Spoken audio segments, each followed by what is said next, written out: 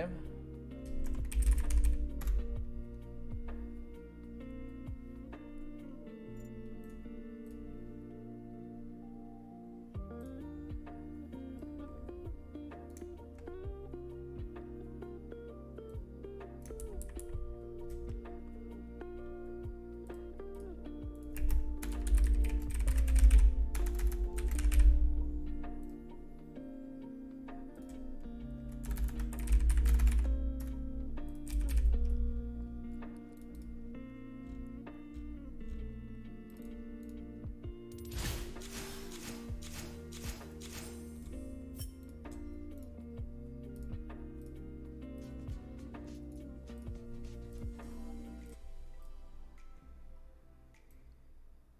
Actually, I'm gonna look at the actual stream real fast.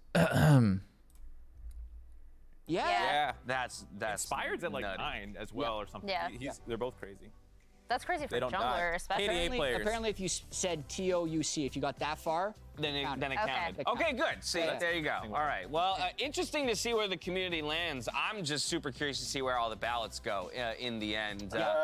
We'll do our best to talk about all the roles as we go throughout the day and Wait, narrow in coffee's in towards 8 things. But minutes. from here, we're going to excuse Mark. Mark's going to do some casting today. Thank you for joining us in the waiting room. Raz will be joining us on the other side of this show open to kick off the regular season, final day of the regular season. My food's right now. I don't know which reality Team Liquid is living in, but they were saying in the interviews that Evil Geniuses is their only opponent and they think only good team is the EG. You know, it's not like we're not thinking 100 Thieves is a good team. We just think EG is the best team, right? So, like, that's the team for us to beat. Whippo does have ult. He's gonna dunk back towards safety by a bit of space right here. Still has the shield. It will not matter. They'll get him. Oh my word! That gore drinker! And Whippo straight up 1v2s. But last time I checked, I'm pretty sure we stomped them in the finals, we reverse swept them, and last time we played, it was a boring, their style game and we still beat them. 100 Thieves, as soon as they found their way, they made it all the way to the Nexus, and they will take down Team Liquid. They definitely have a way of playing the game. You can see it very clearly. It's just fight, and whoever's on the screen are fighting, which is fun. I love playing against 100 Thieves because of that, so I'm really excited. Closer now looking for the chance, and Abadaga has already found one kill. Berserker's at 100 HP. He's about to die to a little bit more damage. Oh, the charge hits him, and Q2 takes him out. Jensen looks to get anybody back, but he won't find a damn thing. Abadaga 5-1 game for 100 Thieves. You know, I'm still gonna think EG is a better team, and he just has to, you know, prove that 100 Thieves is better, which I doubt, but we'll see. Bring everything you guys have, we are waiting. Yeah, I like that actually. Little preamble to the game. I mostly like what they were saying.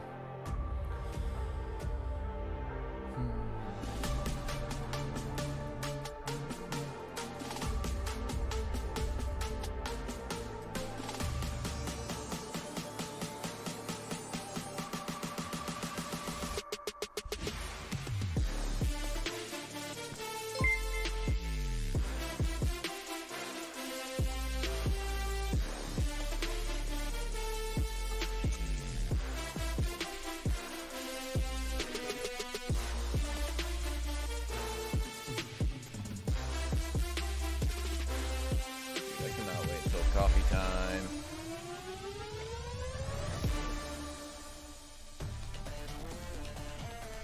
Welcome to the final day of the LCS, a regular season here in 2022. Raz has hopped onto the desk with us, eyeing them habaneros.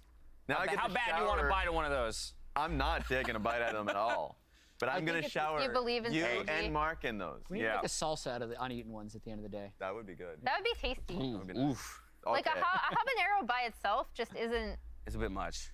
Well, it's not like the actual like full flavor of the pepper complements other things better than it. Like in my opinion, like you're just eating it and it tastes like heat to me. It Yeah, doesn't I taste like mean, anything. when I'm eating it, I taste nothing. because my taste buds are just numbed. Yeah, well, there's still a chance, Raz. There is still a chance. But as we know, a lot of it is dependent on this very first game of the day. Yeah. It's CLG versus Immortals. If CLG get it done, Raz, you're in the safe zone, and they are locked into top 5, which I am certain Where's is the energy, something Toka? that they I'm just want. glad I don't And need so a I want shoe. to kick this off straight up with some predictions, as we are in our final slate of games. That's absolutely I think it'll massive. be fun to talk about predictions all throughout the day. So, Emily, I'm going to start with you. Immortals CLG, where are you leaning when both teams, as Jap put it in the waiting room, are scared. sitting on an 0-2 week currently? So I'm, I guess, a little concerned at how shaky CLG have been, specifically in their mid game. You know, again, getting caught out on kind of routine lane. CLG is like a fake top tier team. I think their jungle and bot and top too many problems. Every one of them has too many problems. 100 Thieves. I don't know. EG makes worlds. 100 Thieves C9 TL. 2 out of 3 make worlds. It was that they Hard to say which one of them doesn't. Now, Raz, there are stakes for you. There are stakes for CLG when it comes to seeding. For Immortals, stakes are even higher, as they're one of the teams that's on the bubble and really just want to lock it in. Who are you putting your weight behind? Dash, all problems are relative. Okay? like, I may have a problem, but I'm relating to somebody that's just having the most horrific day. I don't have that much of a problem anymore. Right. Mid-game problems for CLG are not an issue when you're going up against a team that doesn't have a mid-game. Pow, thank you for the 5 months. Welcome back. Yeah, it's just CLG, guys. I don't think it's an issue. But now we have an issue with Jat. Yeah. Because I don't have a problem. You predicted IMT. Relative to Jat. I mean, your problem will be relative to Jat if CLG ends up outside the top. I know what's gonna happen to me. What's going to happen? So here's a question. Okay. Is it better to be hopeful or right? It's better to be right. Okay, then Immortals. I mean, I just had a feeling this morning that Immortals was going to win. Yes. Because every time we hype up a team like we did with CLG, Yep. and like we did with FlyQuest, Yeah, there is an without immediate fail. decline.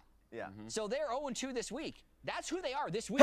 They may change in the future, but they are the 0-2 team. I like how for Jat, This week- change can only happen between LCS weekends. Jat just Okay, wants- not from day to day, but he's got to wait till the weekend's over. It's- Now we can change. He already said, though, in waiting room, he just wants you, Raz, He's an and agent. It's true. I mean, He Jat- just wants chaos. everything I was he gonna say, dragged out as long as possible. Jat is doomed on the So bet. He is an agent of chaos yeah, today. he just Yeah, wants yeah. you to be waiting The looming and happy suffering. narrow, as you put it. Oh my God.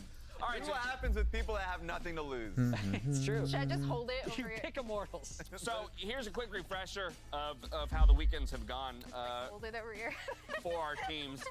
CLG. We're not on camera right now. No, we are not. That's good. I'll just continue to hold it. Yeah. Great. It's like the worst Sims spin-off is what's happening. So CLG's been struggling a little bit this They weekend. absolutely have, and that's the looming happy narrow. And we're It's right there, Raz. This is awful. And so the other thing is, This is not CLG, happening. Immortals actually has more to play for. That's the other reason this is it. Like a win Yes. can keep their season going. CLG's season is going to continue no matter what. So Yes. there's going to be a little bit more fire for this Immortals team. yeah, I think so, that's like- important. Especially, talking Yo, to IMT. no one gives a they're fuck almost about thinking Immortals. too far These ahead guys are because, of course, gonna if they do take a just win, a tiebreaker for them would have to be at the end of the day. crawl So that's a long day for them into to watch playoffs away. barely. But you can already They see it in don't their faces. deserve to This be is in it. This is what playoffs. the It's a season joke. has come down to. It all It's comes them down to and this Golden focus Guardians squad. and CLG whoever else that getting just ready to go. barely And make as we head into playoffs, the immediately arena, get kicked CLG out. It's a staying waste of everyone's time competitive to all watch. week, It's even just in a our waste of a best of 5. Oh, you're off to a good start. Oh! Look up, bro.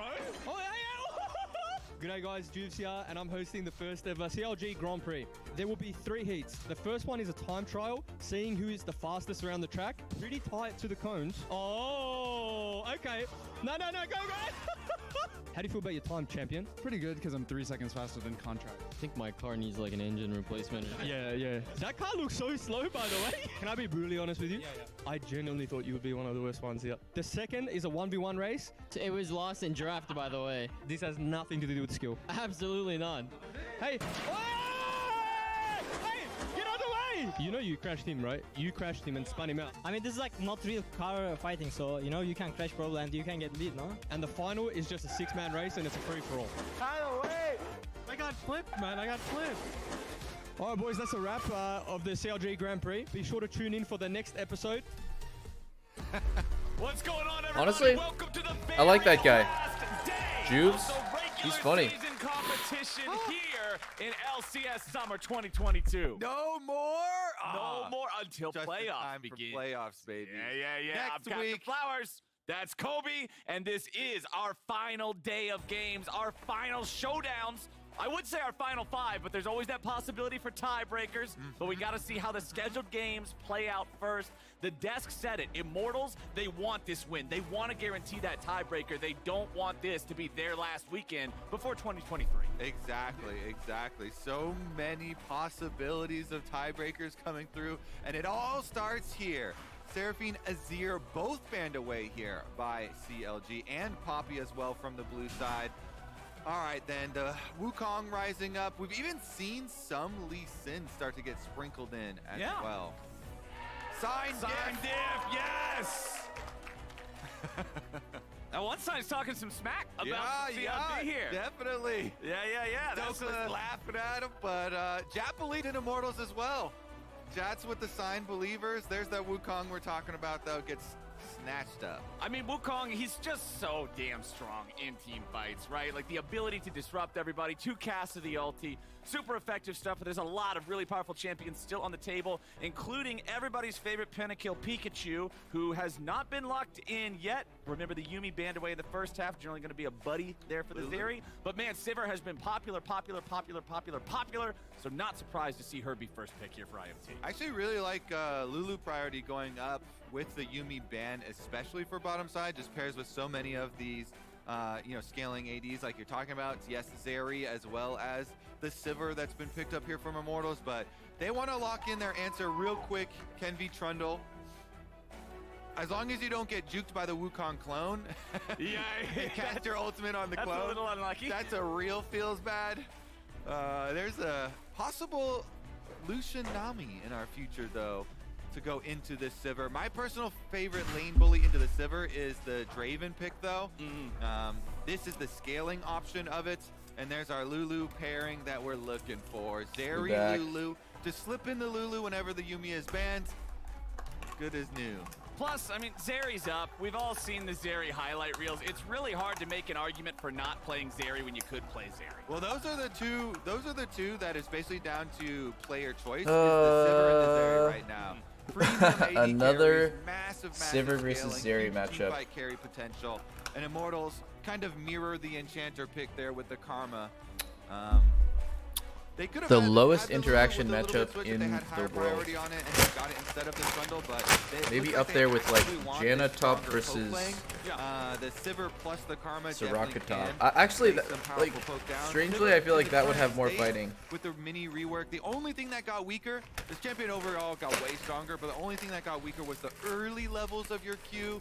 Now poke for a significant amount less than previously. Not quite as powerful of a Need that crit scaling. Yeah, exactly, right? More multipliers. Why is the outside of the foil here like kind of greasy that does feeling? mean it's junglers and bottom laners picked from both sides. Solo lanes Man, are the this focus burrito of the big. second half of the bans. LeBlanc and Gwen banned out by IMT. Orianna banned out from CLG. I would love to see Immortals leave 5th pick for revenge to get a counter pick. It really bothers me that the foil is greasy though. Set sign in the audience. Maybe in the future. Whippo made it look very Something good, must have but gone horribly wrong. Definitely saving counter pick for red side for top lane is How do you get the the foil to generic beat Reese? most powerful situation. Dude, it's Speaking so of powerful, bothersome. Power of Evil soaking up some bans. And I hate is getting very food famous on my mouse Orianna, pad. by far most played, iconic champion banned away. And with Azir and Seraphine as well, some other of the current strong blind picks.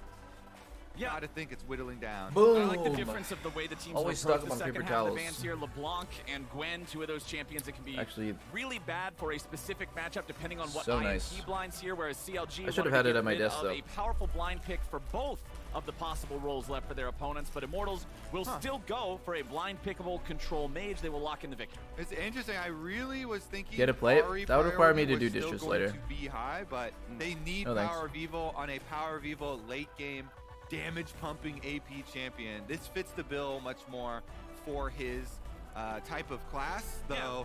generically, Ari still very powerful. Ooh, Akali is actually getting buffed on the next patch. So this is free buff Akali with the energy buffs coming. I saw PoE playing Talia in solo queue and champions queue, and like, with the Alawi shout out, let's go. it was really It's funny. not gonna get locked in, so I'm not gonna get fully baited, but I still respect the salute.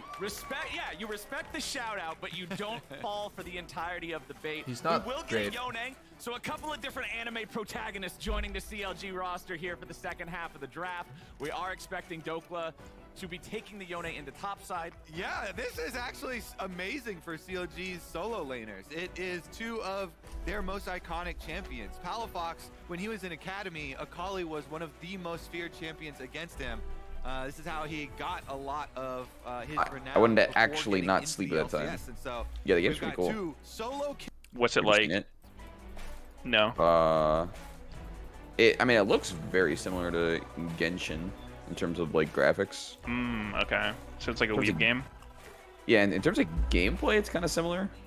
So it's basically But- just a Genshin clone with some new mechanics that is sweeping the nation and credit Sweeping cards. the nation. Swiping the I credit love cards, I Genshin. think, something like that.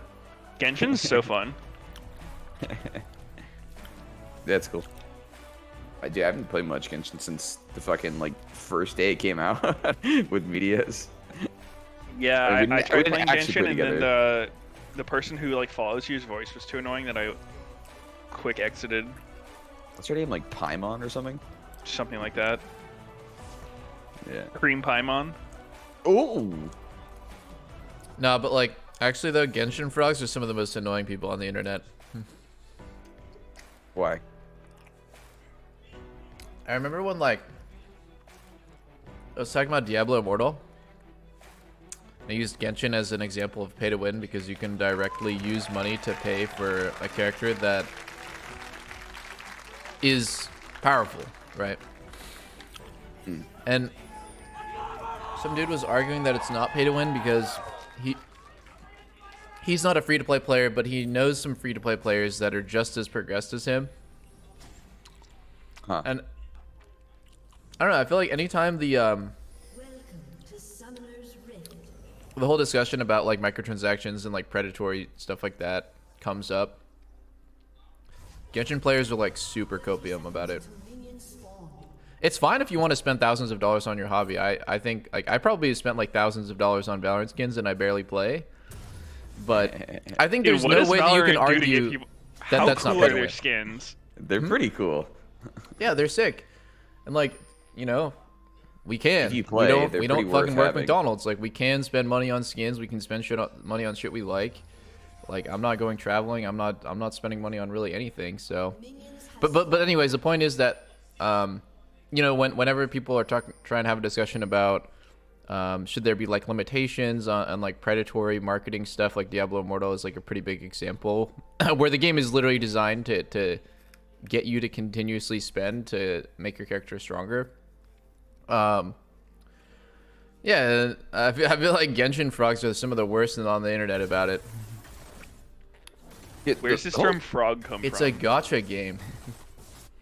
It's literally marketed as a gacha game. What do you think a fucking gacha game actually is? A frog is just somebody who's just like fucking like a brain dead stan. But it could really mean a lot of things. I don't know if that's part of the description.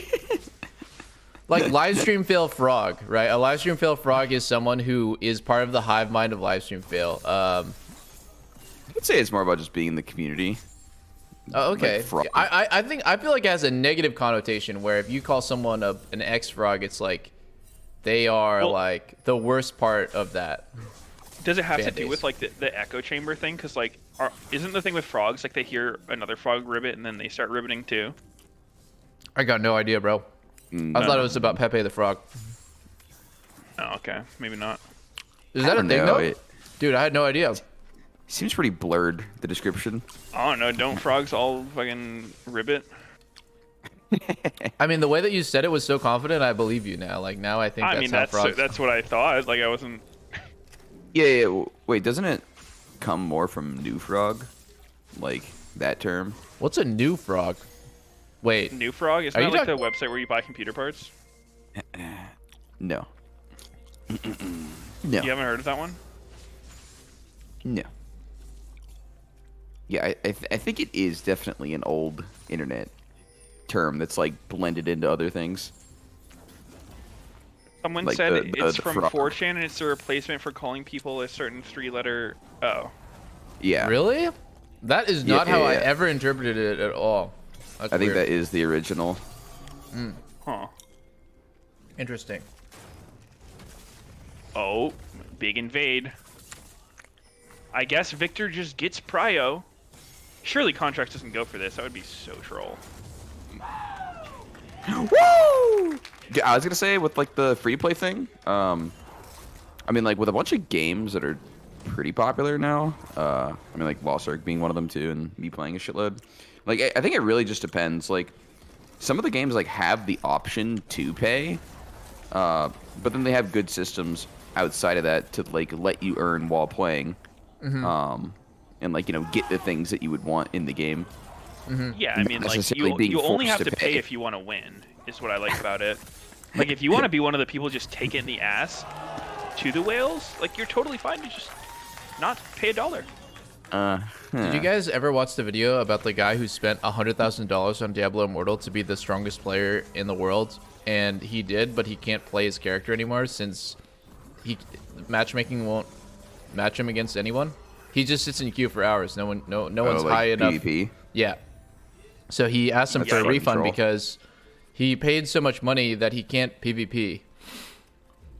And like, so I guess not hear that. the discussion is really about like, there's tons of games that's pay to win. I would argue in a really, if you're really going to be nitpicky about it, League is pay to win because you pay for No. you pay for champions as they you get literally can't released. say that. No. Stop. That's not real. When Zeri came out, she was the most broken AD You're- carry in the game. If you didn't You're have blending it, the definition. That's not a thing. You can't say Yeah, that. calling League pay to win, that's pretty off.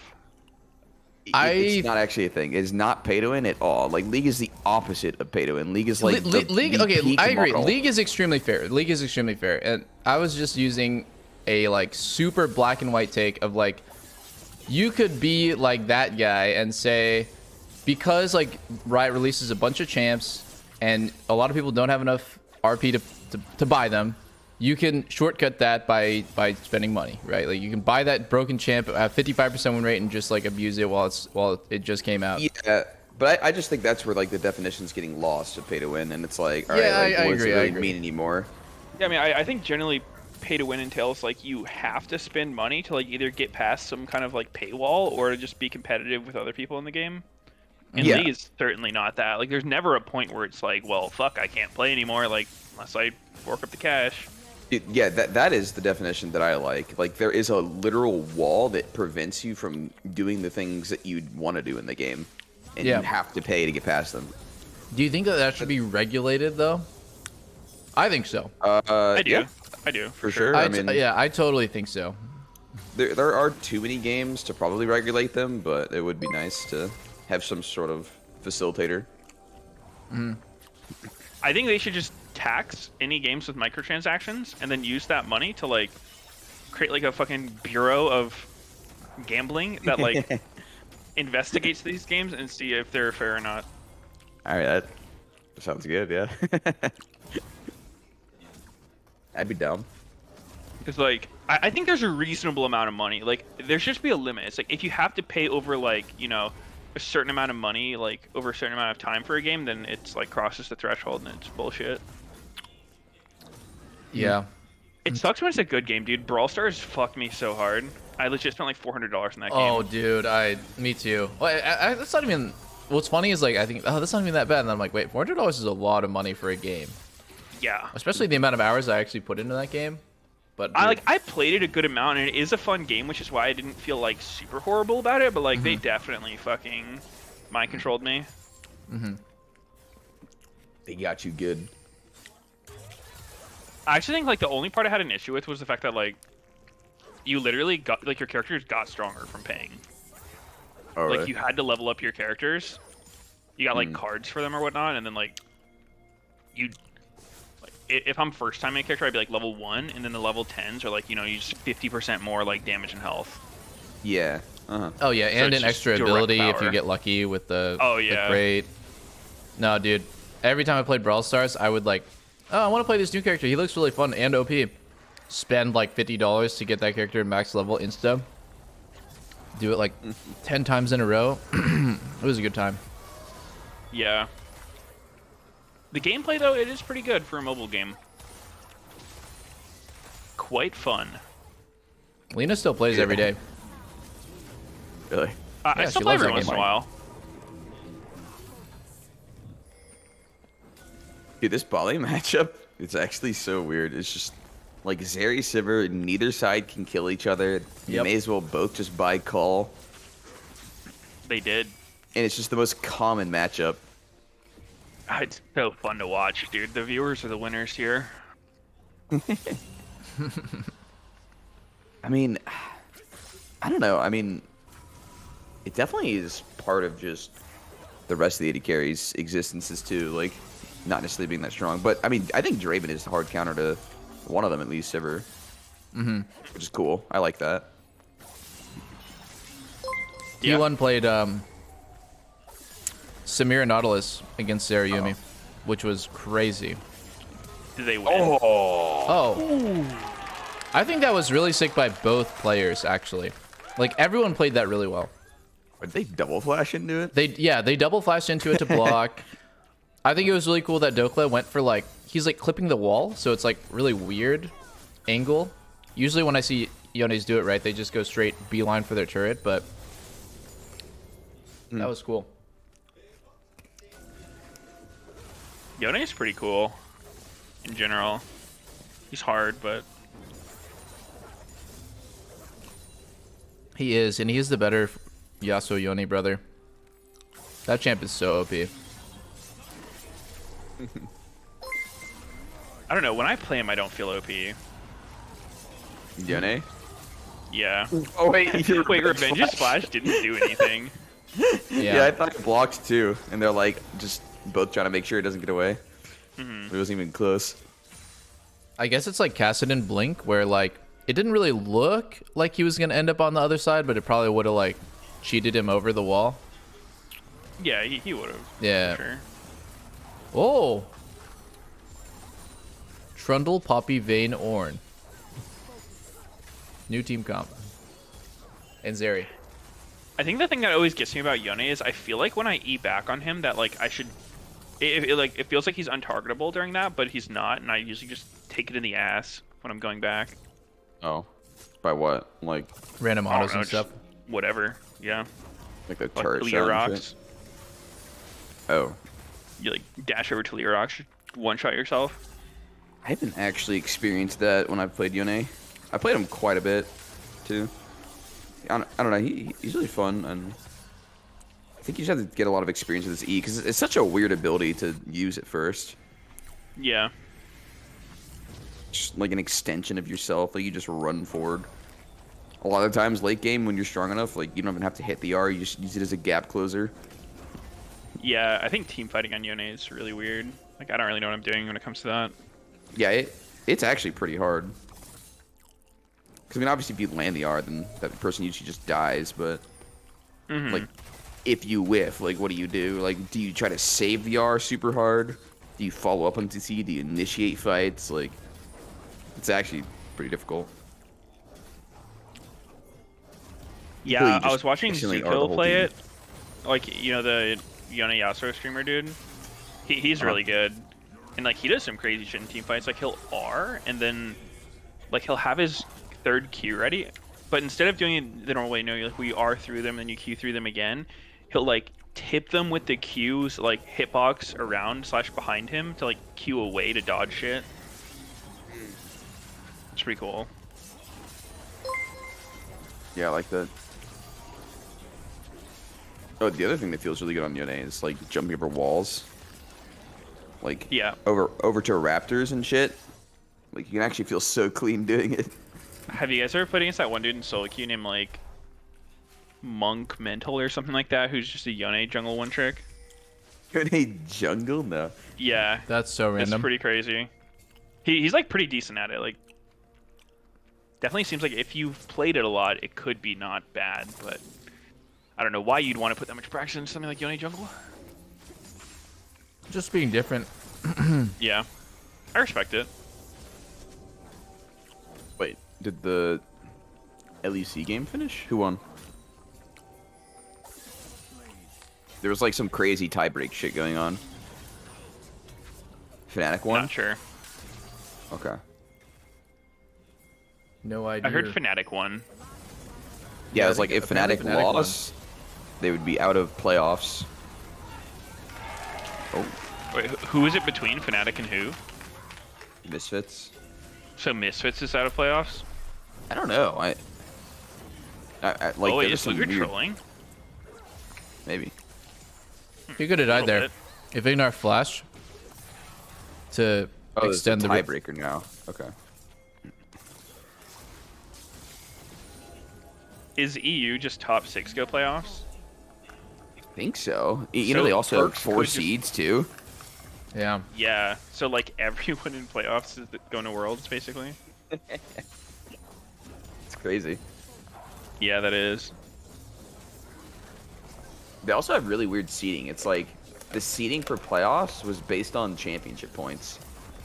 Hmm. Oh, Holy bye-bye. Palafox? Sheesh. Palafox is somebody Pala that I always Faker. had my eye on because Bjergsen always told me that he was like really good. And he doesn't really say that about very many people. And then instead of PoE in season 10, there was a chance for Palafox. So the roster could have been, I think it was like Bjergsen coaching, me, Sword Art, Palafox, Huni, and Spica or something like that. Oh, like mid lane for your team? Uh-huh. Yeah, yeah. I think I remember hearing that. But I was at the time I was not really sure how good he was. I know that he was like really insane in academy. But every time I watch him play, I see it through like I'm biased now because you know somebody told me, oh look out for him, he's really good. But I remember a couple years ago. Wait, no, it was last year. We were co-streaming it. He was really insane with Jose Deodo. Mid jungle, like they were carrying their team. Yeah, I feel like I have a slight bias the other way for Palafox just because, like, it's probably not the case anymore, but, like, there was this period where he was just the biggest demon in solo queue, and he would, like, just die to every single gank and, like, spam ping his lane and just do, like, the most demonic shit. I don't jungle, so I've never, like, paid attention to that. Yeah, so it's like, I mean, I get it. He's doing, like, the caps shit. thing of just, like, perma-limit testing. Yeah. We're gonna get So, a fight. like, I mean, everyone goes demon mode once in a while. I just had a nice 11 death game. Oh my just, God. sometimes you just gotta go demon mode. yeah, I mean, it happens. Oh, wait, that was Look at so you and your ult. nasty. That was That was actual That was like a wombo sneaky level combo. Yone ult right there. Oh my god, Luger's just not hitting anything. Is he just timing out his ult? I mean, at that point, yeah. by the way, if actually, it's funny, like the demon mode solo queue experience, then half the players in LCS would not pass the Meteos behavior test. I mean, there's levels to it though. Like, it's one thing to just like have a bad game and get fucked, like it happens. Yeah, yeah. It's another thing to be like, just willfully losing your team the game by like just like all inning when you know their jungler's sitting there, kind of thing. Yeah. And I don't know, I just had a lot of games where he was doing that, and it was to the point where it's like every time I see him, it was like free win against him, free loss with him. I feel that. But I mean, it's solo queue, doesn't mean too much. Yeah. He definitely like mechanically plays well. It's funny because Caps gave everyone a bit of an out because that's how he plays, but he's like insane on stage, and everyone's just like the Caps limit test. This Yone ulti was nasty. 3-man, right?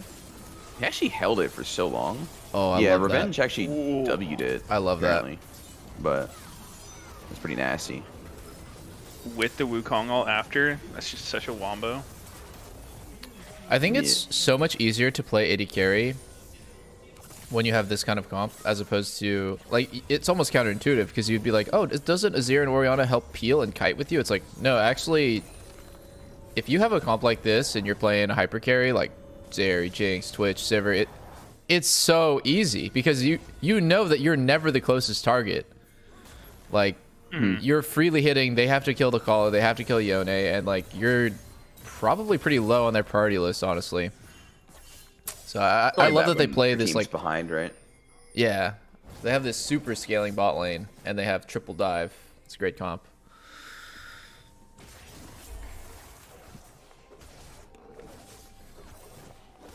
Giga Fetticali. Uh-oh.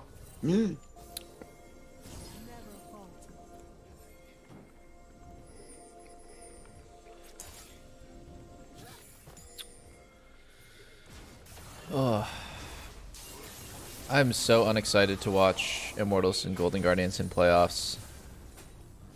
I think they're going to probably change the format because the last 2 times, I don't think the extra 2 teams really added anything to playoffs. It just kind of made the regular season games feel less climactic.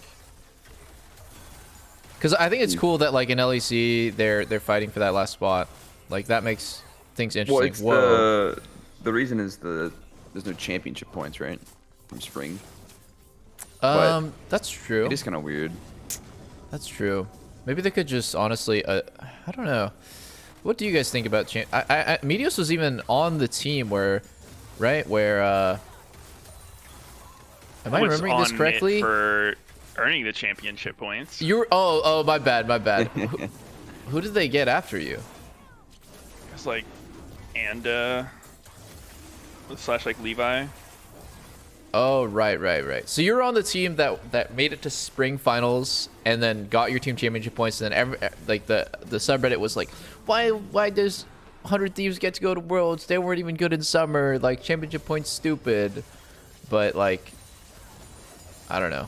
I'm not really sure if like that one-off instance where even then you could probably argue that 100 Thieves was good enough. It wasn't one-off. There was actually a lot of them, honestly. Really? I think there was like 3 years. CLG 2016. But like, were they so shit that they weren't a top 3 team? Yeah, like I mean, Immortals. Oh my god! Goodness. Bye bye. Okay, Palafox actually entered that one pretty hard. Oops. Well, he had to. Is he going demon mode right now? Who's he pinging?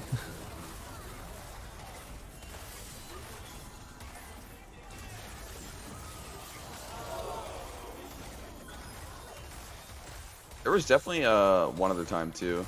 I think it was like CLG. Well, so I always thought the issue with it was like the guaranteed getting into Worlds from circuit points. Like, I thought that was kind of dumb. But when it was like a gauntlet and you were just seeded into the gauntlet based on circuit points, that was fine. People really dislike the gauntlet because, like, the teams dislike the gauntlet because I forgot the reason why. It was like, really? There was not enough time for the team that played through the gauntlet to prepare for Worlds or some shit like that. Like it was always like a massive time crunch. I remember there was like a tweet where Jack says like, last game of Gauntlet, I already booked the boot camp and bought all the flights, and I'll try to cancel them all, but probably not get refunded if we don't win this. It was like he was like preemptively doing it. He did that every time. Yeah. You would just buy all the so stuff. I actually think that Jack was part of the. I mean, I actually shouldn't. I should not speculate, but I think that the team owners were the reason why the Gauntlet got changed. I don't know who was for and against it. But I feel like it's still worse overall to not have Gauntlet, or like, is there still Gauntlet? Like, no, there's no Gauntlet. It's just top 3 in summer. Technically, the Gauntlet. You know, as a viewer, I actually like the Gauntlet, but then statistically, the Gauntlet never did as well as playoffs. Well, what was the format for the Gauntlet? Was it like there was a week between games, or was it like all back to back? I don't remember. There was a week. So yeah, I mean, I think and then that's... Gauntlet would happen. Yeah. Well, yeah, I mean, but like the Gauntlet itself, like, was there breaks between the matches in the Gauntlet, or was it all back to back? No, it was in the same week. Yeah. I like that part. I don't think there is ever a perfect system. Like, you're always going to be able to find some other disadvantage or advantage. But I just know as like a fan, I guess, perspective, I thought it was pretty cool. Well, okay, the real problem that is trying to be solved, and kind of was like making sure that all 3 seeds we send are actually the top 3 teams. Yes. And that kind of was solved with the losers bracket in playoffs and like seeding based on playoffs, right? Yeah. But then you're talking about like, you know, the 7th and 8th team being in playoffs is like, you know, boring. But I guess it's trying to cover for the issue where like a 7th, 8th team might have been a really good team that just fell off for a bit, but then comes back. Yeah, you never know when the 8th place team might actually be the best team in the region. There will be a playoffs, dude. Eventually. Who's to say losing every game in the regular season means you're not good? You say that, but then you remember us 2015 C9, like we were actually the 8th team or 7th team, like, and we ended up beating. It can happen, sure, but like same with the 10th place team, right? But like it doesn't mean it's likely or should be. No. It's not that it's likely. It's just that if you don't have some sort of system with championship points, then how are you gonna cover for the teams that, you know, can have accidents and actually are really good? Because you're trying to find the best teams is all. Yeah. And that's what losers bracket does. I mean, a lot of accidents. Well, you know, actually thinking about it from that angle, it's like, is it a stretch that the 7th place team ends up placing 3rd in playoffs? I mean, yeah, it is, but it's possible. It's like actually probably gonna happen sometime soon. You want it to be possible. It's the thing. Like, you don't want it to be like, all right, like you got shit on and there's no chance. Yeah. Like, I think you, like, you know, you're saying you're not excited, but it's like there is potential for these teams to actually be really good. I mean, obviously they don't look good, but you know, the same thing is being said about us in C9 back in 2015, where it's like, yeah, this team's fucking fell off. They're trash. Like, the not context gonna win. though is so different. I feel like back then, everything was so inconsistent. It's like you guys were still a team, like a super team, sort of. Like you guys were fucking C9, and you guys always like were able to clutch up. I do think maybe the top 8 thing's not as bad now that I'm thinking about it again, because 7th place placing 3rd in playoffs could totally happen. Yeah. Oh. Go in. Woo! Nah, solo queue Palafox goes in there and we lose Baron. Oh, get him, Dogma! Jesus.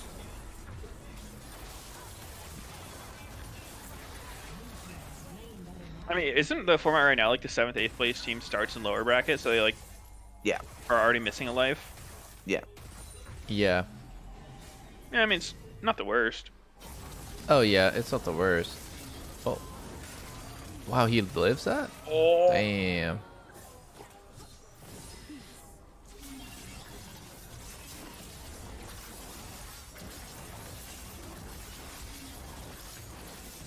I guess Problem is solved if the bottom teams are better.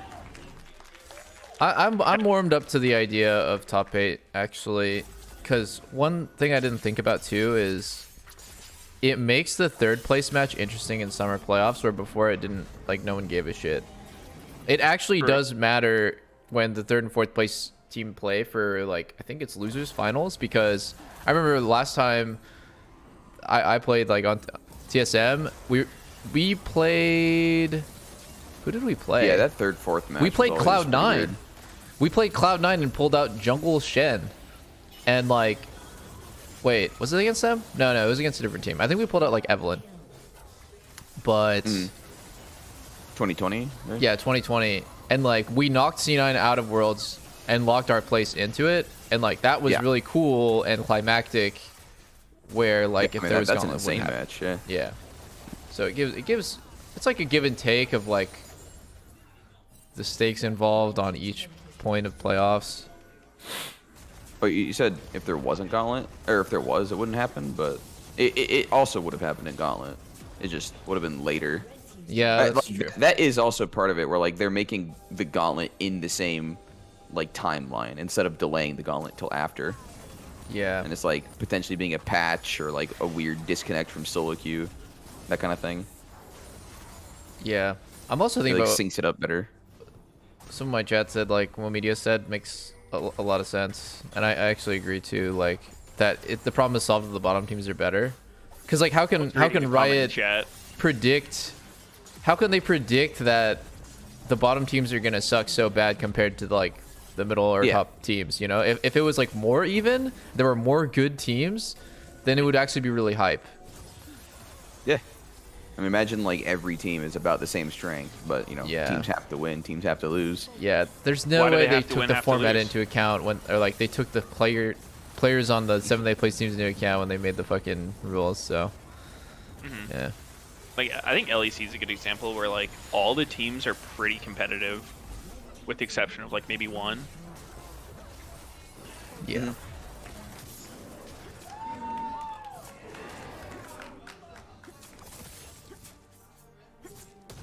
Dude, can't wait to play Valorant tonight with Palafox. This guy's gonna be high on dopamine. You playing with him or something? I was playing Valorant with him a couple days ago. Oh, okay. He's a cool guy. Is he cracked? No, I mean, he's fine. He's a regular player. I think he's probably like maybe plat or diamond, or he's between gold and diamond. I don't know. What are you at? Like Ascendant. My current rank, I'm like diamond 2, but I think it's your teams, right? No, it's I don't play the game, so my rating has not caught up to my MMR. I think Ascendant is basically this equivalent of saying that you're a diamond like last year, right? They basically did the league thing where like they shifted every rank down. Oh. No. Masters is now like basically Masters is probably like Ascendant 3 or like low immortal. Ascendant is like trash, like, by the way. Like, I think like saying that you're diamond in League, it's like when a fan comes to you like, oh my god, Meteos, I'm such a big fan, like I was diamond in season 6.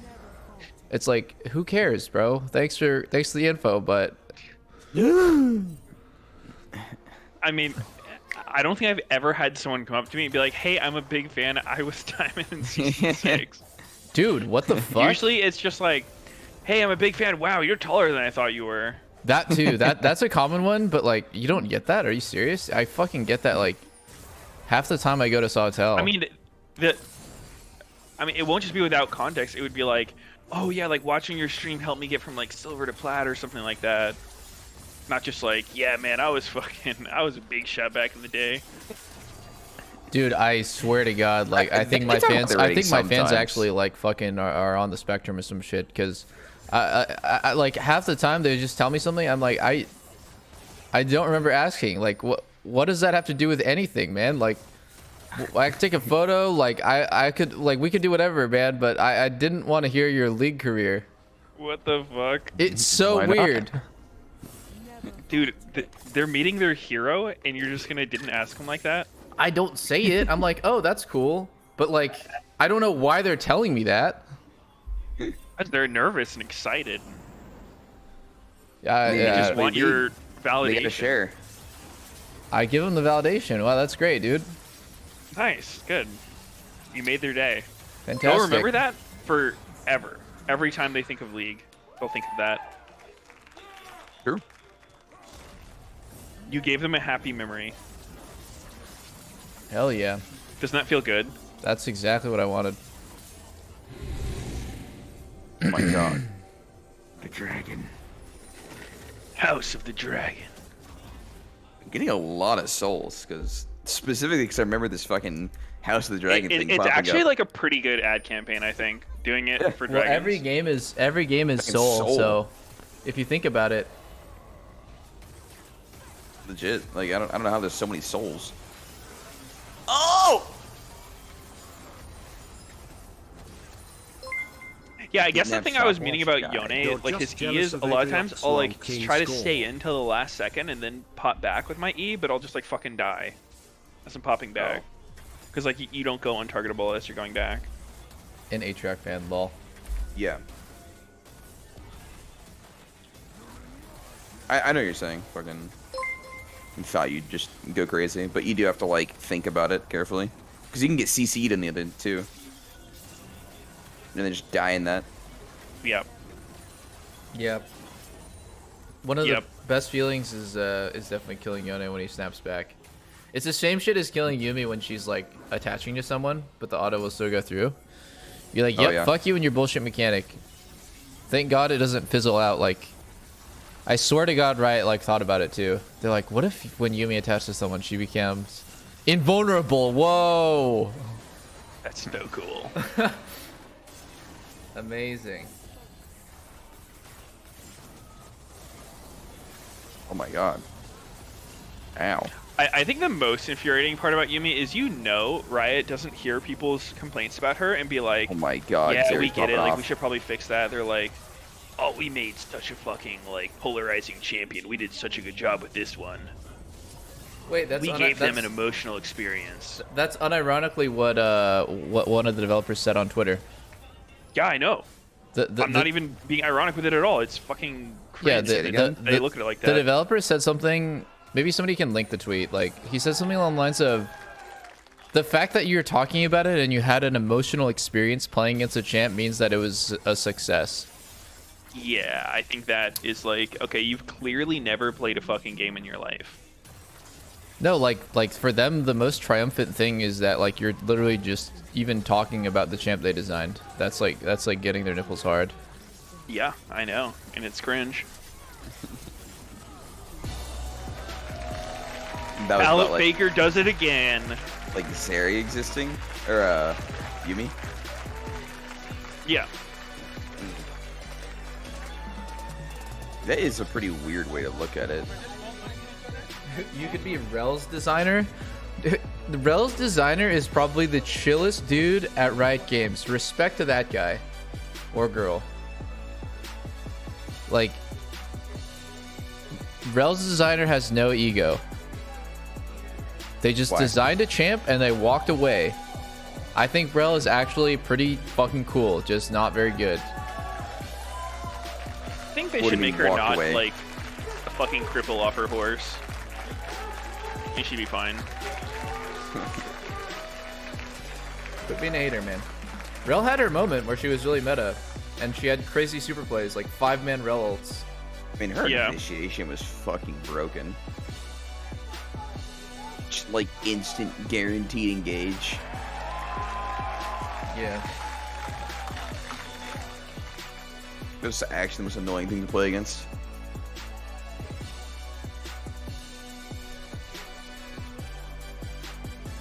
Immortal's looking quite lifeless, as usual.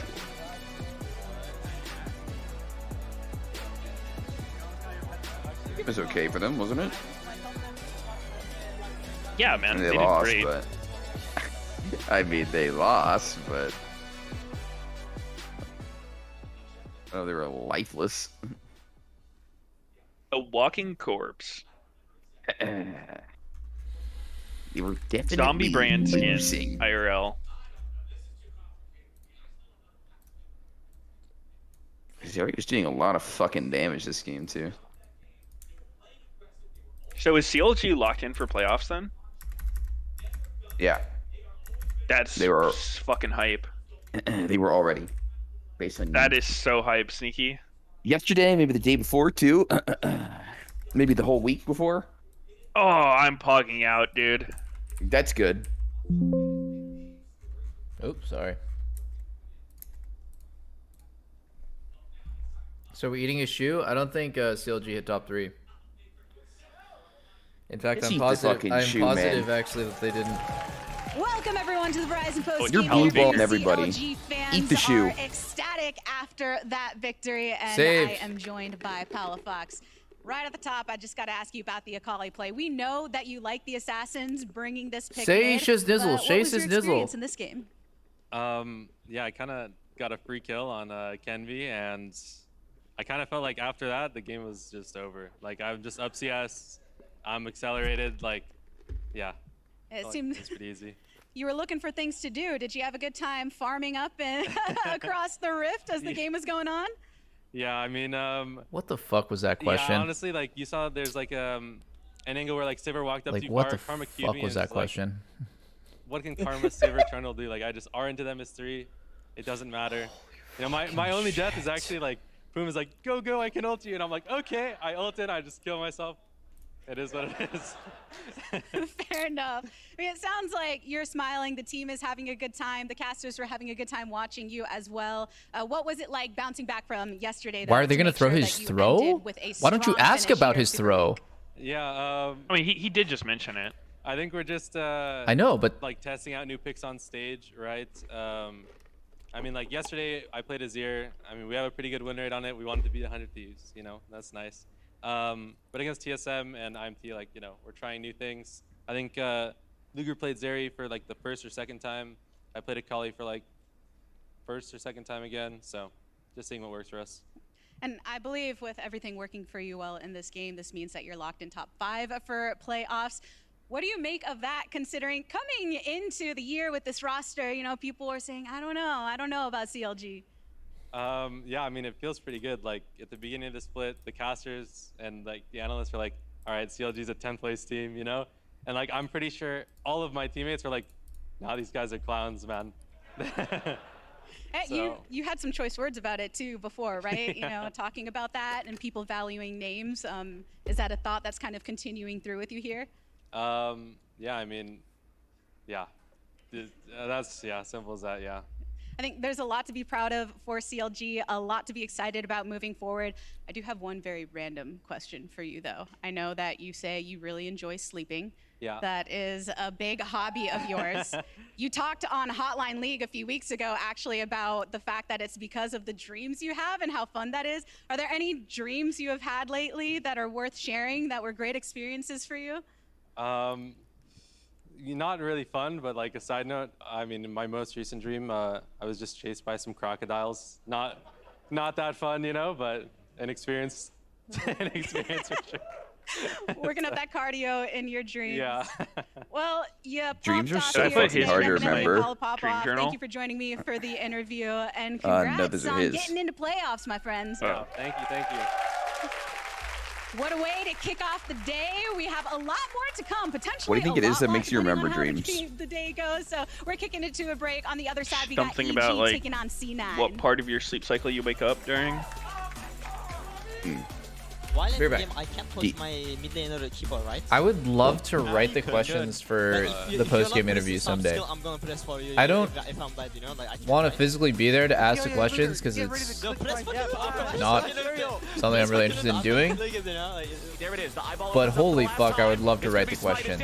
But can they even pick up the eye? Revenge and everybody else in Immortals are caught in the fate sealed. And 3 die instantly. Drops that I don't think it's uncomfortable at all. looking for Immortals. Dokla finds the first. Like, I'm actually friends with Palafox.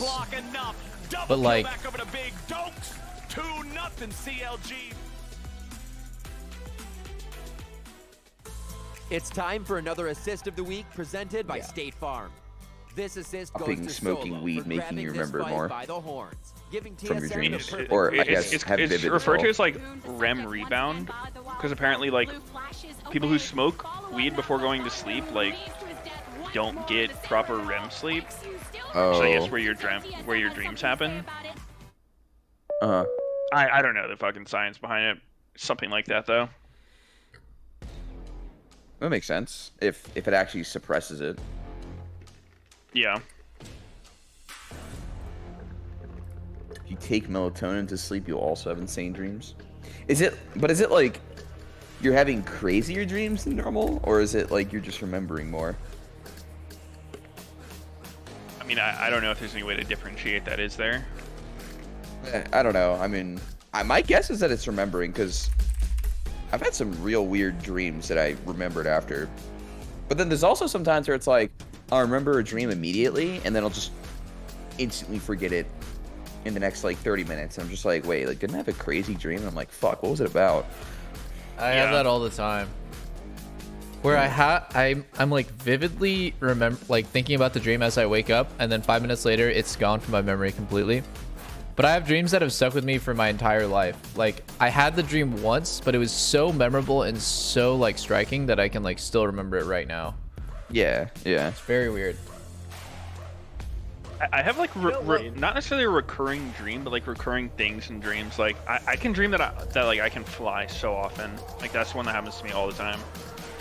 But it's never like controlled flight. It'll be like sketchy flight, you know, where it's like I'm not really sure when it's gonna give out and I'll just like fall. Yeah. I think I mentioned this before to you, Meteos, before, but one of like my recurring, like, not necessarily nightmare, but like freaky thing in a dream was like I'd be in a car driving, but the brakes just don't work. Like I can't stop it. And like I don't necessarily crash, but like I'm just so fucking scared trying to shove the brakes and they just don't do anything. That is a nightmare for sure. Yeah. Dreams are fucked, man. I have a lot of dreams back to like the high school time, even though I never think about it on the regular, but like my time in marching band specifically, I will like consistently have dreams of that period. Do you guys never have dreams of your teeth falling out? I haven't. No. I've heard that only happens if you don't brush your teeth before bed. That's a lie. I brush my teeth every day, twice a day. Maybe it's because you don't floss. I do floss. Dude, it's fucked. I have these dreams where like I bite into a food item and then I take a look and my teeth are like, you know, they're in it. They fell out and they're like, yeah, they're attached to the item now. They're like hanging off of the apple or whatever. It's fucked. That's fucked up. Nasty shit. It like scares me. I wake up like, oh my god, are my teeth gonna fall out at IRL? Like, I gotta go to the dentist. I love when people have this like appointment 2 weeks after the last one.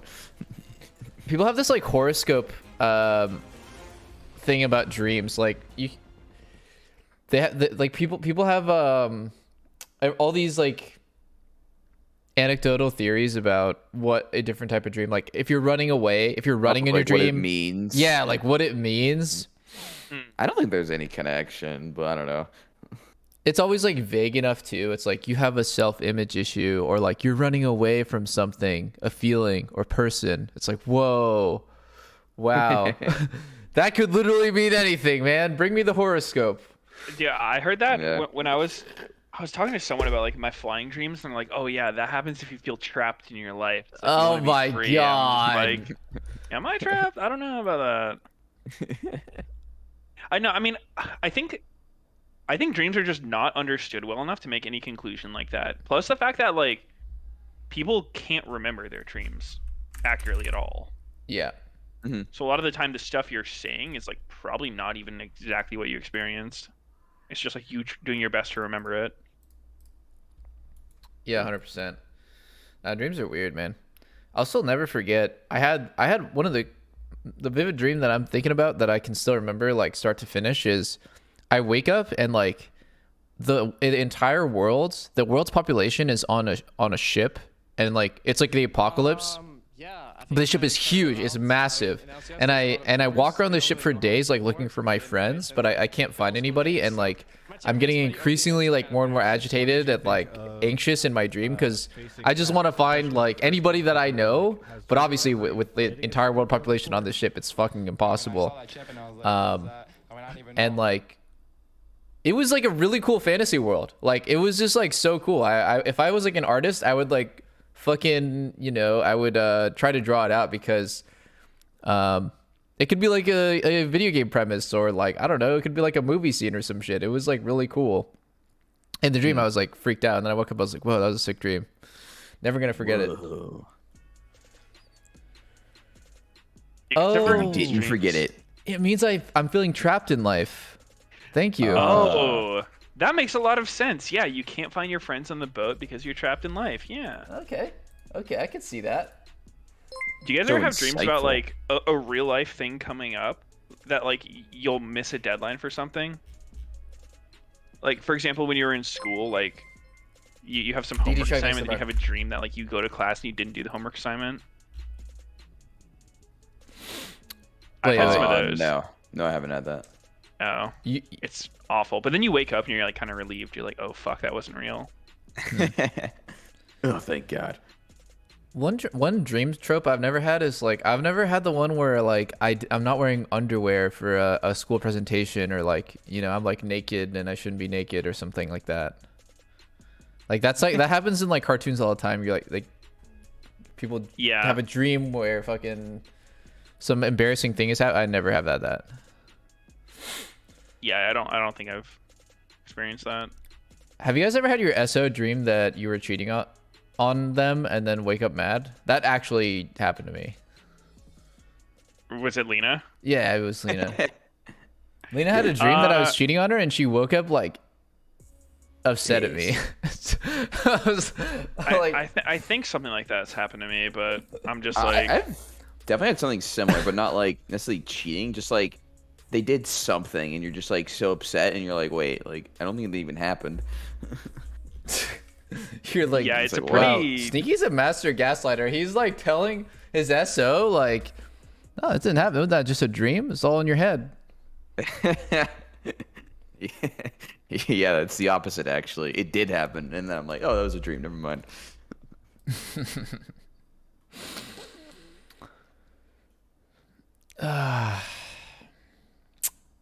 Well, what's that? What's that mystery food in the front right there? Mystery man. It looks like a plate of food, right? No way, it's real though. Table. Literal mystery food. There's a question mark. Yeah. Habanero peppers? Oh, yeah. I was wondering, like, what's so chunky like that? It almost looked like a curry, like it was like covered in sauce, but no, it's just orange peppers. I guess they're doing some sort of challenge at the end. I feel like it's a little overplayed. Never but had sure. dreams that you're eating out of the trash? Yeah, I mean, those are the best dreams of my life. Those are the dreams I live for. You know, ever since I had that talk with you guys and realized that that was a little weird, I've decided I'm not going to eat it out of the trash as much. I mean, dude, don't let us pressure you into that. If you want to eat out of the trash, you go right ahead, man. It's your life. Dude, when I was in middle school, I didn't have enough money to like afford the school lunch, so me and my like friend would just camp the fucking trash can until people like threw away their half-eaten school pizza and burrito, and then eat it. Yeah. Holy fuck, that's down bad. We're down bad, but it was free. Let's fucking go. Dumpster divers for life. American schools. Yeah, dude. It's fucking weird, actually. Even back then, I was thinking, is this a lot of fucking money? Like 15 years ago, it was like $2.75 for a. Okay, $2.75 for a meal is not bad, right? But $2.75 for that specific school lunch is like, what the fuck? Like, where is this money actually going? Because it's like cardboard ass pizza, or like, it's like dog shit food. I would not even touch it right now if I was like really hungry. I'd rather starve. Like, the quality of the food was terrible.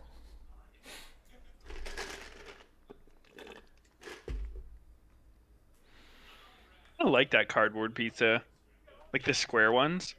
They always have it at my school on Fridays, and I was someone who like brought my lunch, so I didn't ever buy school lunch, but I'd like trade my friends like fucking whatever snacks I had for their pizza. That's sick. I never liked that cardboard. When I was a kid, I liked it. I also liked Lunchables, the build your own pizza. Oof, those things hit. Lunchables are good. Jensen about to send Jojo back to Fortnite. Wow, so funny. Haha. Hashtag sign diff.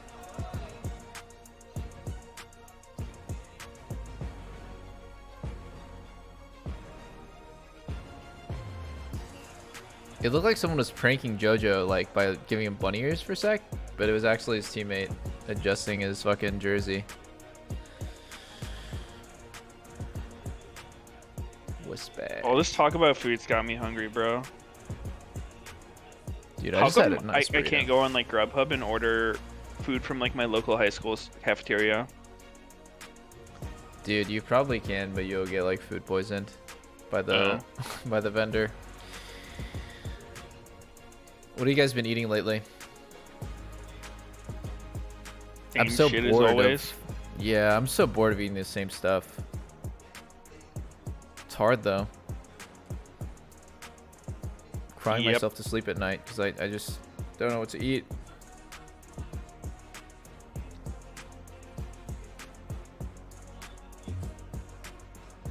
The man himself, Mr. Inspired. They say that he's the best player in LCS. I think I agree. He is. In all likelihood, if you take him out of EG, I don't think they're the best team at all. Yeah, that's definitely possible. Yep.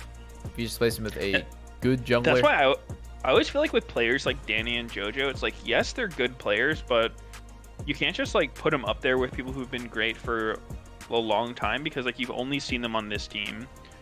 I think you really have to see players with different teammates to like truly understand how good they are. Yeah, I agree with that. I like that a lot. Twitch is love fucking Yumi. OP. Dude, I'm so hyped for this game. This bot lane matchup's about to be so it's volatile. it's actually so extra A's with Twitch. There's so many like random things that make no sense. So for example, here's one of them.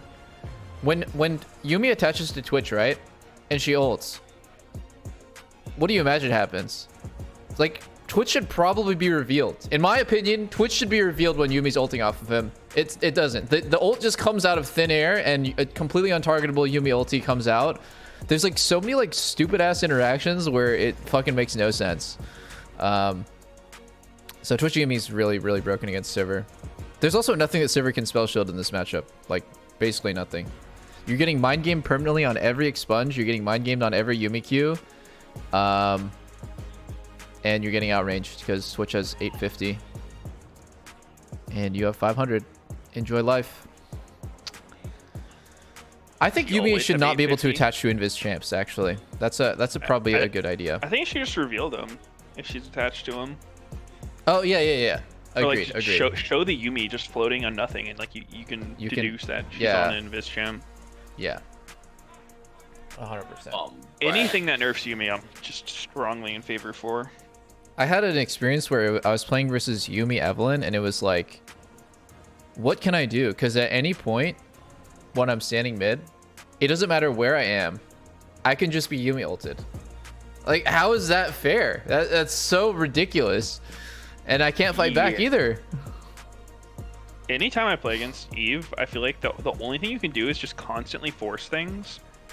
Like, you just show up in a lane and start like poking them down, because then it's like, you know, it forces the Eve to come to the lane at least, or like show herself. Yeah.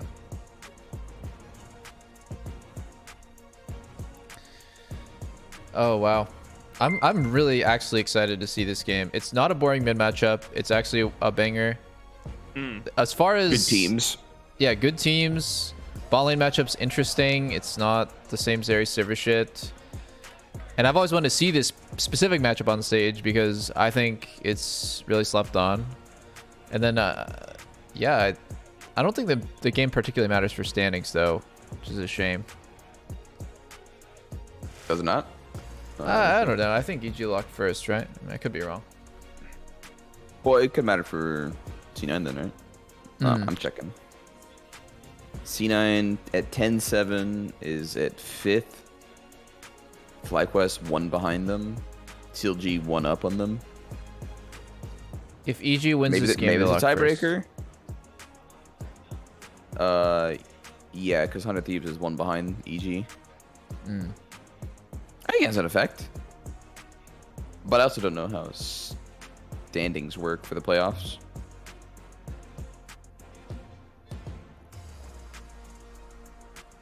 I guess, do you skip around if you're 1-2? You do, right?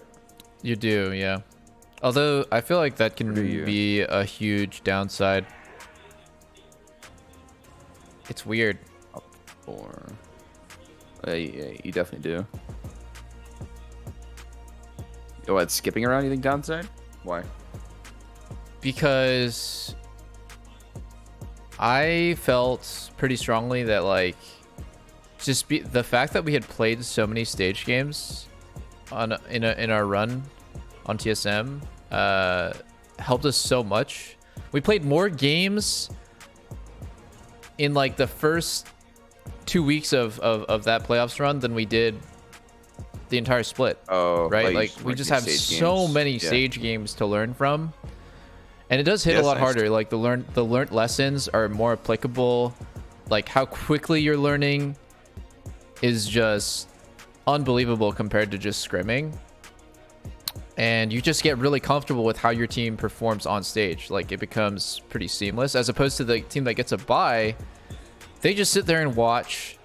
I feel like there's a little bit of anxiety when you just sit there and watch people play. Like you're anxious to play, you're restless, and yeah, it's just different. Scrimming is just totally different than playing on stage. So yeah, I mean, there's definitely an argument there for like getting denied playing games versus just playing more. It definitely feels like playing more is like super advantageous. Yeah. Did you guys ever play on teams with people who like anytime they watch other people play, they're just like sitting there shit talking both teams the whole time? Because that was something that always like it would tilt me, because I'd be on a team, right, and they're just like making fun of all the players playing it, pointing out their mistakes. I'm just sitting there like, dude, we make worse mistakes than that. Like, what the fuck? I think it's, and then they always get like so cocky afterwards. It's a self-defense mechanism to sort of like deflect, like, oh, I know better than everyone here, kind of that I'm watching play, kind of thing.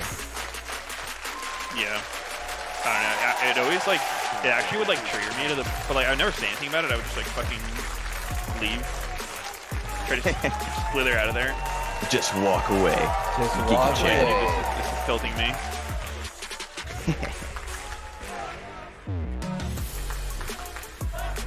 What the shit?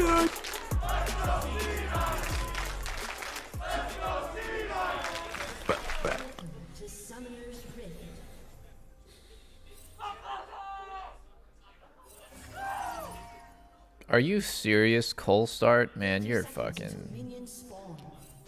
You jelly bitch. Wait, I also don't really... Cash. I don't really understand the cleanse on it's just for Ari and Lulu Poly? TL, for example, have a stronger Vile, early game than EG, but what EG really excels at is team fighting and outplay mechanically, and their macro actually mid-game is not bad, but a lot of times it's like the game's going fine versus EG, and then you just get aced, and then you're just like, what happened, you know?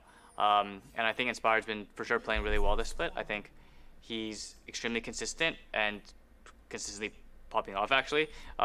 So I think he deserves a lot of credit for their success. But yeah, I'm excited to play them. Excited. I played a game with Inspired and Comms. I just needed to play one game to know that he was hard carrying Evil Geniuses, especially the rookies, because like he makes every call for every lane the entire game. He will call off everyone's bad ideas, which is actually sometimes hard to do, because like you need to be very sure that like you know more than them. Oh shit! Oh shit! They're doing it! They're doing it! Yo, where's the ghost, man? The matchup. Dude, why didn't he just fucking go ghost? I don't know why he is cleansed. That does seem pretty terrible. Unless he's really like, I'm gonna get polyed and I will lose a kill based on it. Yeah. I would have liked to see Sven detached there, but you know, whatever. Whatever, man. Whatever. Whatever, dude. Dude, what the fuck are they doing? Like, why you even walk Just up? a fucking beat down. Why even walk up? Dude, I mean, Berserker's cheesing. He's going invisible. They can't even see him. He's Fight him like a man. And also, why? I fucking hate going Q level. I don't know. I'm just perma saying the same shit. Like, why does Sivir go W level 1 when she loses every matchup level 1? I mean, honestly, it's pretty tough. Like, the Q is pretty fucking bad. Like, it does no damage unless you hit both sides isolated. Then it's like decent, which is extremely hard to do. And W is kind of guaranteed. Like, you can guarantee you hit most of the wave. You can guarantee it hits the enemy a little bit. Obviously, it does no damage. But you can guarantee that you get attack speed. Hold on, hold that thought. Blevers kind of. Oh. Nice. Inspired, he almost always has good jungle pathing to like understand what invades are likely and how to avoid them. Yeah. Like he knows when to skip raptors, kind of thing. Both the times. What kind of calls was he making when you played with him? Oh, I'm curious. he would just say like, after you push this way, like he was like talking to our solo laners who were like both like amateur players, telling like, you know, just really, really quick but helpful calls like push that wave and recall. Let's get tempo for this. We play for this objective next. Like you'll play for drag, bot turret next. Blah blah blah. Like don't use your ulti here. Just like wait until I'm there. Like he would literally narrate every single play as it was happening. I mean, I've hardly ever played with someone with an eye for the game as good as him. Like he's not just jungling; he's actually legit microing all 5 players. I'm sure on EG, like he doesn't necessarily have to do much microing for like top or support, but like I do think the big picture stuff and being able to call like what fights are good and when and what we're playing for is like that's so valuable, especially because it's jungle. I think of all the roles in the game, it's like jungle and support need to be able to do that the best. Yep.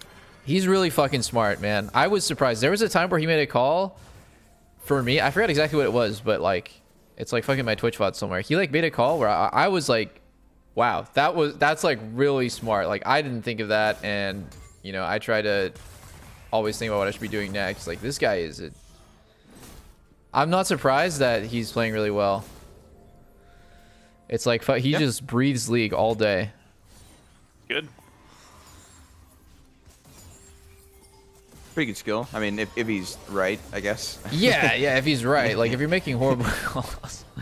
Yeah, I mean, if he's doing that, I and feel he's like a just lot of people try to take that approach, but like they just don't know shit. But they're like, I can just compensate by being way overconfident about it. Oh, dude, 100%.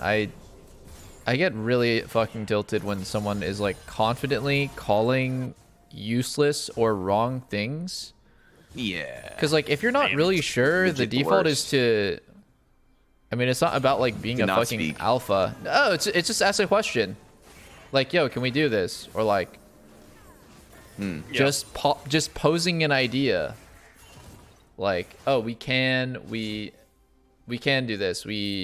I'm thinking about doing this, and then having somebody like kind of put it all together. But no, dude, some people legit just like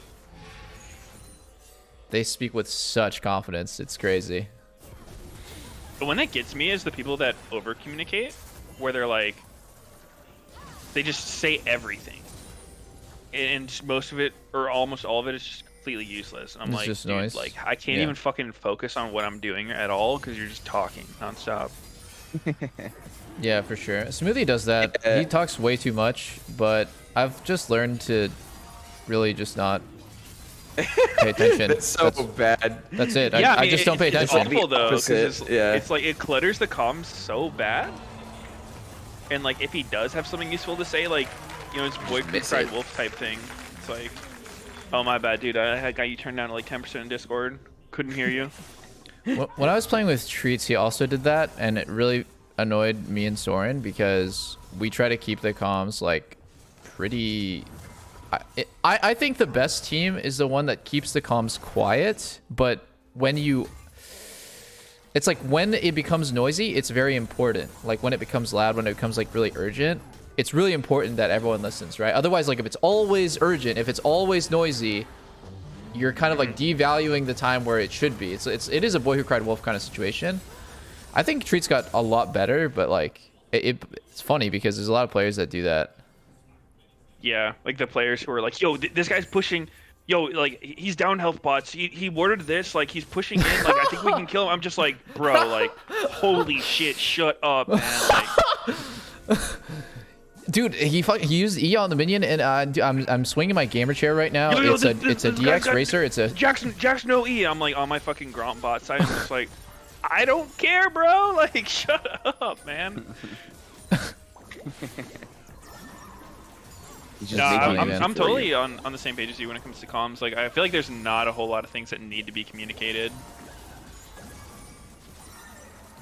Yeah. I think I mentioned it before, but like on almost every team I've been on, I've tried to like get them to do the exercise where you just like play an entire game, like a scrim, without saying anything, like just no comms, and just because it like works on everyone's awareness. Oh, I love that shit. The funniest thing that I've noticed is every mid laner dives to every support roam without comms. Because they have perfectly. I feel like every mid laner in competitive has trained themselves to blame bot lane for not calling Mia as opposed to just paying attention to the minimap. Like, obviously comms is there to help your team. You should call Mia, by the way, on every single support roam. In solo queue, in competitive, you should ping it. You should say something to your fucking teammates in Discord if you're on Discord. But I think it's absolutely hilarious. Oh my god. Oh! Wait. Oh, he's dead. Oh, he's dead. Nice cleanse, noob. Yeah. Lulu got shit on though. Lulu got shit on. If that was Danny instead of Lulu, which I think would have been way better as a target to focus, like, oof, would have been real good. That charm, though. God damn. I feel like this mid matchup is like one of the highest skill matchups in the game. Yeah, I could feel that flash. Oh my god. Yeah, good. I think I'm a little behind you. What's your game time, Sneaky? 28, 9, Holy 30, 31. You're like 30 seconds ahead of me. Why does Ari still have the chain debuff on her? See it? I don't.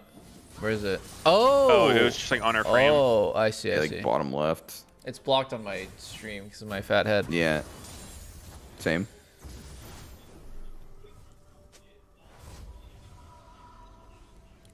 Botsiest if lol. Yo, you're bronze, okay? You have absolutely zero game knowledge. This is a I feel like this would have been better if they one-sided focused matchup. Danny. Yeah, 100%. In my opinion. He probably just... No, there's no way he's thinking about Vi hitting 6 right there. And I think it's pretty interesting that he skipped Krugs as well. He basically went bottom as fast as possible. All 3 bottom camps down. Bit of a gamble, I would say. Like... Maybe not, actually. Since Viego is showing on top side. Yeah. Knowing when to skip camps and stuff is not always the easiest.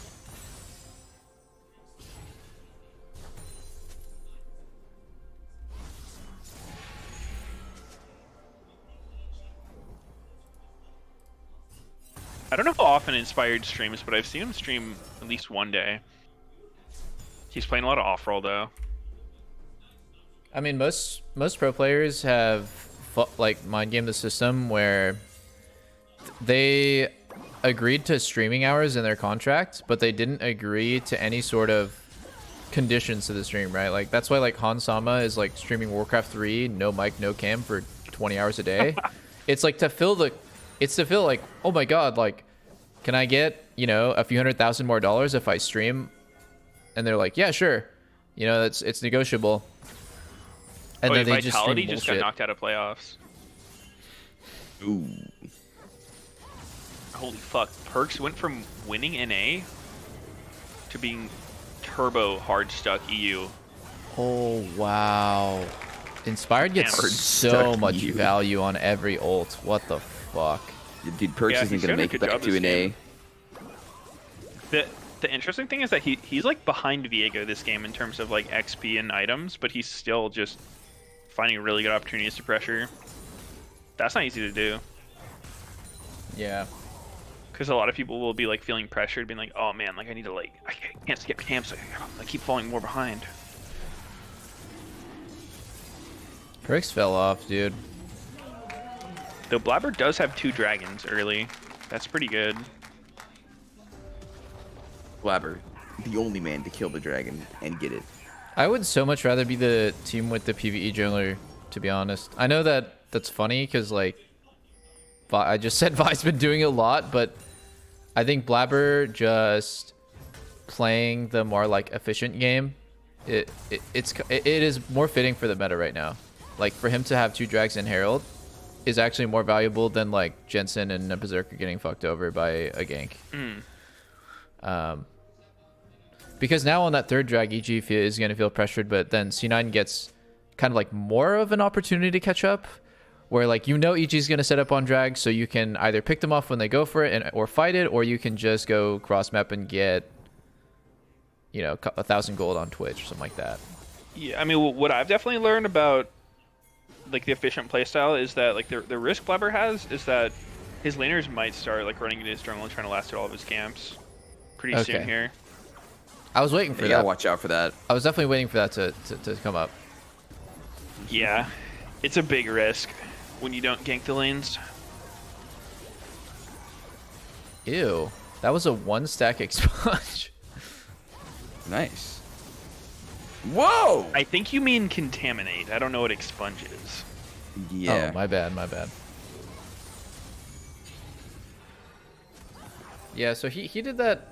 Blabber did that probably the last possible second he could. Herald is about to expire and plates are about to go down. I think the Herald value is obviously low, but one good thing about Herald now is like you can just see it at 600 gold. He got 300 for his team to kill it. Or sorry, yeah, 300 killing it and then 320 after.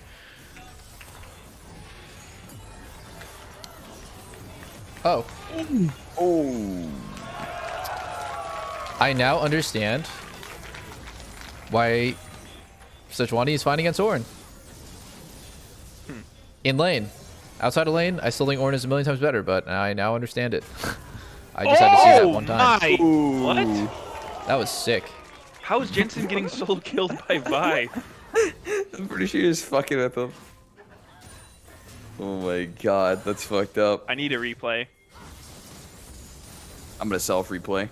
That was like a short charged Q into flash and then release. It's very cool. When did Jensen flash? Oh, he literally just flashed out right before they showed it. What's the game time for you guys? 15, 11, 12, 13, 14. Okay. Good. They're not going to show a replay of Inspired Soul killing Jensen. Interesting. Been showing replays, just super delayed. Mm-hmm. Oh my god.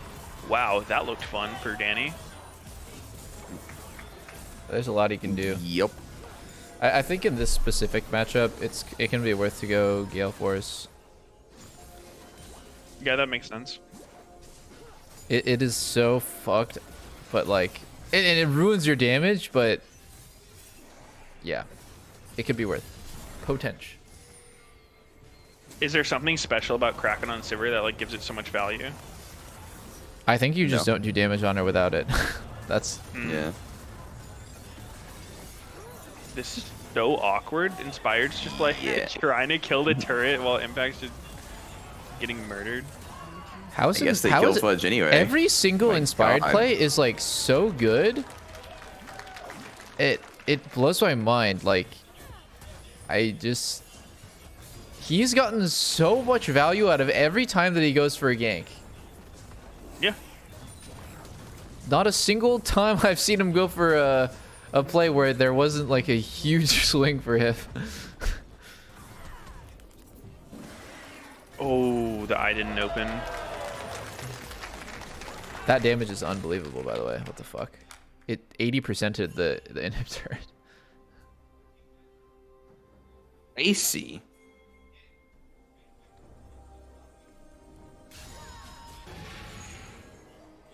I hate playing Twitch. I played this matchup yesterday too. Twitch versus Vi. It's fucked. I couldn't play the game. So I think C9 might actually struggle in team fights right now. Every time Vi has ulti, it's just a bad time. Yeah. Yeah, I mean, if he's not she in has pretty stealth. good follow up, because Yeah. you know, Vi's not solo killing a Twitch ever. No, but like if Lulu can connect after, or Ornn, actually literally anybody can chain CC off of it. Lose the follow up that he needs. Well, I mean, About Ari. anyone doing damage, it's obvious they're gonna do damage, but like you don't kill someone in just a Vi ulti. Like the knockup Yeah. is only a second. You need another chain CC so they can't flash. Yeah, I mean, Vile's one of those nice abilities where it's like very easy to follow up on because you know exactly like when and where it's gonna hit. Yeah. So Ari can like have the charm ready before it lands. It's like a bad Nautilus ult. Oh my And god. there we go. And he's gone. Wow. And he's dead.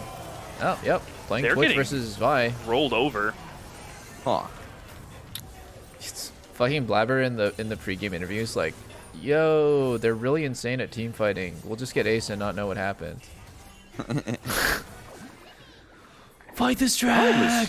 Fight this track right pretty now! fucked up. like I was watching it from Berserker's perspective. It's pretty fucking whack. Like he's pretty far back, and then Vi just cues in, ults his ass, and he dies because Yep. Ari dove with him.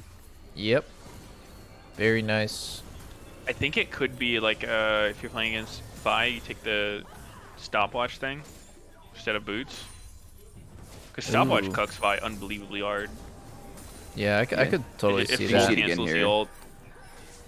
Did they not see JoJo? They did.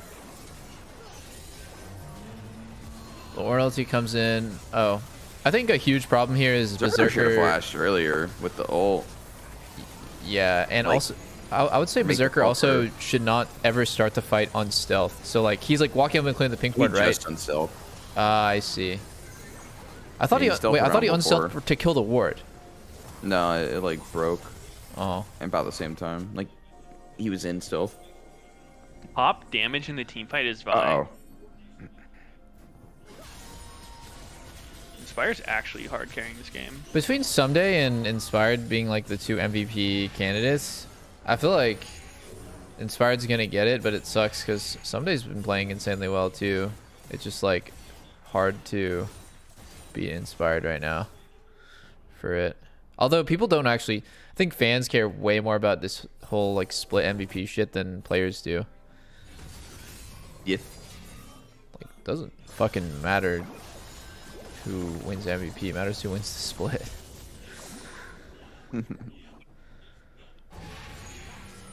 Did they separate it? Like I know they had that weird thing where like they would announce it during playoffs.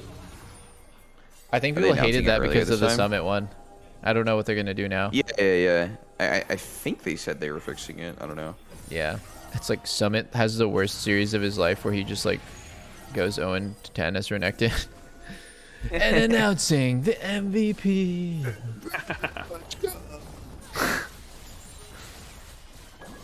I mean, Man, they weren't that- even that- there either. That whole C9 story of last split was just like the wildest shit ever. Oh yeah, it was. Summit literal superstar. I mean, they like bring in LS, get rid of LS, start picking Renekton, feeding their brains out. Just like, what is happening back there? I was actually talking to Ellis because he was going through you know, a low point in his mental health, and I was talking. I mean, I wasn't like asking. He was very open about his time on C9. And hold that thought. Jensen's about to die. I need to watch this one. Oh, he's dead as hell. Woo! He's actually getting fucked this game. Vi is just UOP. Vi is just too broken. I still want to see the solo kill. Like, I don't see how Vi solo kills LeBlanc unless Jensen was just like hard flexing on him and get ultimate or something. It wasn't an alternate turret. I think he was trying to farm LeBlanc, and then he like flashed out, and then Vi just killed his ass. I mean, did he not have W or ult or what? Like, I don't know. I just watched on the mini map. I think Impact could be dead here. This is a Twitch only play. Where we're like, what the? Why is he dying? What the fuck? Dude, how is Berserker's had these items for so long? he has Kraken in base 100%, right? There's no way he doesn't. Maybe. He just stopped getting money. There it is. Well, it's 2,100 gold to upgrade from Noonquiver to Kraken, and usually if you base anywhere in between, it's like a shit buy. It's pickaxe or crit cloak, so you just kind of stay on the map permanently until you get this next item. Yeah, that's literally the Belveth game every game. Going from Noonquiver, do you ever like knock it Noonquiver first? Like you get pickaxe, like long swords or anything? If you have like a really weird amount of money, yeah, it's like you have 1,600 gold, then you buy. Like, because if you buy Noonquiver, you're at 300 leftover. But if you buy like pickaxe plus 2 long swords, you're at perfect money. Then yeah, but it's pretty rare. Yeah, I've definitely had that issue going Kraken. It's just like it feels so bad to buy sometimes. Yeah. End up with like 500 unspent gold. I don't know about fighting this one. I like the early flash, but it doesn't Oh! How can he just do that? I'm so confused. You mean Wow. Berserker? No. Like, how can EG Bye. just go on Twitch Oh! like that and get away with it? They don't have much peel. Well, dude, Like, no one on the team weird. is doing any damage except for him. Yeah, I know, but it's just like, I don't know. I feel like they should be investing more. Like, Fudge should get a Knight's Vow or something. Like, EG doesn't have that much damage to kill Twitch, right? Like, with a Yuumi, I feel like you just need a little bit more to protect him. How Wow, did Jensen Sven actually die? gets out there, but Sven dies? What? I think the biggest Oh, wait, Sonya. the biggest problem in my opinion is like when you play against one guy who holds the button to counter your comp, you have to start the fight on him. Like I think when I play AD carry against Nautilus, I feel the same way where I'm trying to get my team to start the fight engaging on Nautilus because like there is a situation where that guy flashes out and then is no longer a threat or he dies before you can like press anything on you. So I think there's a world where like Sedge ults Inspired, right? And they go for him and like he doesn't get to finish his ult before dying. But obviously that is not really gonna they started it on They just go balls deep on him. Like, I he's didn't just really so like dead. the way Jensen played the fight. He went for Sivir instead of helping Twitch with anything. Yeah. He helped Twitch though. I don't know, just fucking hit the people going in. Did that shield just disappear? Yeah, I think it it just faded. Like, if he didn't actually flash it out, he would have lived. Holy shit. Like, I like EG's comp and all. Like, this is the kind of shit I like playing. But, what? Someone just jumped out for fun. No, the Zonias. I don't think you stay on during Zonias, do you? What? I think you do. Do you? I'm pretty sure you get pushed off. I never play Yuumi, I don't know. You stay on someone with Zonias. Really? Yeah, I feel like I would have known about that if it was the case. I mean, dude, if you attach to LeBlanc and she presses Zonias, she can just kill, like, she can grief you? No fucking way. That would, yeah, no. Even yesterday we saw it. Vulcan attached to... That should be an interaction, no? Or, like, you actually get knocked off? We were memeing about, like, the someone with triple Zonia. W mechanic where, like, he went from Danny to JoJo to Impact. And it's like, he attached to a Zonia's target and he was, like, sitting there for a sec. Like, he targeted someone with Zonia? No, like, but already he pressed W on somebody as they okay. were, and he was like traveling mid Zonias, but it still let him attach. Dude, that 100% should be mechanic though. Like, if someone's Zonias, you should get knocked off. I still Like, think that C9 seems can so win this dumb. game. They just need, like... They just need a good fight, honestly. Like, not this kind of shit where, like, Vi's just ulting Twitch. Dude, this is actually so rare in a competitive game for Inspired to be the highest level on his team. He's 3 levels up on Berserker. This guy's fucking solo queuing out here. Wait, what the fuck? Inspired actually did this at MSI when it was like super not the meta. Like he was playing Jarvan, highest level on his team, 10 CS per minute at MSI, and it's like that meta was so similar to this where the jungler is the second support. Like you're constantly the same level as your AD carry or lower. But somehow, yeah, I think I don't really understand jungle very well because I'm only ever doing this if I'm never ganking. It's one or the other. I'm either dog shit level and horrible gold income, but I'm ganking a lot, or I'm zero map pressure, only playing for myself, full clear into full clear into full clear into full clear. I don't understand how junglers are able to do both. It's like fucking witchcraft. It's like a balancing act for sure, and part of it has to do with just like the way the team plays, like just allowing him to, like, you know, farm when he needs to and then play around his windows, because like they've been making successful plays when he goes for him, right? Yeah. Usually the way you get super behind in jungle is if like laners pull you into a spot that's like really inefficient camp wise, because they're like, oh man, like I literally can't lane, like you have to come here so I can get these 6 CS, and you lose like a full level worth of time. Yeah. So like your team playing around your windows is big for it, and also just like, you know, being efficient.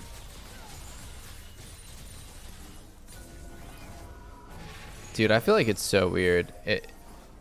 Which has the stopwatch. Is Vi versus Twitch just like a known counter? Because this happened to me yesterday in Champions Queue, and like seeing it again here, no way it's a coincidence that a winky dink.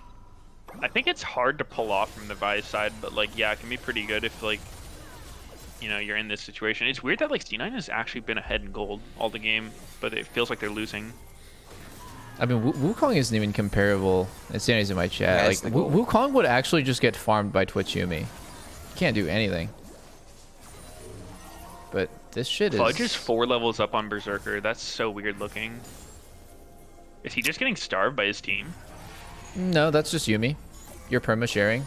Their bot lane is not. Yeah, I mean, I guess Danny's not super ahead either. Who the fuck has all the gold on C9? I think it's pretty Blabber? even split. Not Blabber. I mean, Fudge has quite a bit. But Sedge Sedge is legitimately useless against Sivir. Yeah, I mean, I think you can take advantage of the fact that you're a huge tank against this comp, though. Like, who on EG is actually killing you, right? Like, kind of what you were saying. Sivir. Like, you want to play really in their... I mean, not quickly. Yeah, I don't know. I think Sivir does really well against Sedge. I think, like, Sejuani is just a method for Sivir to stack lethal tempo. That's how I feel. Yeah, but like you can still play like really in their face, like let them hit you, do this kind of shit. Like, oh like, my god! I like the idea, not just the execution. This isn't horrible though. Dying. Wow, Vulcan's actually low-key dying. Yeah. Yeah, I mean, I think that's how C9 wants to play. Like, you just play so in their face if you're a Fed frontliner, and you just make space for Twitch. Yeah, like, that you was just take good. advantage of the fact that EG's damage is super limited. Like, they have the burst to kill Twitch if they all commit onto him, and they've done it well. Wait, but C9 should make that just harder. finished his support item at 1K. Holy shit. 30 minutes. It's because he went the Spell Thief one, which requires you to like do damage, and they were getting ran in lane. And it's like reminds me of when the support quest, there was no relic shield for melee champions, or sorry, for range champions, and like sometimes you would see like Nami finish her, you would start getting wards at like 20 minutes. It was so AIDS. I remember a game. Like Stunt had that happen. Yeah, I can't remember the guy's name, but like there was some player who came in to sub in an LCS game, and he like was playing Nami and legit got his wards at like 25 minutes. Yeah. It was quite brutal. Support was so different then, holy fuck. And jungle was really different too. They were the second ward holders.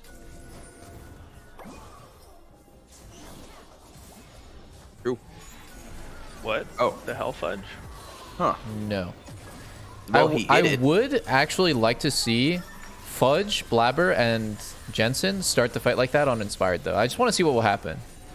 Like, could kill him, maybe. I think just chunking him out to the point where like he can't actually just dive in on Twitch and kill him is good. Like, you throw the Sedge ult, you have LeBlanc combo him. Even if you only get him to half, like that's still pretty good. Yeah, that's good. At the end of the day, if EG can't kill Berserker, he's gonna kill everybody. But I wanted to ask Sneaky about this build. I've actually never seen it. I've never even thought about doing it, but it doesn't sound that bad. What? Going Lord Dom's third. I always have been doing Zeal item third. Like, I've always been doing Redon's or PD. Yeah, you usually do Hurricane. But in this game, I actually like it a lot. There's triple armor on both topside champs so far. I've never thought about it. Actually, only double on Vi, but still, that's like plus 100 armor. Yeah, I mean, they do look pretty tanky. I don't really know how the math works, but usually you get crazy value fucking multi-killing. You do, but I think when he finishes IE, that's the most damage that he can do ever. As opposed to having Runons plus IE instead of Lord Doms plus IE, it's probably a pretty big difference in damage. Does Hurricane have any like good synergy with Kraken? Like, does it shoot the true damage at the bolts, or it's just nothing? It doesn't, but it has insane synergy with his ult, because you can get hit by the splash through of his ulti and the bolts. So you can get like double hit if you're not the main target. I think this is a game where like, I mean, I guess Sivir, like if he goes Lord Doms, it's kind of rough, but like you know, he doesn't have it, and like there's just zero threat on Sedge. Like nobody on their team can kill Sedge. Oh. Oh. Oh. Is Zerker just He has dead again? stopwatch. Yeah. Oh my god. Yeah. Wow. He can't move. What a fucked up day. Actually, you permitted. How did that go so bad for them? I guess Ari TP flank. Game's over. This is like every fight though, right? Yeah. I'm just getting I mean, he had stopwatch and flash, and somehow didn't manage to use either. All good, man. C9 summoners are bugged. Like, there's no way you can get Vi ulted with a stopwatch unless you're just griefing. Let's see it. Give us a replay. Don't show me the Baron kill. It's already dead. Show me the replay.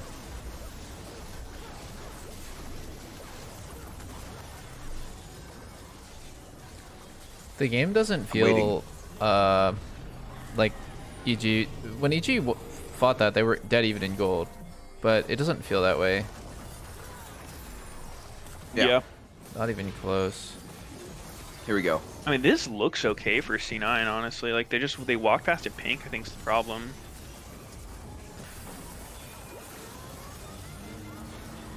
No. Yeah, I didn't want to see it.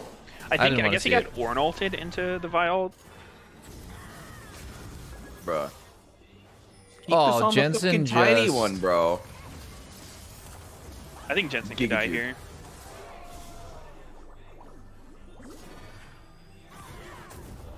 No, he's gonna live. Die? He's gonna live. Yo, steal the soul, Jensen, or no balls. Oh. No balls. Oh. Unlucky. 0 balls. You guys know the individual dragons are actually broken now? Yeah. The stats they Yeah, give? they buff the stats. Yeah. I really like that. Ari has 117 armor with no armor items. I think it's important that Triple mountain. the individual dragons give value even if you don't get the soul. So like, let's say that EG gets soul, right? But then C9 put in a lot of work to get 3 dragons before that. That before those 3 small dragons, the stats is like so insignificant. But you can actually feel it now when you're like 2 or 3 in. Mm-hmm. I do like it. Because then you actually feel good going for drag. You're not just like, alright, you know, maybe at 4 I'll feel good. You're like, yeah, good stats. 1, 2. Yeah, it's like all or nothing before. Absolutely 0 noticeable feeling or fucking you have soul. Bad times. Oh shit, man. It is actually so easy to fuck the game up as Twitch. I feel like Berserker just played like shit in every fight. Just... But Yeah. it's so easy to do that. It's kind of hard for him. Yeah. It's hard for him to play well. It's easy to fuck up. Their comp is so good at just pressing any buttons on the AD carry and fucking him over. And I think he's probably gotten negative cleanse value this whole game, so I hope he's thinking about that for the next game. True. I think EG's been playing like very well, though. I think most of the time, if you have these 2 comps, like it's actually hard to pull off what EG's doing, like just diving on Twitch and pounding his ass. Yeah.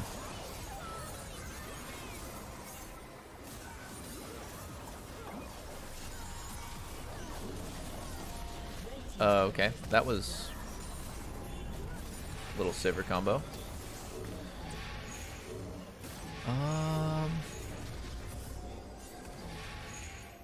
Oh.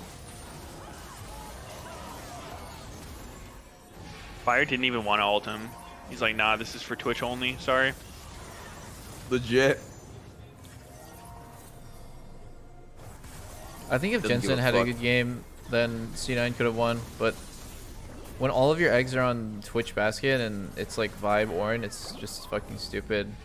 They could have had a fed LeBlanc with Zonias to completely counter Vi. Like what tools does the enemy team have to deal with LeBlanc?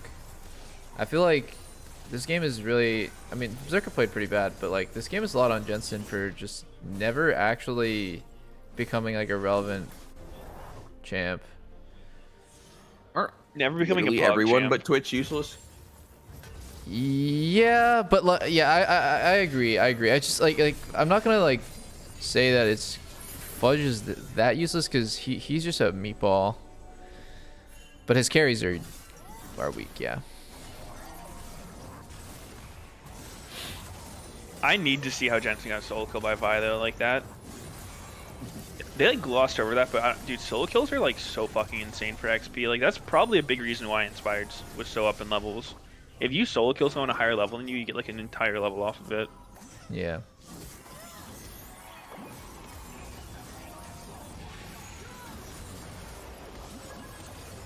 Oh, that's a real good start to the fight. Is dead. Okay. Why did Berserker's not Berserker? dead? Ooh! Oh, hold up. It's actually winnable They're for actually all dead. They're all dead. Yeah. And they're gonna get soul off this? And huge shutdowns? Yo, Oh wait. my did God. they end? How did EG fuck that up so hard? Oh! Yo, does he get it? solo. No way. Yo. Wait. No. Okay. Dude, what the fuck? Oh my God! It's this champ balance? This is a 1v9. This is an actual 1v9 from Inspired. What the fuck? He's the GOAT, man. I think it's time, Meteos. Whip out the Vi again. No, the crit vibe, Meteos. I can't stop thinking about your crit vibe build. It's so good. What? I won that game, I'll have you know. You guys are talking about can they end? Who? EG? Yeah, I think EG Who's can end. left to end? Dude. Oh my What the God. fuck? How did they all just die? EG legit threw the game. Vi just beat the shit out of him. Holy fuck, dude. This guy is straight out of Arcane Vi right now. Legit. Jensen E flashes miss. Okay, so Vi's in GA. Like, how the fuck? Jensen W's on him. This is it. He kites out the chain and then just turns on him and literally 1v3s this situation. Death Stance heals him like 500 right there. He's actually just way too fucking strong, bro. This next Q is actually, so low CD. He's just smacking him. Like, he has no mana left, but he's casting all abilities. Yeah. So much fucking You get so much cooldown. reach in this jungler, in the jungle. Yeah. That's almost the exact same spot that Inspired clutched up a fucking crazy Viego fight on Rogue. True. Yeah, I mean, he did have all the mountain drags, so he's tanky. Yeah. But, yeah. I don't know, man. They have soul now. Now it's actually over. How is Vi actually doing the most damage in every fight? He's different. Actually 1v9ing this game. Yeah, he is different.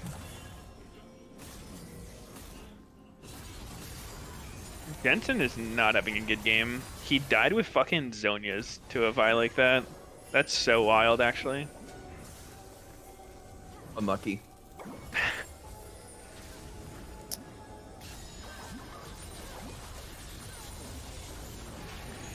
Jensen's, yeah. It's just full build. Holy fuck. Actually, the first in the game to be full build. His items are such dog shit, though, dude. They're pretty... Dude, it What's doesn't he even built? matter what he has. Like, Fucking Knight's Vow, dude. The only thing that matters this game is Twitch staying alive. yes, I agree. I actually agree. I think that he should buy, like, Locket and Knight's Vow. I'm not joking. I mean, Locket's a mythic. That would Yep, he be needs sketchy, to... but... Yeah, no, dude, honestly. What else matters? You think tanking Sivir's autos for another 2 seconds matters? I don't think so. Oh. I mean, he is pretty useless. Yeah, I mean, he's useless. This is the same shit as, like, fucking... like, he's like a full tank Renekton. I don't know. He just stands there. What's up?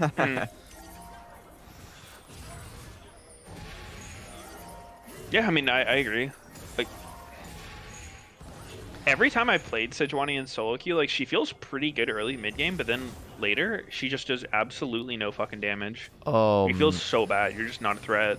Dude, I actually just cringed. Why did Berserker finish GA? Like, what's even the point? You're gonna... It makes it so you come back to life after you die. You're gonna die? then you're gonna come back to life and immediately die again because you don't have ulti or any CDs. So I don't get it. I don't think it's good.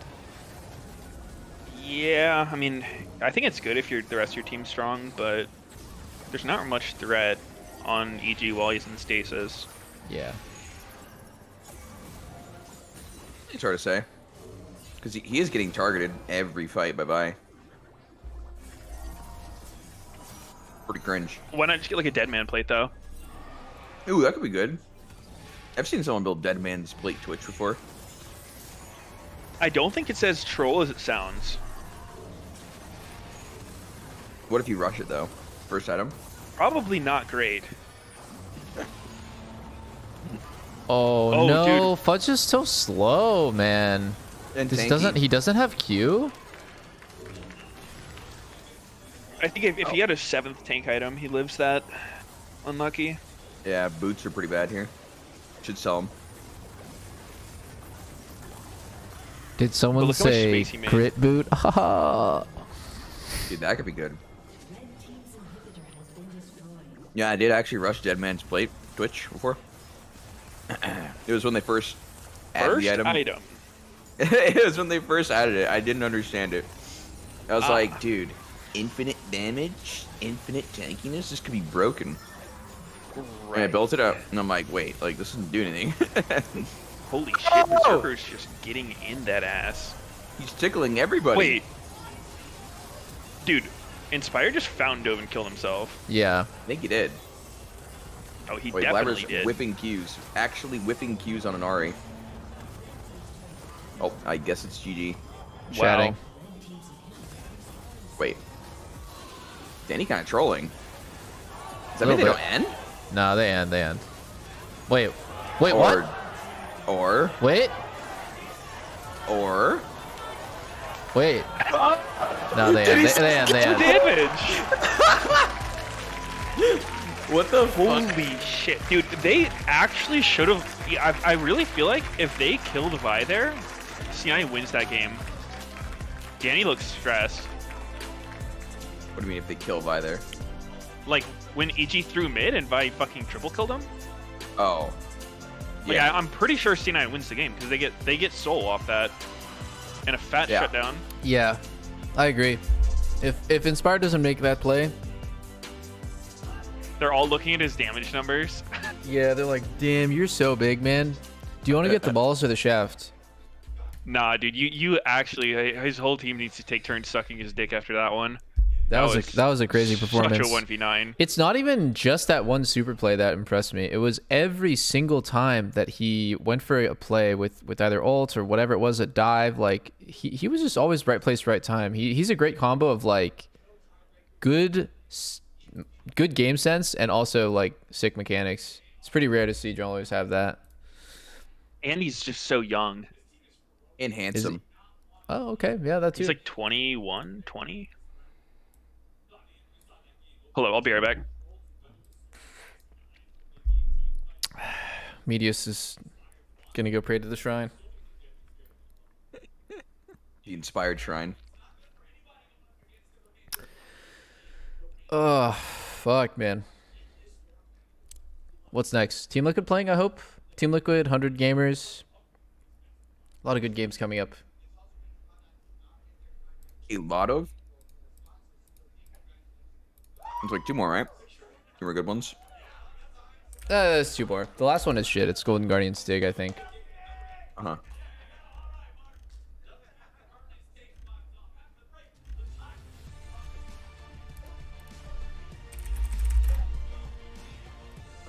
Fnatic Misfits is on? Wait, really? They're still going?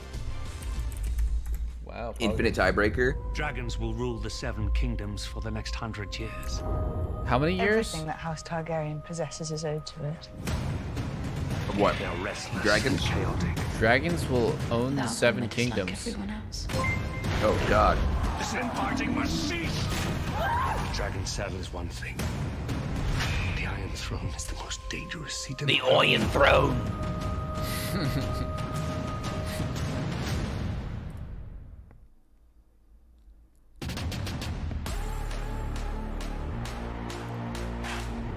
You know, personally, I would I would like to see a Game of Thrones animated series where it's like more fantasy.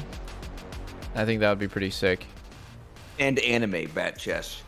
No, not anime. An animated series. Have you seen the Witcher animated series or animated movie on Netflix? It's like called like Witcher the. No. Oh, dude, it's. Did you play the games or watch the show? Yeah. Or I played 3, but. Okay, it's called The Witcher Nightmare of the Wolf. If you have like 2 hours, you should totally watch it. It is so sick. It's so good. It's just like a really great. So it's about Vesemir, you know, Geralt's teacher, and it's like obviously set kind of like a few hundred years before the games in the movie and the show. And dude, the action scenes are sick. The story's really good. The voice acting's really good. Like the whole thing is so well done. It made me think like there's so many IPs out there that could do like a really nice animated movie or series. It was good. And Game of Thrones is one of them, huh? I like Game of Thrones. I spent a lot of time on the wiki just looking up random houses and like random fucking characters. Oh, really? It's sick lore, yeah. Pretty good.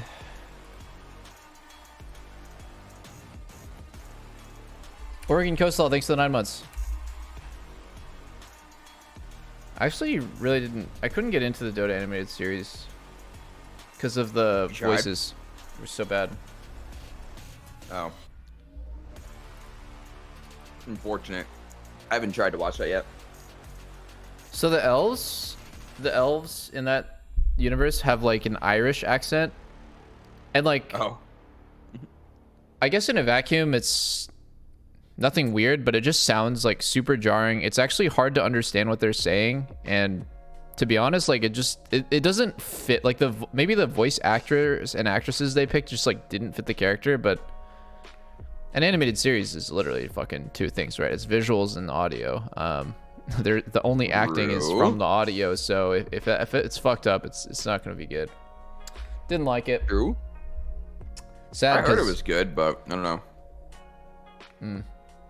Yeah, it was all right. Just too much shit to watch now. Did you watch The Boys season 3? Yeah. Oh, that was sick. Except, it's kind of new. I don't want to spoil too much. Ooh. Like, I really like how. I think I can say this. I accidentally spoiled the comic on like some random YouTube comment was like blah blah blah. They said some crazy spoiler about how the comics ends. I really like how the show is completely and utterly different than the comics. So I was like afraid, like fuck, I got the whole series spoiled for me, but it's like nope, actually it's totally different. I like that. Oh, it is different?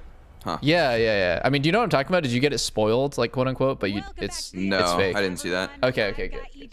It doesn't even matter. Like I could tell you what it was, but just in case there's like any comic readers, I'm not gonna say it, but there's like some crazy twist at the end of the comics, and it like I thought that the show would be ruined for me, but it totally isn't. Fall behind. I felt like the game would be really easy because it was their main carry, but I think we were just so scared of the Twitch. I don't know what was going on with our solo laners. I think Jojo was like perma saying that he will get caught by Twitch on side lane, so we were perma grouping mid, and the game went so late for no reason.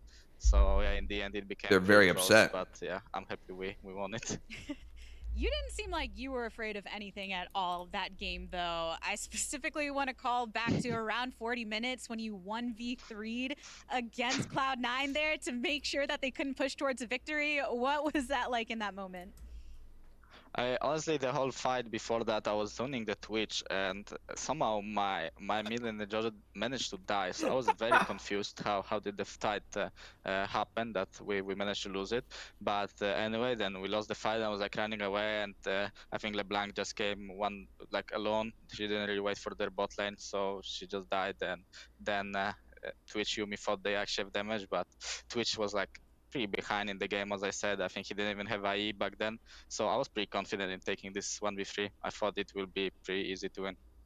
Seems funny. like you got a lot of words to say about your solo laners in this game. I know coming into this week, it sounded like EG very much trying to focus on getting in that place of cleanliness here to finish off the regular season. Looking at your 3 matches overall from this Super Week, do you feel confident that you were able to accomplish that to a degree? I mean, I think we are the best team in the league, but teams like TL, I think mostly only TL is maybe even better than us. I feel like they are very good and very calculated in how they play, so it's kind of hard to like find openings against them. So I think it's a big advantage for us that in the first series of playoffs we don't have to face them, and we'll just hopefully face them in the finals. So I still feel confident about our team. Yeah, on that note, generally speaking, is it a relief to know you have officially locked the first seed going into playoffs? You're mentioning getting to skip that first round, also selecting your opponents. How do you and the organization feel about that? That feels nice. Yeah, because as I said, if Team Liquid finishes third, I would be a bit unhappy playing against them instantly in playoffs. So it's better we can choose someone else to play and then face them in the end to after we see what they show in best of 5 series and how they prepare to them. So it gives us like more knowledge on how they want to play, because they seem like they play a lot of different styles, especially in the regular season. So it would be hard to predict what they're gonna play if we would have to face them instantly. It feels very much like TL are the ones on your mind, and they have been showing a lot of different looks. Before we get to playoffs and all of the teams that are going to be there, there is a bit of business that will be taken care of on the LCS. Things like All-Pro, things like MVP. You're very much a front runner in the discussion for MVP right now. Do you have any thoughts on that and how much of a gap many have stated it feels like there is between you and everyone else in the league? I mean, there is a lot of hype around me, and I know that MVP awards usually are not the best players, but sometimes are the best players, obviously, but also the most hyped ones. So I think this time I'm probably the best and the most hyped, so that's a good combo. But I think there are also players that could deserve it. I think Bjergsen, people are kind of sleeping on him. I think he played pretty well the whole split, and even both games against us, I think he did pretty well. But luckily for me, he's not getting hyped up too much, because I think if he would, there would be no chance for me of winning the MVP. So yeah, I'm happy that people are still sleeping on him. Who is Yeah, this we'll see cock how the voting guy? actually turns God out in the future. damn. And even if you avoid TL in the early stages, it sounds like we might have some good matches. Respect. In that coming up. Inspired, thank Blaming you for the his interview, and team, congrats on just saying popping he's off the time and time best. again. Giga fucking Chad, More for Jesus us to break Christ. down on this game and beyond. Let's head on over to the State Farm analyst desk. He's actually upset after that game too. Yeah, I think he knows think it shouldn't so? have been that hard. Yeah, you heard what he said, Meteos? No. He was not happy with JoJo playing like a pussy and running it in the fight, which Yeah, I agree. He was legit complaining about his team, like crying about Twitch trying to kill him. So he was like, that we had to just group up mid because they were just so freaked of Twitch. Yeah. And he was like, this game just went on like way too long because of it. Yeah. He said, my team's a bunch of spineless cowards. Pretty much. And then like she asked him about his like 1v3 or whatever, and he was like, yeah, I was zoning Twitch, like basically making him useless, and somehow my mid laner just died. Actually, yeah. How did he die? The fight started Yeah, with hit him by 1 the HP Sigil zone yet. LeBlanc combo. Yeah. That's true. And then he was like, you heard the end of it. We were talking about MVP too. Yeah, he said, Bjergsen's the real MVP. No, he said, I'm hype and I'm good as fuck. Yeah. I love that. Yeah. I mean, he's not wrong. No, that's pretty sick. funny. Big fucking respect. That's a confidence player right there. Actually, I wouldn't say he's a confidence player. I'd say he is just a good player with confidence. I think a confidence player is like one of the people who's like more emotional, and like if they have low confidence, they play like shit. They're like on some shit and they're super in the zone when they do feel good, but nah, dude. He's consistent. Tactical is definitely a confidence player. And there are a lot, not just singling him out, but fucking tactical. Maybe they'll show the solo kill. Nope. Surely they will. This right here should have ruined the game. Like, EG's bot lane getting 2v2 killed, double level 6 to level... But, like, the fact that Inspired skipped his bot side to, like, be there for that is ridiculous, actually. Inspired 5-head. He's He knows. so smart. He's got the brain power. Dude, in Season 8, I played... Let me think about this. I played a Worlds game against Deft, and Jake had, like Smithy, had a crazy Gragas pathing that dodged every ward, and he super outplayed Deft on the gank, and I was like, sometimes AD carry is just so useless of a role. Anybody can fucking do well when your jungler is just smurfing for you. True. It's crazy. It's all jungle diff. It really Jungle is. gap. God damn. He got fisted. Q auto E, I see. Damn, AD carry is a strong role. You could almost beat this jungler in a fist fight. Yeah, that's usually how the jungle versus AD carry fights go. And then the Vi ends up at full HP after you tickled his balls for about 3 minutes. The fact that Vi did more damage than both solos is actually concerning for EG. Really concerning. Yeah, but what about Sedge? Like, is she actually a good pick? She seems terrible. She looks pretty bad. Yeah, it What's her loses win so rate? much. I'm curious. The most giga-fed champ in the game, literally the first to 6 items, and just legit does nothing. Like, it never has threat on anybody. Doesn't CC anybody. The only thing she does is ult. Dude, just somebody randomly. Just play Ornn and go 30 CS down. It's more useful than any other top tank in the game. Like you literally will outweigh that 30 CS deficit by the time you hit like level fucking 12. It doesn't matter. Like your top lane is actually such an inconsequential role right now, unless you're playing like Gwen or some shit, like a super carry.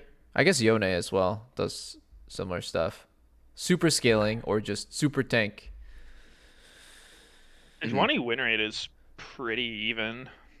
Oh, I see. Well, like, what's happening when she's winning those games? I have to go fucking look at that to see. Like, is she doing anything? Is she just existing? Is she No, winning she's just lane? getting carried.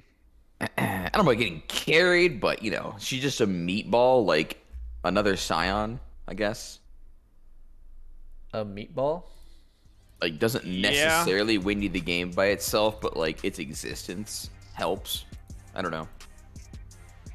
I think this meta is when AD carries input on top picks actually matters a lot, because it's like Enchanter, so all that fucking matters.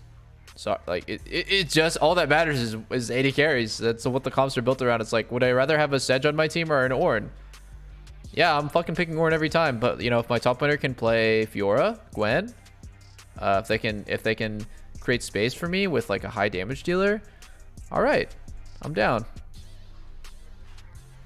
I don't want to get ricocheted off my top laner because he decided to play Sedge and stand in front of Sivir. That doesn't sound fun.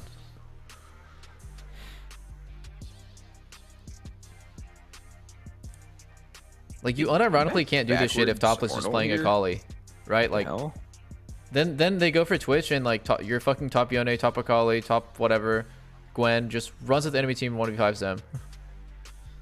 Yeah, I mean, I think generally the idea with those champs, though, is like they require a lot more attention and resources early game.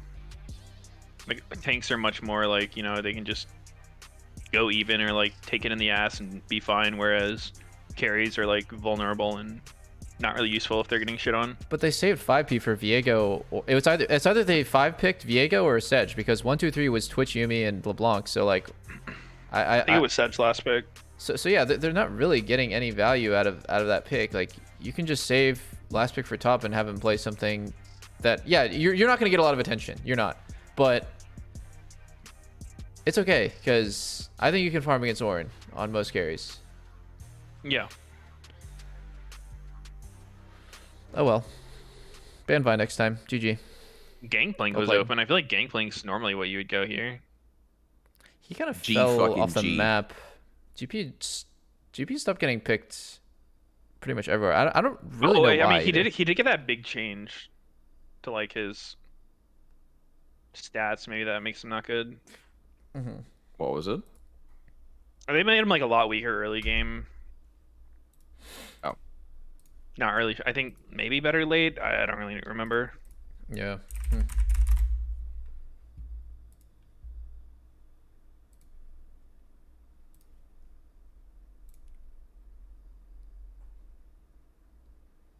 Holy shit! It's LCQ last day today, so they're doing the Valorant version of the Gauntlet basically, and it's the last day of it. Gauntlet for Worlds. Pretty crazy. Do you see Perks tweeted out that he's retiring? No, did he? Yeah. No, for real? Yeah. Let's see. You capping? No, it literally says, "I'm retiring. You'll never hear from me again. See ya." You're capping. This won't be my last showing 1000%. Yeah, read the next one. Replies to himself, joke, I'm retiring, and you'll never hear from me again. See ya. It's a joke, aware. Huh.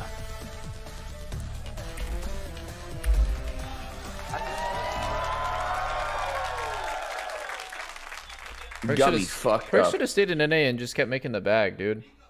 But I think he's probably making a lot on Vitality, if I had to guess.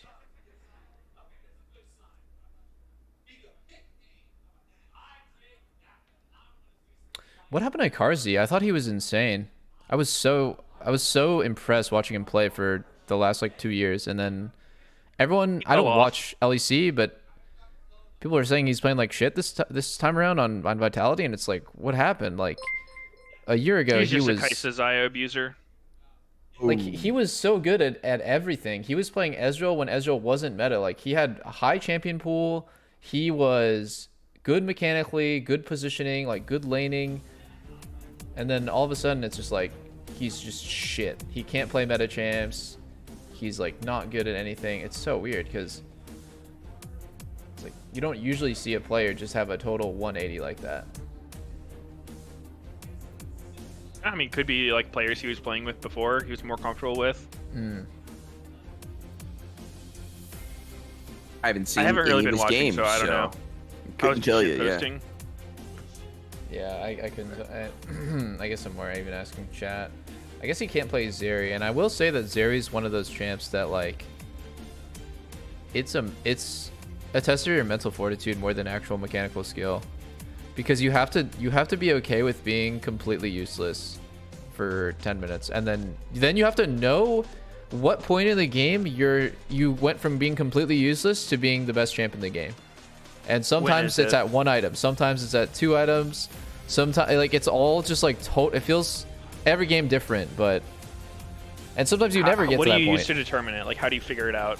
I don't know. It's just my feel. I get into a fight and I'm like, whoa, I'm doing damage. But like sometimes I go into a fight and I'm like, dude, I'm doing jack shit. Gotta dip. Gotta go back to farming. And if you ever die, if you ever fuck up and die one time as Zeri, it derails your game completely. So it does actually promote more passive play and just good calculation.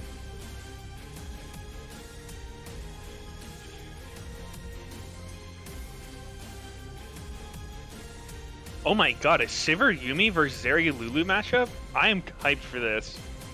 I am on the edge of my seat. Dude, that's This is crazy. about to be a banger. I didn't think we would be pulling off meta matchups in the last day of LCS, but here we are. And the Azir Ahri matchup, really innovative as well. So, Solo has gotten Renekton banned against him twice, and he picked it the game it was open. Do you think teams are actually, like, scared of Renekton, or is it just one of those things where it's like, yeah, like, nobody else plays this trash, I don't want to deal with it? Renekton is a shit champ. I think the top laners are scarred from watching him smurf on Fudge and Buppo? Fudge and Buppo? Is that right? He was smurfing on 2 people with Renekton, I think. I think it's more like fucking. No one really plays it right now. You don't really want to deal with that kind of thing. Yeah. Yeah, Will like just you, be you don't want the easy risk ban. of like him just randomly fucking you and snowballing. Yeah.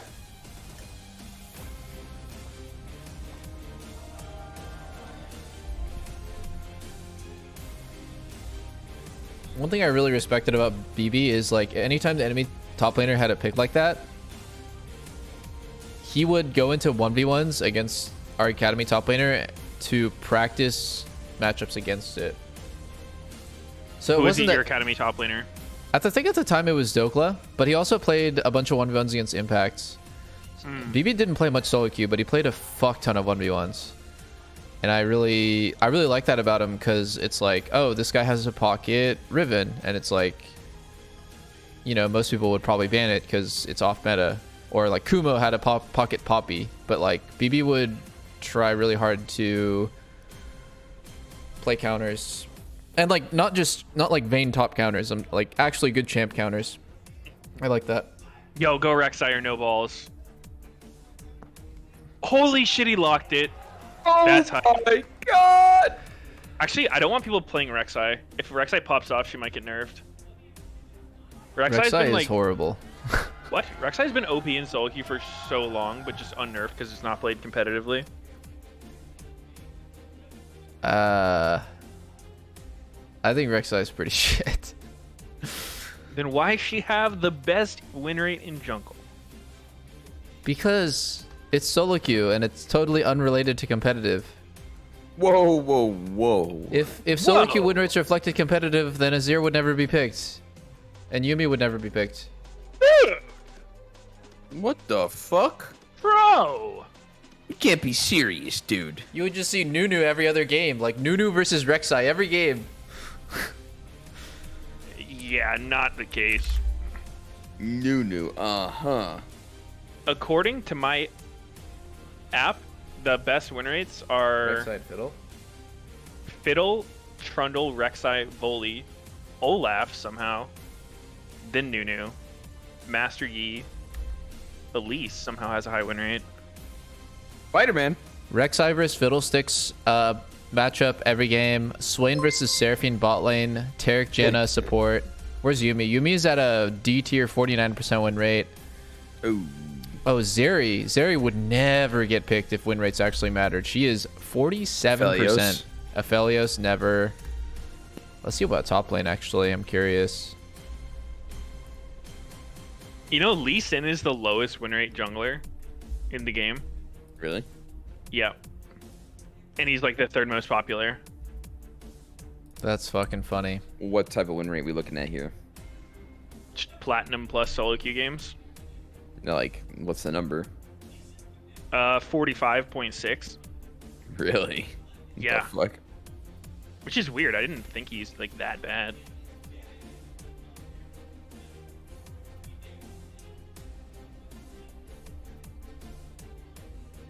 Welcome to Summoner's Rift. You should be the new... You guys should make an announcer pack for League. I already have one. I'd be down to make another one, because we already have one. Absolute. Hot off the shelf. Where are the fucking health bars? By the way, Yeah, this looks so weird. Who the hell is who? Okay. Wait, Sivir Cole start? Oh, Sneaky was onto something fucking a year and a half ago. Holy yeah, shit. They're totally doing it up against like Nautilus, Leonas. Has nothing to do with the picks. Just a solid item. Sneaky was way ahead of the meta. Actually, Giga Chad, Sneaky 5-head. What finally made you stop doing that? Because you did it for like years. Was it the Sword Art game? Dude, talk about the Sword Art game. The Sword Art game, come on. The Sword Art game? What is that? It's everyone's favorite chat log. Where Sword Art was flaming your ass, but I forgot about what he said. Oh, I kind of remember him flaming. I don't remember what it was, though. It's because he wanted you to push and you didn't want to push, and then I think it was like playing. I think you were playing against Nautilus, and you got hooked through minions like lollipopped, and then started feeding, and then Sword Art flamed your ass. Something like that. That is coming back into memory. Good times. See, it's really easy to hit both sides of the Sivir queue. You just have to play against Instinct. Dude, you are the biggest Instinct hater. Wait, he's doing this route on Rek'Sai? Dude, so many junglers have been doing this route. That was not the Kin and Bork game. That was Santorin. That was Ignar and Santorin 2v1ing Yeah. Sneaky. Yep. Those little rats. Wait, he didn't even get He 3? didn't hit 3. Yikes. Oh, there it is. Yo, just a little bit more XP, bro. Can I smite the cannon? Can I smite the cannon? Dude, you don't need it, right? I can smite it? Okay, thanks.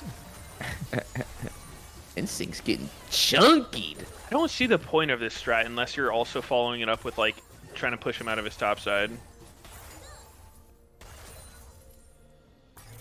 It's only a strat available to high win rate junglers like Rek'Sai. Right.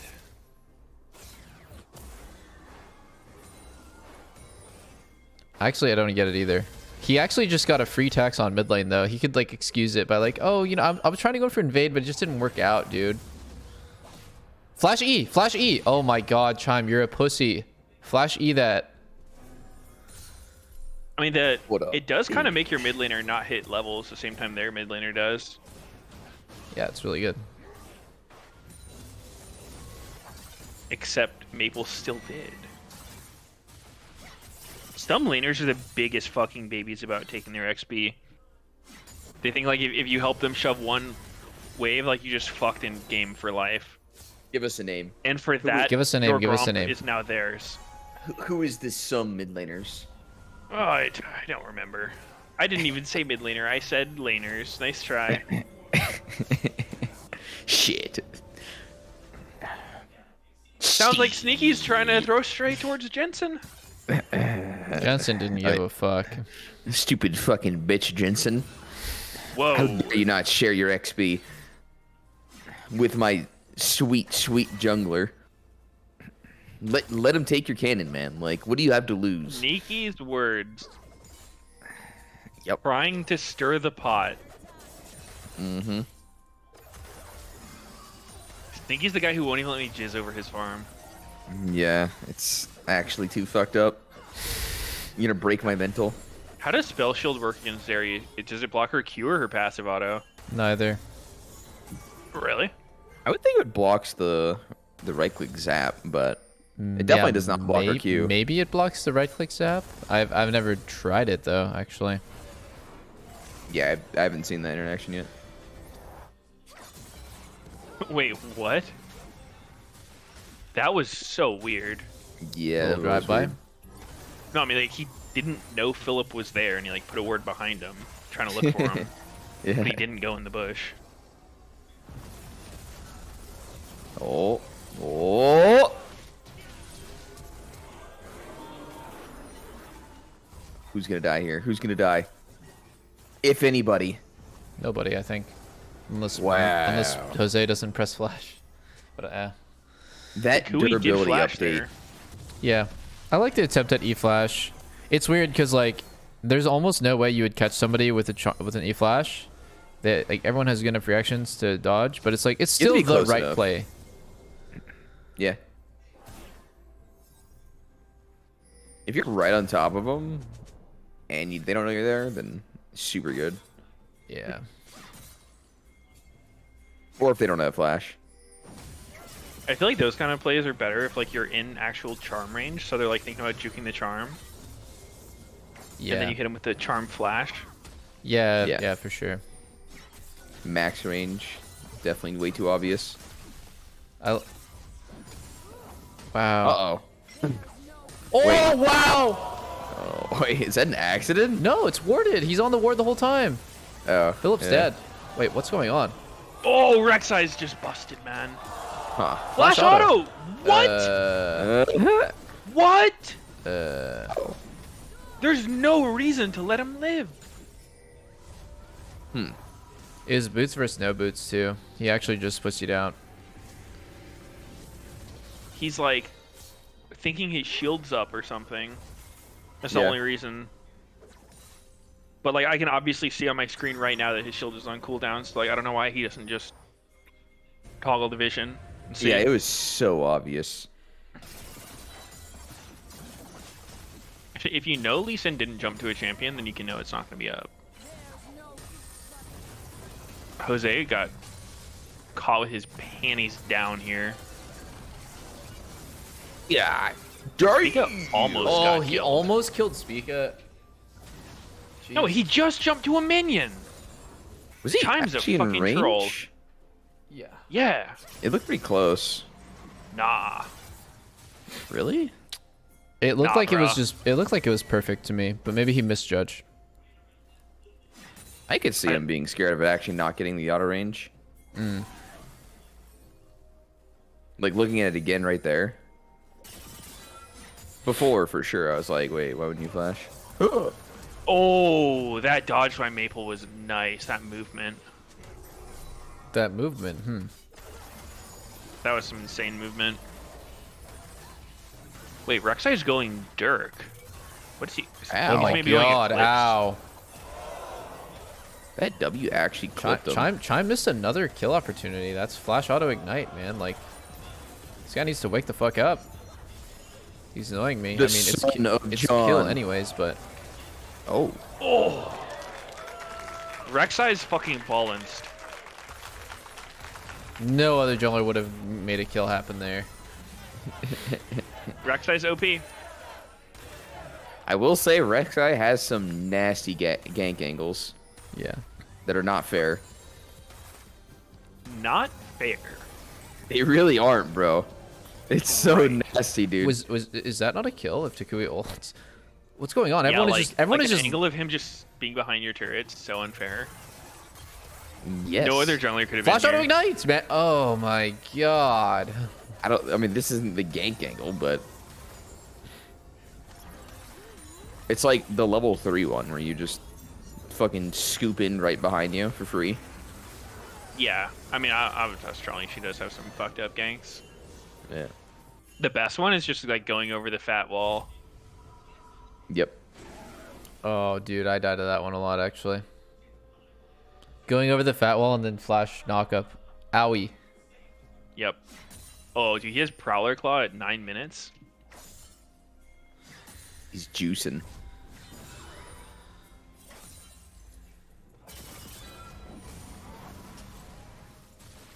Solo's no flash, but... Oh, this 2v2 is really losing for Fly.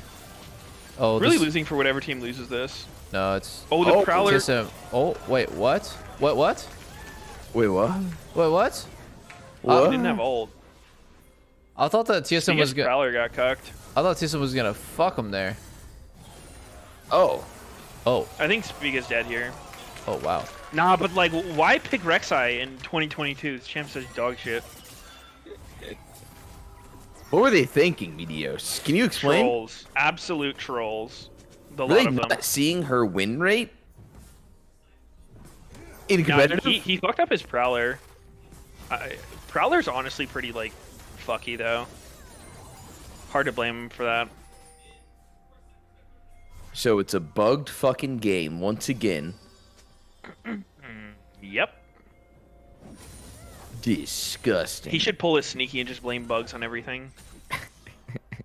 My blue orb didn't work. Oh, I didn't Wait, think my they'd be in the beautiful bush, man. My orb. blue orb, I put it on the edge of the bush and didn't see the whole bush. Into the sky. Oh, I can't do anything.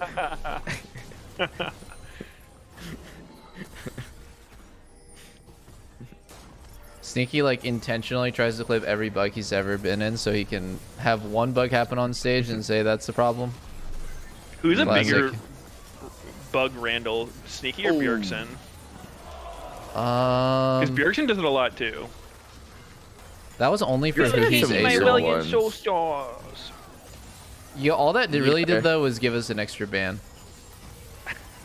Oh, that's it? That's yeah, it. an extra That's ban's not too helpful.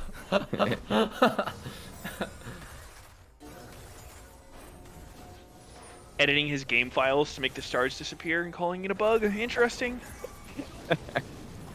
I fucking knew it. The truth comes out. Oh All we got was a free ban against it one trick. Not really that good, honestly. I get to remake a losing game state where they don't have their winning champ. Yeah, it's not really that big, guys. Yeah, I guess it's not important to be able to see Aurelion Sol's W. Yeah, like wherever would the stars be, man? Like rotating around him? Like I don't know, man. Yeah, it's not a Hard huge to know. advantage to have them completely invisible. You're right.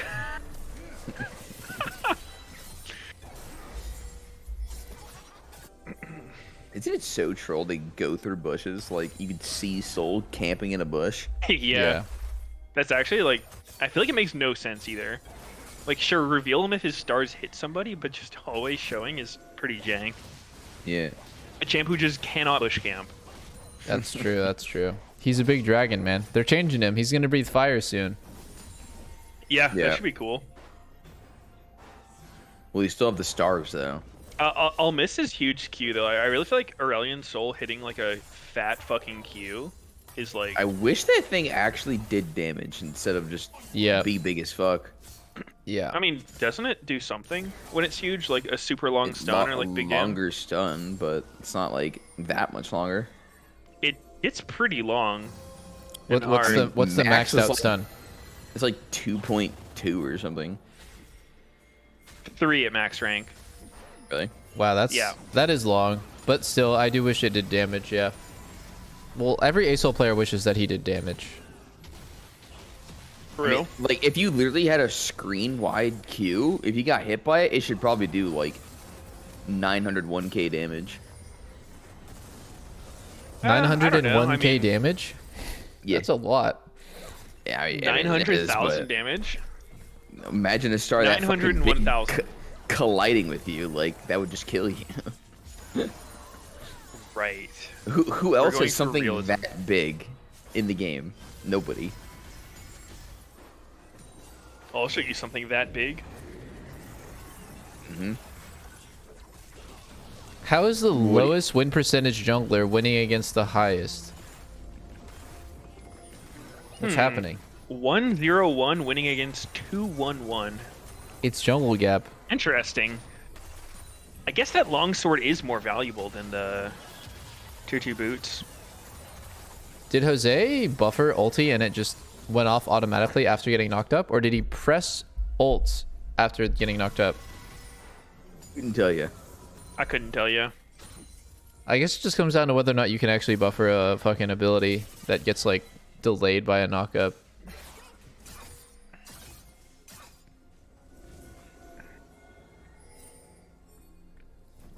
Kind of like an input buffer option select kind of deal.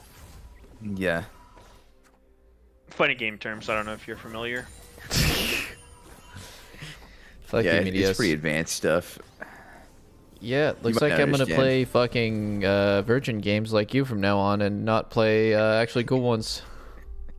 I'm playing multiverses. Virgin games. Ooh.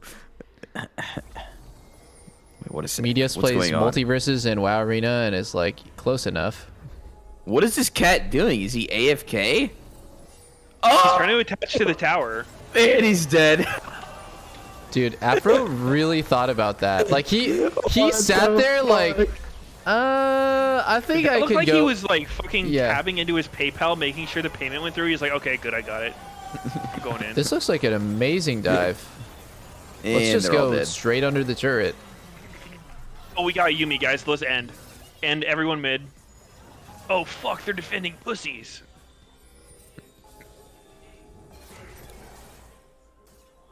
Johnson, take him out. Take him out. Johnson, take him out, man. Take him out. Ooh. Ooh, flash. Is August. Johnson the best AD carry ever? Yes. He is Gumayusi reborn. The son of John. John was a legendary AD carry. John Souls. Oh, yeah. Damn, Pack Sivir looks nice. Sometimes. Still, like, he has his Q. If he thinks they're there, then why the fuck is he walking at them? He doesn't The real think. question is the 30 seconds before of AFK. Like, unironically AFK. Well, he's jobless, man. What do you want?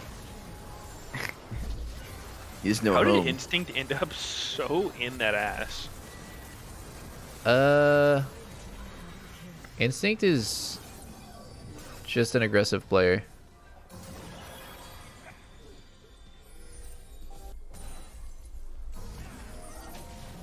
Take it, pussy. Take it. Thinking about it. He's dreaming All right. about it. If Rek'Sai loses this game, Doublelift, you have to admit Rek'Sai's not OP. Wait, what? My bad.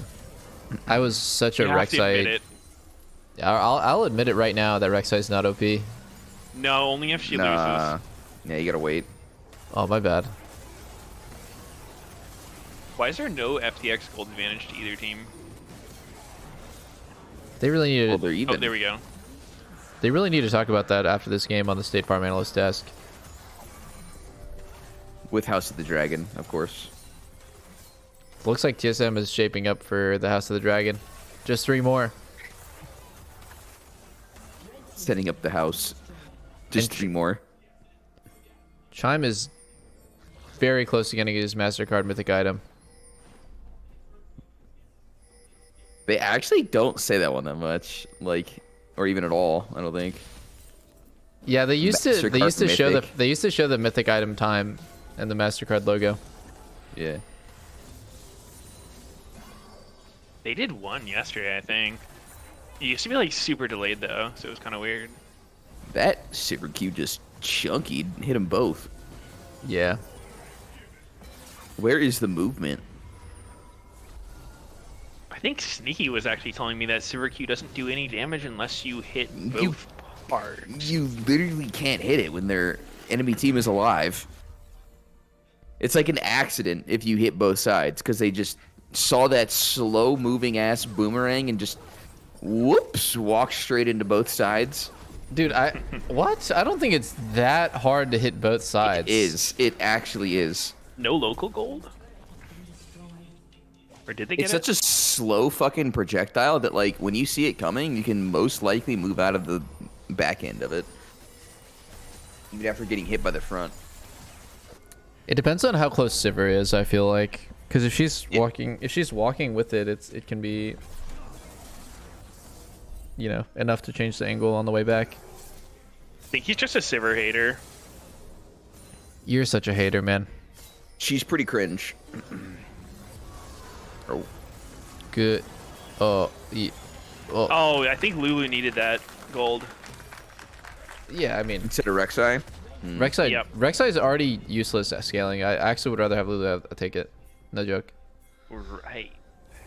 Okay, I would so much rather have Lulu with more gold than Rek'Sai. 20 minutes. Enjoy life. Yeah. I definitely didn't just see Inspired 1v9 game as Jungle Vi. Spica's only 100 CS down from what Inspired was at this point. Oh my god, huge initiation. Oh? I'm lives that? The fuck? I thought he was gonna get his ass kicked. Good flash though. Yeah.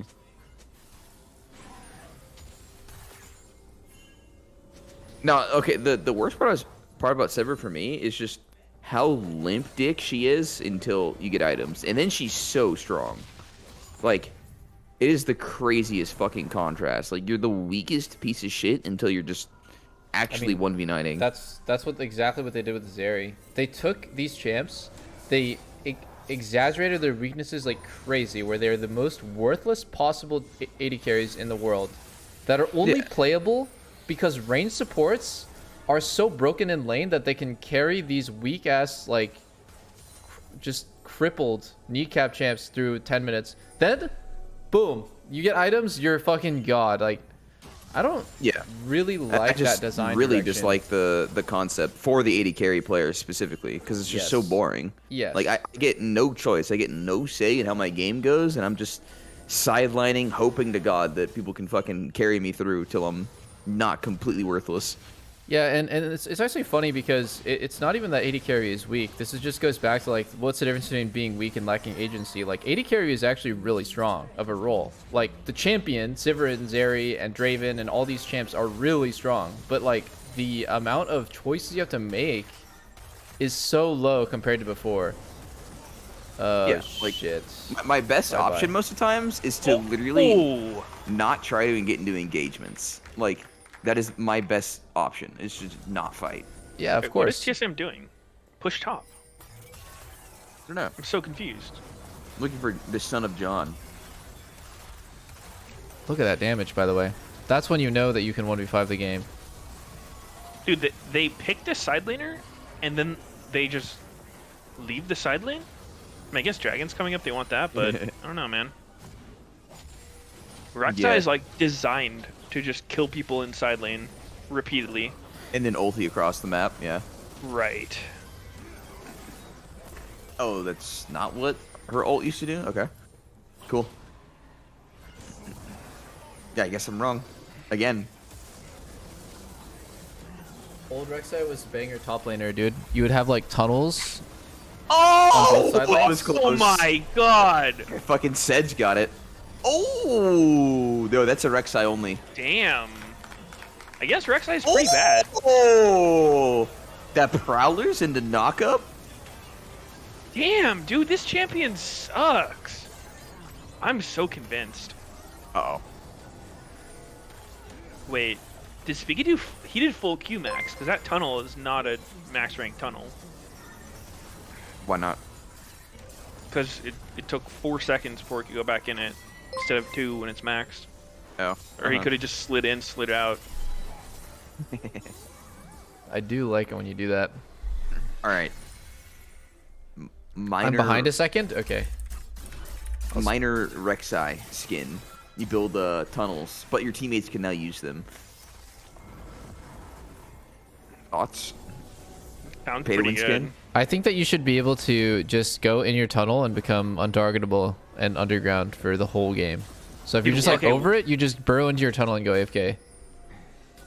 Or even better, what if like some champs couldn't go through the tunnels, but they could try and they get stuck underground and not be able to play the rest of the game? Are you trying to fat shame Gragas? No. You'd, Like Gragas goes in the tunnel and like it's just like his fucking ass cheeks and legs are like stuck. Like, stat bro, I'm stuck in the His belly Rek'Sai gets tunnel. through, but his ass cheeks get stuck.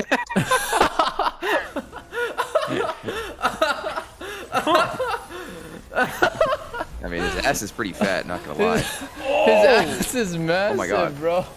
Maple's fucking dead. And Instinct. Oh! With Chime! Oh! Oh my god, oh my god, oh my god. This is actually spicy. Wait, Oh, Instinct with the clutch. Dude, Let's Instinct. fucking go. It's in his name. It's literally in his name. You just have to take out the grief. S. Stink. Instinct. Instinct. Int. Stink. Stink. Instinct. You said Rek'Sai take out the S. tunnels. Int. Ink. Wait. Instinct. Wait. Afro? He didn't Are really we want. sure he's not taking... Oh, but what's that word, like, when you throw something, like, taking a something? Huh? Like, in a fighting... Like, explain more. Like, for a fight, like, you say... Oh, taking a dive, that's it. Taking a dive. Taking a dive. Like when you intentionally like lose. like in soccer when the guys like fake an injury. Yeah, or like the Olympics, like the people on the, like with the diving boards. I see. I actually have not heard that term much. I'm a little lost, but it's okay. What do you think Instinct is doing here? Is he checking PayPal or what's going on there? Fuck, man. Sneaky, I am absolutely 1,000,000% sure you could play LCS right now. Right this very second, you could play an LCS. Ooh. It's actually crazy what I'm watching. When is Double Lift and Sneaky coming back in LCS? They were my favorites. Dude, that's my favorite question to get when I'm streaming. Like, lol, dude, when you coming back, bro? It needs you, dude. It's true. Yo, good question, man. I don't get that 50,000 times in my fucking life. Yep. I'm totally gonna respond. Yeah, dude, you should just Why would you guys ever not be watching Doublelift stream the whole time every day to know all the questions he's answered? You know what? That's true, man. Oh. It's actually a weird problem. Holy fuck, Chime just got a haircut. He got snipped. He's fucking bald after that one. That is true though. Like a question that you get often, but like the people aren't there to hear the answer all the time. I feel like at that point you just do like the bot command, like exclamation point LCS. Because I definitely get a lot of those. Bot commands don't do shit though because no one actually reads them. No joke. Common questions, yeah. Yeah. I mean, I think people read them. I think it works. Like someone else, like it's not like you have to do it, but like someone else in chat will like respond to them and be like exclamation point, like. No, or whatever. I did that with Champions Queue and it like actually just doesn't help. I did that with like comms, where like every single game everyone's asking, why are there no comms? What happened to comms? What happened to comms? Why are there no one in comms? No one in comms? Are you not in Discord? I think it worked though, didn't it? No, like, I saw that answer, like in your chat. I mean, like maybe like occasionally. I feel like people being ignorant if they don't see it, and you can just ignore them anyway. Maybe. But you get the answer to people that actually are using their eyeballs. Maybe I gotta put it in my stream asking title. you what Bel'Veth's ult does all the time. Oh, Bel'Veth? No, you know a weird one I get is like I play a lot of Rek'Sai, right? And I swear to God, every game I play Rek'Sai, someone is like, "Yo, Meteos, do you miss the old Rek'Sai ult?" Like every fucking game. I don't know if it's a bit or what, but like it's so troll. Like there can't be that many people wondering. That shit got reworked like 5 years ago. They remembered the good times.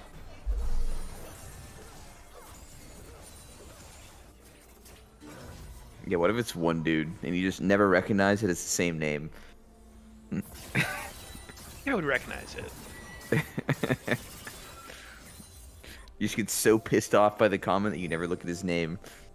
Lol. Now, old Rek'Sai ult was legit trash though. Horrible design, bad for the game, not fun. New one, Giga God. Chad. Jesus Christ. It was actually so dumb. Like you jungle against Rek'Sai and it's just like just Giga Tempo down the whole game. Yeah. Oh. Wait. Oh my God. Wow. I thought Philip was. That was. I thought Philip was like caught, but he ended up doing way like a crazy amount of damage before he died. Yeah.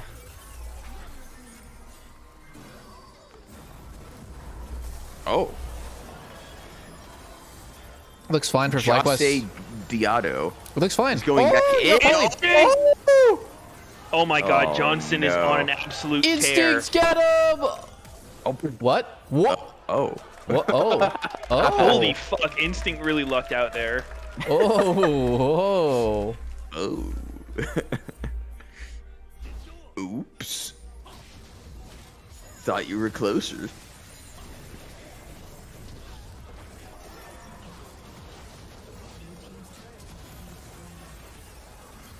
Dude, imagine if the turrets were slightly closer, and then you could Sivir W between them. Oh, that would be insane. Yeah. Wait, they might defend. They might defend. No, they got it. You sure? They might defend. Counter end. Counter end. 40 seconds. They might actually lose. I'm not even joking. No, they just run down mid. Just run down mid. Run down mid. Run down mid. There's no way. No way. I think so far. I think 30 on Sivir? No. Maybe not. Maybe not.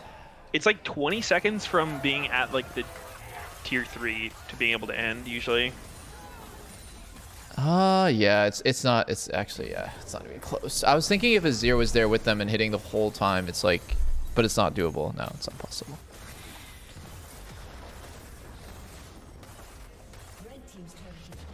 It's very hard to go from literally your Nexus to theirs.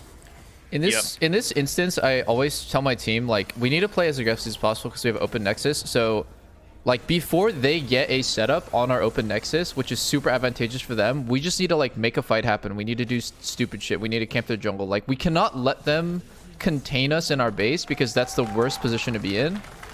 Yeah. Where, like, anytime you venture out of your base at that point, you can get it, like, your Nexus can get backdoored from, like, any position. Fucking terrified. Yeah, so just like run it down in their face because, like, let's say that you have a 30% chance of winning that team fight. It's actually a higher chance than trying to play the game out normally with Open Nexus. Dude, so Instinct is actually Omega trolling. Why does he not have tier 2 boots? Like, those are actually good as fuck on Zeri. Yeah, it's cool. It's cool. It's the same as a Yasuo, like, not building tier 2 boots, right? Because it is her Q cooldown being reduced. It's her auto attacks being It's actually a core item. Like, it's one of the champs where you legit have to buy them. Oh, yeah. It's no question. I agree with you. Does he even have, like, max Q cooldown with this? Probably. Right now, the only... No, he doesn't. The only time that he has max Q cooldown is if Lulu W's him. And even then, I think it's probably... Maybe not fully... My god, Soul's getting shit on. Oh, wait, Phillips. Wait, Phillips getting shit on. Oh, what was that heal, Oh, actually? Speaker's getting shit on. That heal was... We're all wait. Wait, Instinct? Instinct, That get him. TA timing? From Takui? Instinct, go! Okay. Whatever. Damn, how did this game go from, like, FlyQuest being able to end to just close again? I mean, CSM is actually winning if the Nexus, or it's like these open inhibs don't ever get punished. And open Nexus, I think like Zeri Lulu is pretty crazy at this point. Bro, you know, it's so hard though against Sivir. Like, she just fucking ults and sprints into your base.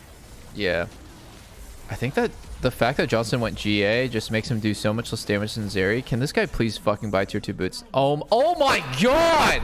No. Oh my god! No fucking My way. eyes, dude! Are you fucking kidding? If he could at least go crit boost now 100%. Holy fuck, man! Get this guy out! It's so No, this is troll. 1,000,000,000% griefing. There's no universe where this is not just hardcore griefing your team. What if Yeah. TSM's strat for this season was they find the AD carry double lift respects the least and have him play so bad that it forces double lift out of retirement because he just can't take watching him any longer. Dude, no, I'm never playing for TSM ever again. But dude, I think every AD carry in the world collectively just lost a brain cell when they saw that happen. I'm sorry, like that's unacceptable. Is it worse than IE without 60% crit? No, but like it's worse, up yeah. there. Yeah, IU without 60% crit is worse, but like surely this is one of those things where like literally if I saw this in the game, I would be like, sell the Zeal. I would just tell him in the middle of the game, sell the Zeal. Missed his knockup. Oh, it doesn't matter. How do you miss a knockup off of Prowlers? Just right click them. He's manually doing it, bro. He doing it sideways.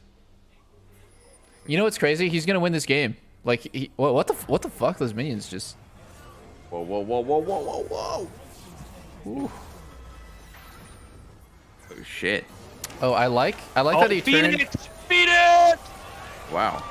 Dude, I really like that he turned that defensive TP into an aggressive play. Like, that was like an amazing 2-for-1 where he escapes dying and gets a pick himself. Yeah, that was just nice. really worked out in the best way possible. The timing on that kill is actually not great. I don't think that FlyQuest can get anything off it unless they want to force these two open inhibs. Azeri finally deciding to play seriously. I feel like it's just over. Really? Oh, I think Zeri can defend this. They have no turrets to fight with. Oh, okay, we'll see. I mean, Instinct can literally just 1v5 them right now. He just has to push R right now and go. Push fucking R, you dumb fuck! Holy sh... Oh, He's God. holding it. Wait, did he still not press it? No, he pressed it, but... Uh-oh. Well then. Takui's a fucking gamer. A little bit. How did they kill him even though he had the turret? Dude, yeah, what? How did he not kill everybody? How did they win that one? It's a mystery. Yeah, maybe mid dying there is actually too much for them to overcome. I don't know.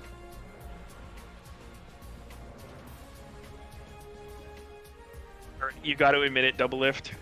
Time to swallow your pride. Face the facts. What are the facts? Swallow the... Rek'Sai's not that OP. Oh, dude. Yeah, he lost. It feels bad to be proven wrong, but You're right, Meteos. I like As Takui's usual. shoes. They're cool. I like the little fade. Meteos should wear those. I'd wear them.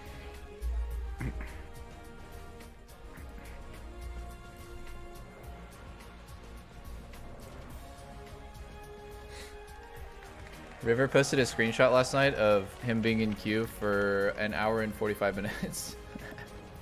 Champions queue? Yeah. Jesus. An hour and 45 minutes in the queue. Holy shit, man. That's... I don't even... How does that even happen? I don't know.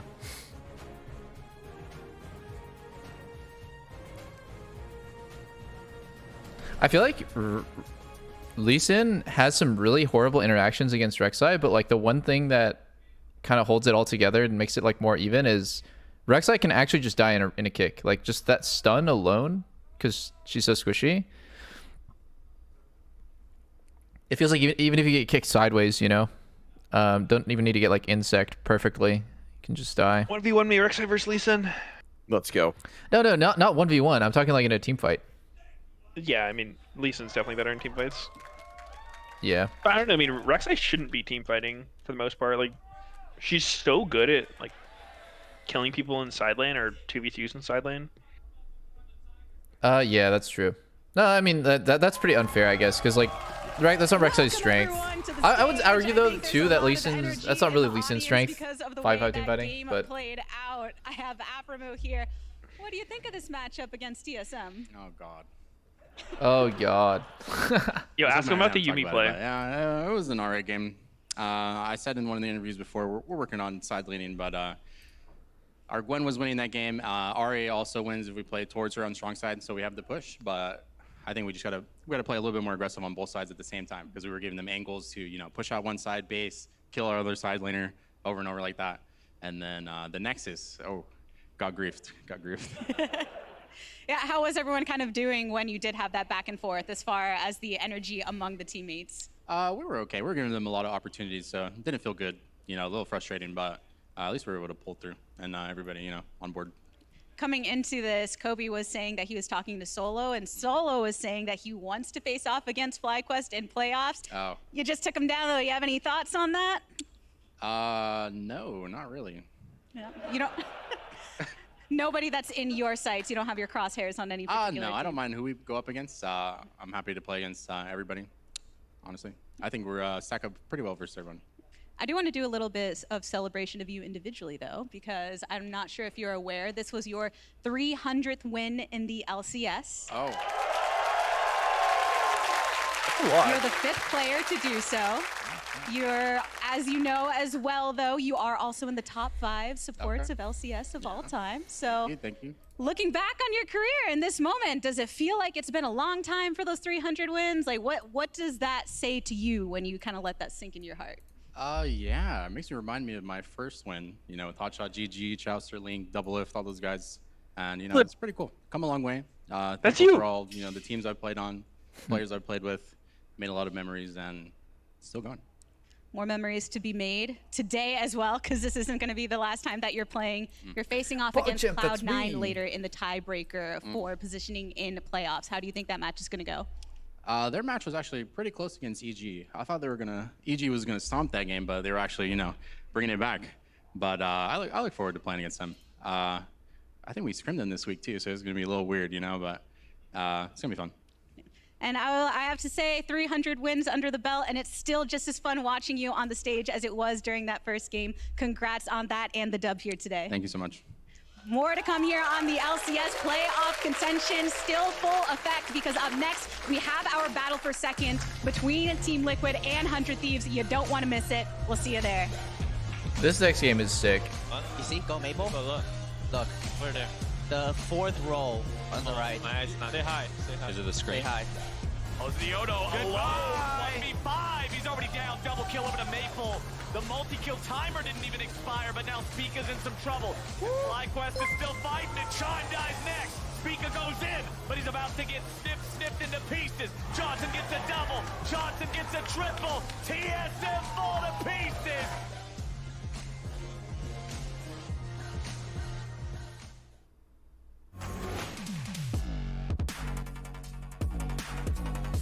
sort of pride that gets you in those big moments, allows you to take down giants.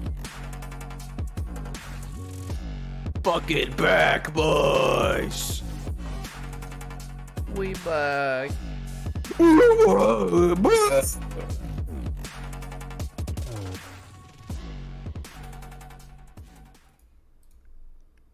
All right.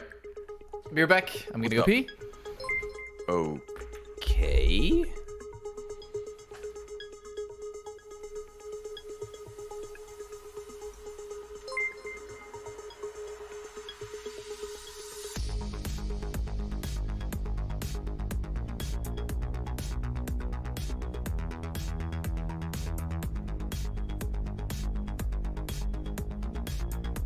Wait a second. Is Lena in the bathroom? Oh god, we might have another incident. Oh no.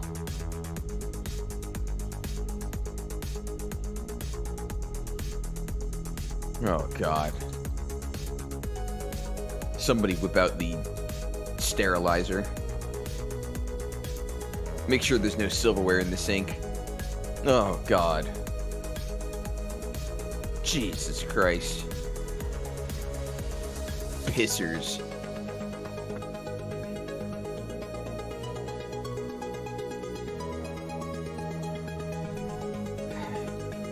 Oh no, not another hamburger at the top of the trash. Doublet gets his coffee from his Starbucks, goes to throw away the straw wrapper, and at the top of the trash, he spies a double cheeseburger. Oh! He pulls it out, he takes the bite, says, ooh, nice and stinky. What's up, guys? Only has one piece of shit on top of the lettuce. He brushes it off. Nothing he hasn't eaten before. Sees the roaches crawling around in this trash. He says, it's nothing for me. I don't care. What are you motherfuckers talking about? Anything you want to share with the class? What? Welcome back, He dude. was just telling a nice story. So what if there's a little bit of roaches in my food? That's just extra protein, man. True. So fucking true. How else are you gonna get your protein? Chicken? No, fuck that shit. Dude, I'm honestly Cockroach so deathly scared of bugs. One time I have this like old cup of water on my desk in my my nightstand. So I was about to go to sleep and I was gonna take a sip of water, and for some reason this day I like caught out of the corner of my eye, or I looked in and there was like a dead fly in my water. And ever since then, this happened like 6 months ago, I cannot drink like water out of like open containers like this jar.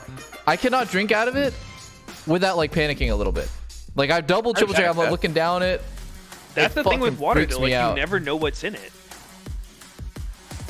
Like, you just can't tell if there's a dead bug in the water by looking at it. No, but like I am so paranoid because I hate bugs. Like I cannot kill bugs. They are so scary and disgusting. I'm considering buying like a bug catcher thing, which makes me not have to touch a bug. That's smart. That's smart. Can you link me when you get one? I'll buy one too.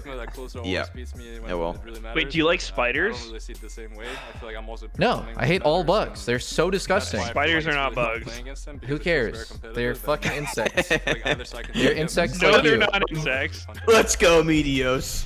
I don't know. What are they, mammals? I hate spiders. What are they, fucking birds? Actually, they're arachnids. Only good team is the EG, so they are focusing on that. Arachnid. Last time I checked, I'm pretty sure we stomped them in the finals. We reverse swept them. Actually, I'm Last pretty time sure we played, Palfox it was a called you an boring, insect. Their style game, and we Oh, still beat them. nut. So, bring everything you Me? guys have. We are waiting. Demon mode. Going sicko mode. Going. Now, dicko guys, mode. Lena's actually even more scared than me, so I have to do it, but I do it like legit balled up paper towel in one hand, raid in the other hand, like as fast as possible, just like heart rate going fucking 200 BPM. It's a process. physically cringing upon touching the Yeah, corpse I do. with, I with do. the paper towel. Dude, that story you had about like in the middle of the night turning on the kitchen light and just seeing roaches scatter across, like I actually it's so freaky, man. Legit. How does that terrifying. not just disgust you beyond belief? It did.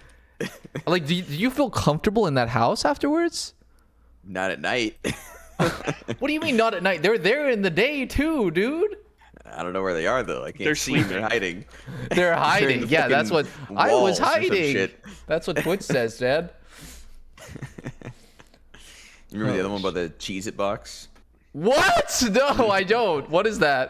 Oh god. Fucking, my dad puts his hand in the Cheez-It box. It's a fucking roach. Roach inside, waiting for him. Oh my There's the other god. one too. It was like Hurricane Katrina knocked out our power for a week. I'm sitting on the fucking, you're sitting at like the counter. Go to eat my sandwich. A flying roach runs across my fucking arm and flies off. Oh my god. Flies off into the distance. Oh my god. Bro. Disgusting. Dude, this flying is roaches why are this is why I elaborate. will never live in Florida. Ever. Holy fuck. What's It's pretty worse, fucked up. alligators or flying roaches? Flying roaches, not close.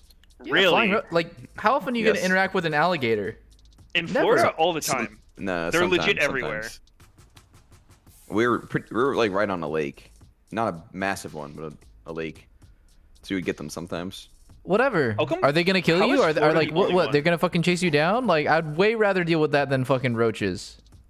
Yeah, they don't really chase you down. They could. I mean, where the fuck are you? Like stranded in a wheelchair? Like, how are you not escaping? I mean, like, what if you're swimming in the lake, right? And you just Why are you start. wait? Why are you swimming in the lake? I don't know. You're hot. You need to cool off. Okay.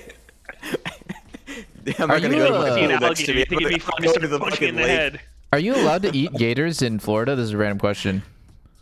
Like wild gators? Yeah, are you allowed to like hunt them and eat them? I don't know. Probably not. My chat says yes. I was watching a video about how like there's a town in Mexico that specializes in like the way they cook alligator meat, or it's either alligator or crocodile, but like it looked You actually can pretty definitely eat insane. meat, yeah. It like unironically looked pretty fucking good, and then the host like traveled and tasted it and said that it's actually like it's not bad at all. Gator meat's good, yeah. I had it recently. Remember when I was fucking trolling you guys? I was asking about like if you wanted the frog legs. Oh, that's so weird. I actually got the alligator meat though. Interesting. Was it good? Yeah. Describe taste. Describe taste. Describe I taste. did before too. It was like it's like chicken, but a little different. Yeah. Slight different. In Australia, apparently, like you can buy kangaroo meat, and it's apparently like really really lean. So it's like tough and lean. It's not that great, but people eat Gamey. it. Huh? Gamey? I Wait, don't does know. lean I mean don't know. tough? I thought lean was the opposite of tough. I have No, no idea. lean is tough. So the fattier it is, Lena is tough. yeah, the fattier that the meat is, it's typically gonna be more like have more moisture, contain more moisture, and it's gonna be easier to eat. That's why like ribeye is a fatty cut of steak, and it's very tender. But a lean I cut of see. steak would be like, I don't know, those like flank steaks or whatever that kind of feel like fucking you're chewing a tire. Oh, I Actually think can't deal. I like the fatty meats. I think. Yeah. I Well, can't deal it's with weird because you chewing like chicken infinitely. breast. Chicken breast is really healthy. It's really lean. There's not a lot of fat, but like, it's obviously way healthier than chicken Yeah, thigh. I think it's kind of different though. Like the fat on steak like tastes good. Yeah. But I don't know. It's not like specifically the fat. It's kind of like the texture. You know, some steak is like buttery. Mm-hmm. The You like really that? good steak, like Yeah. that shit is so good. Yeah. What do you mean buttery?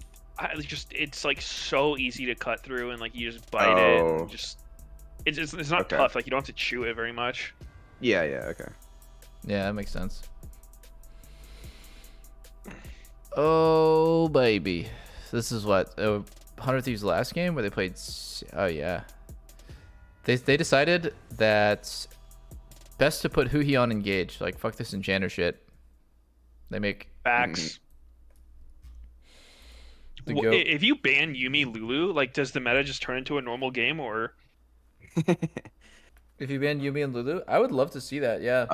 Renata is extremely common. Yeah, there's a Renata. So it's like Rakan, Renata.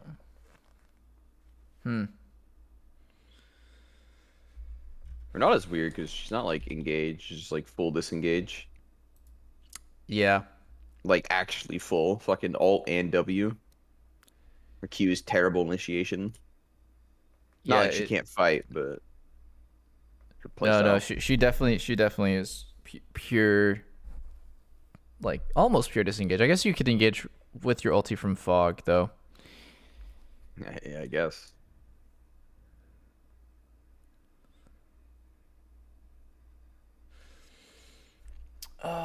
Maybe I'm gonna get some sort of dessert today. I don't know yet. Some booba. Some booba, an acai bowl, a smoothie. What are those? Acai bowl dessert? What?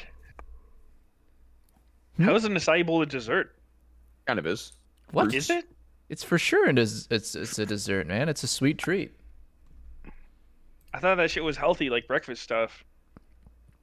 An acai bowl is as healthy as cereal and milk. It's like extremely unhealthy, but it's got fruit in it, I guess. I would say I need a source on that one. Fruit's not unhealthy, but you know, a acai bowl is pretty fucking massive amount of fruit.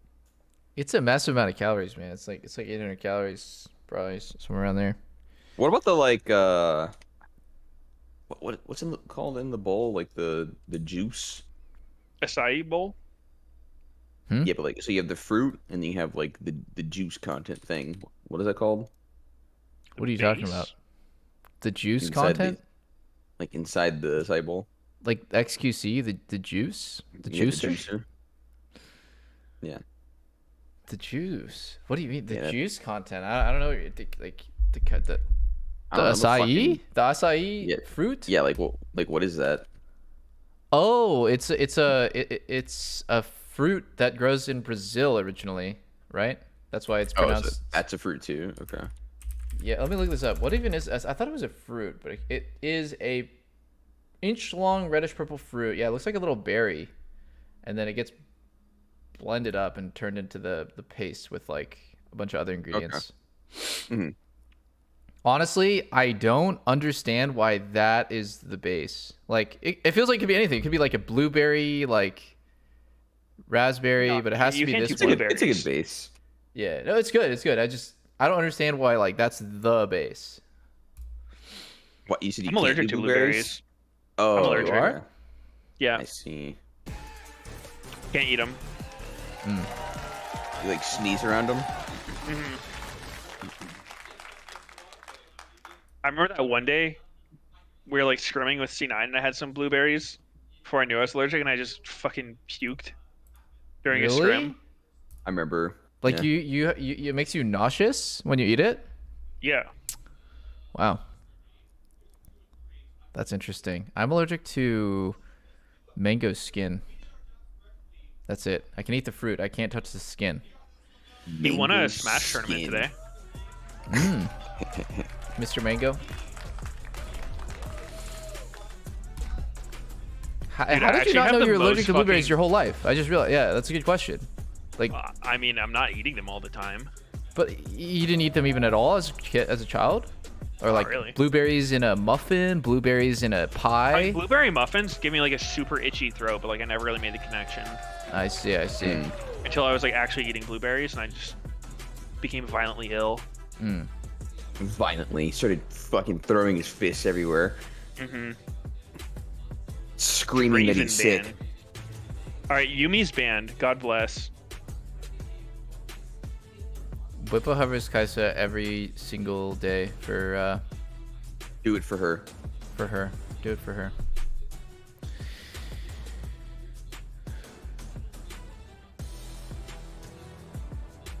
Fuck. My stream's dying. Azir first pick.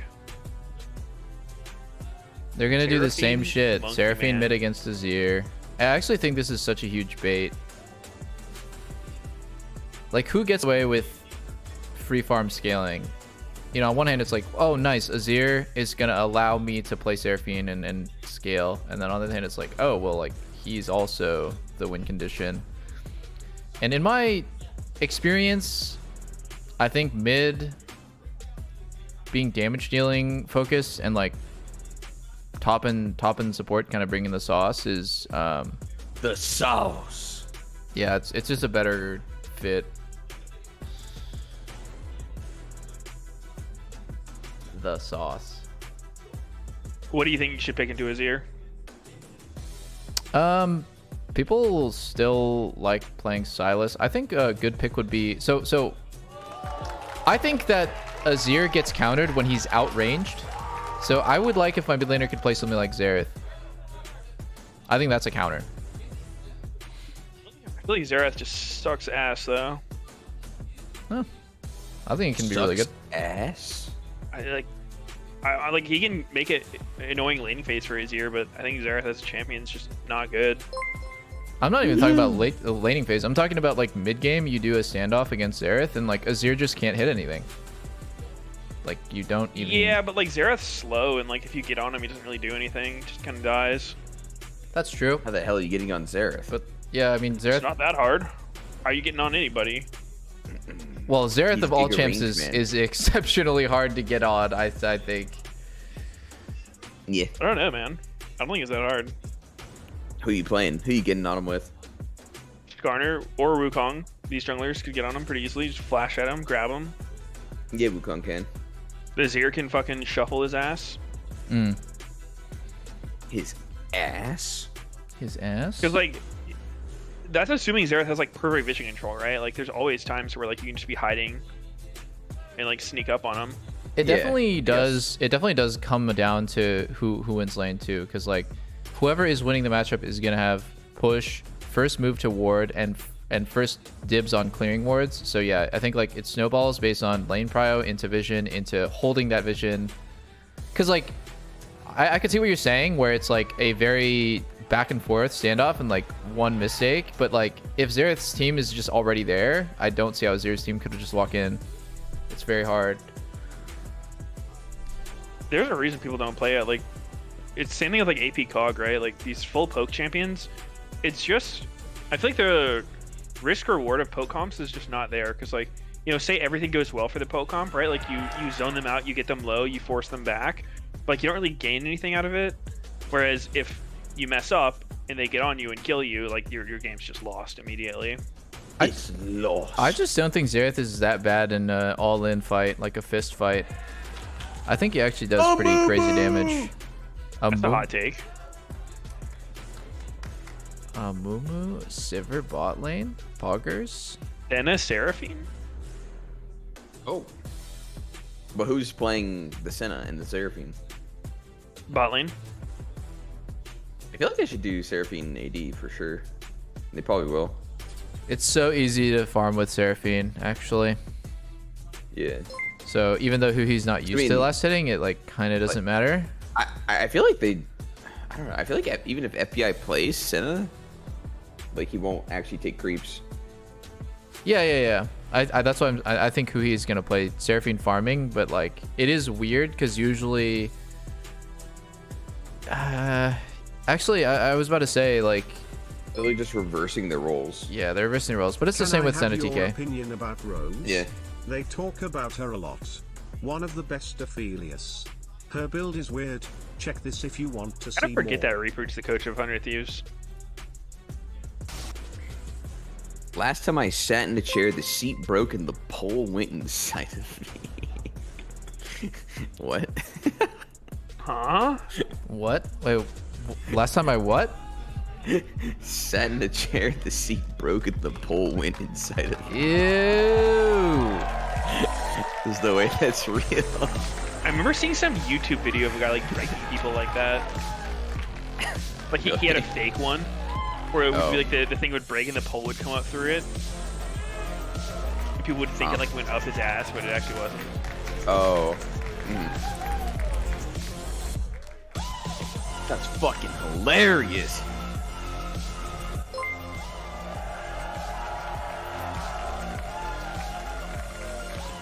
I like this song.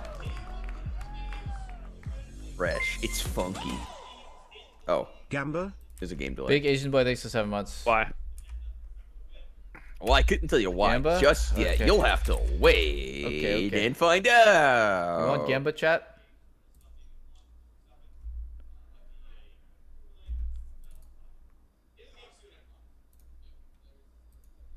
Oh, that's a nice blurry ass camera. You saw that? Mm-hmm. Is Bjergsen just too sick to be on camera? Yeah. What's up with the Grant? That's Thanks for really 4 months. sick.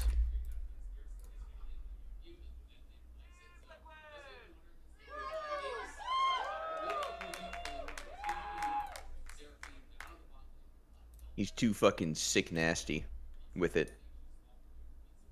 Mm. He's too filthy.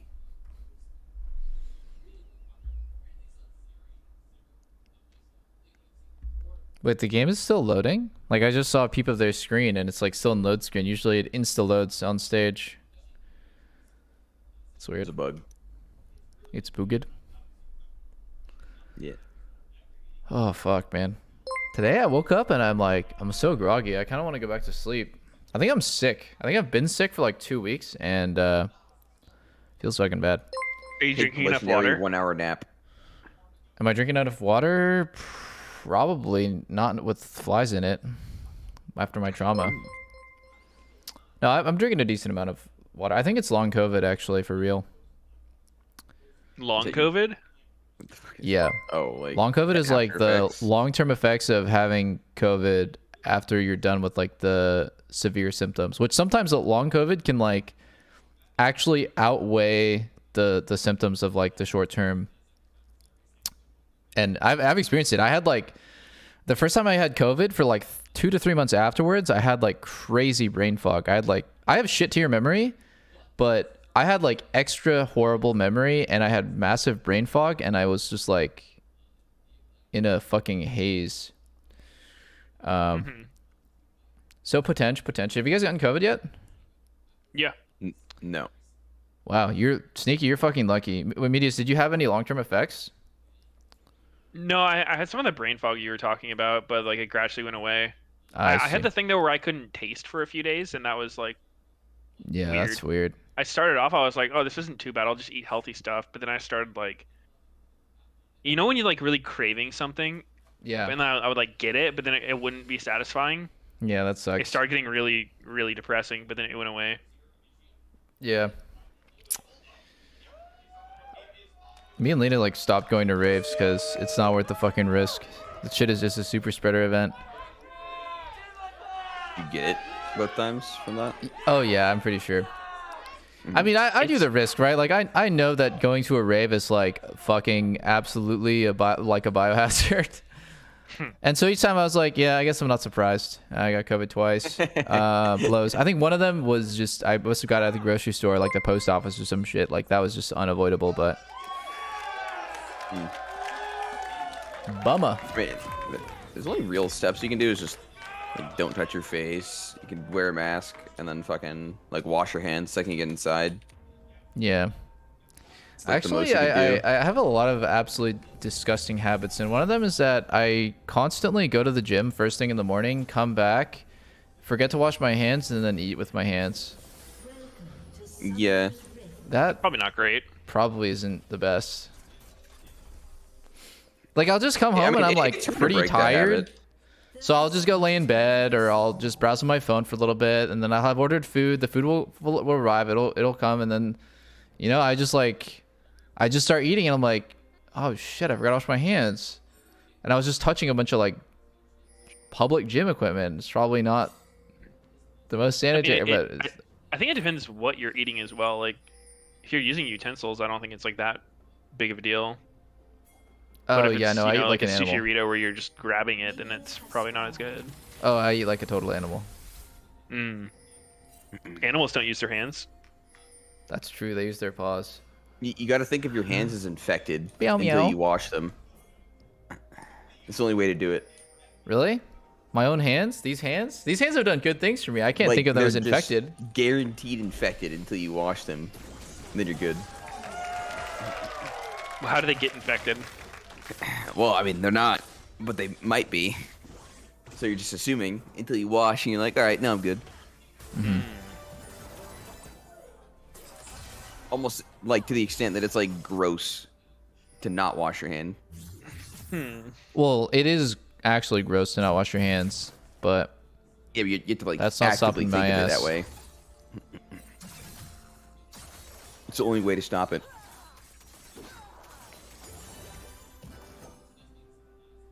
True.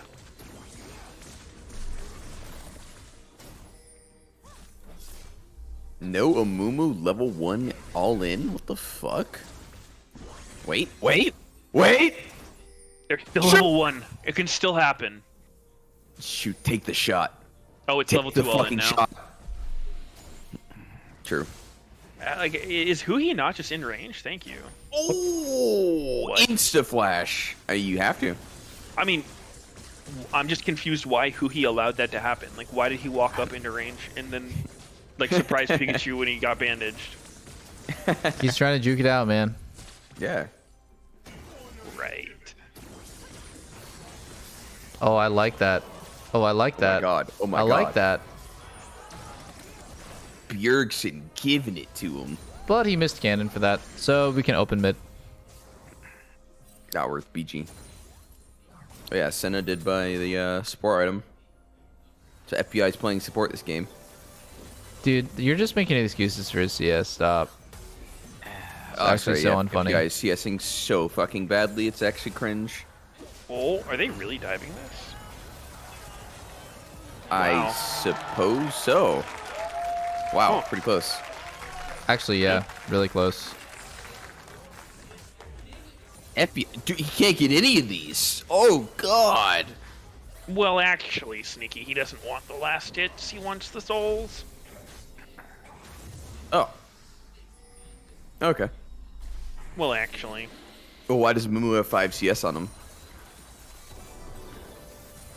Oh, Mumu wants CS and Senna doesn't? Doesn't really make any sense, bro. Oh, you wouldn't get it. I wouldn't get it. Okay. 80 carry brain. Dude, full HP Seraphine gets shot by a bandage and fucking dies. That's so weird. Dude, that is so weird, champ. But it was pretty PogChamp that TL went for that dive.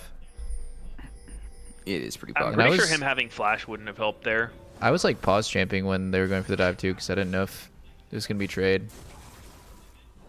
Yeah. Those are my emotions as well that I went through. I wonder if like in hold that thought. Jurgensen making the Lazier look kind of busted. Do you think that like if you say that something's really poggers in 5 or 10 years, it's gonna be the same as like a holy shit. He's just absolutely shitting on Abadage. This is why Bjergsen couldn't be a coach. He's like, I'm watching these fucking amateurs. Yeah. Well, actually, yeah. Because you It's know good when he Bjergsen was came back. coaching Power of Evil, it was Lee Sin mid versus Akali meta. the meta was Lee Sin mid, TF, and Akali, and Literally Bjergsen's whole champion pool. Well, no, but he was watching PoE play those champs. Yeah. And yeah, enough said. But yeah, do you think that in 10 years, if you say poggers, it'll be the same shit as hearing someone say like that's so rad, or like you think it'll be like super out of fashion and you'll be able to tell what generation we're from? I think decent chance, but like there are some things that like last that like LOL or like LMAO. Those things aren't really like considered old. Is it? No one's like, Lamau? oh, you're such a boomer. You said LOL. Lamau. That's true. People still type that. I'm just wondering if like I'm gonna be that dude 70, 80 years old talking to my fucking some grandkids somewhere. Be like, yeah, that was pretty. I hope I don't say that, honestly. That's just cringing thinking about it. Like me being like a old guy calling stuff poggers. But I want to be that guy. You want to be that guy? Yeah. Talking about your butthole still, even though it's like fucking wrinkly as fuck. Whoa, whoa. It's not get carried away here. What did I just hear? Does your butthole get wrinkly? Oh, dude, they're just getting abused. Someone call Is this a 911. bad matchup, or are they just like griefing it? I mean, they're getting hit by a Mumu Q. Well, it's a hard one for sure. Like, but if you play perfectly, I think 100 Thieves will be fine. They just made one mistake, right? They got their flash blown. They started getting zoned. They started getting the wave stacked on them. I think a dead even situation was ideal for them. Keep the wave in the middle so it never gets stacked up, and don't get your flash blown unless it's a trade. So that was their win con, but they couldn't do it. Couldn't do it. I mean, I know that feeling. There's so many matchups where you should technically win, and like, if anything goes wrong for you, it's just super miserable. And I think like one great example of that is like any Kalista matchup where it's like you have the counter, right? Like it's like you're playing versus Kalista X, and you're playing like a higher range bot lane or a bot lane with like better scaling. It's like, yeah, it's a winning matchup if nothing at all goes wrong. It's like so frustrating when something does. Yeah. You're trying to snowball and it just doesn't work. Yeah, it's like you know that their win condition is to go crazy, but like sometimes there's you just get outplayed. Oh. Get out of there, Mr. Whip. Huh. Oh, they really just get Herald, okay. Yeah. Just watched him take it. Sure, I guess. I mean, I think it was like the fact that 100 Thieves had 5 there and Sivir's hitting bot for free.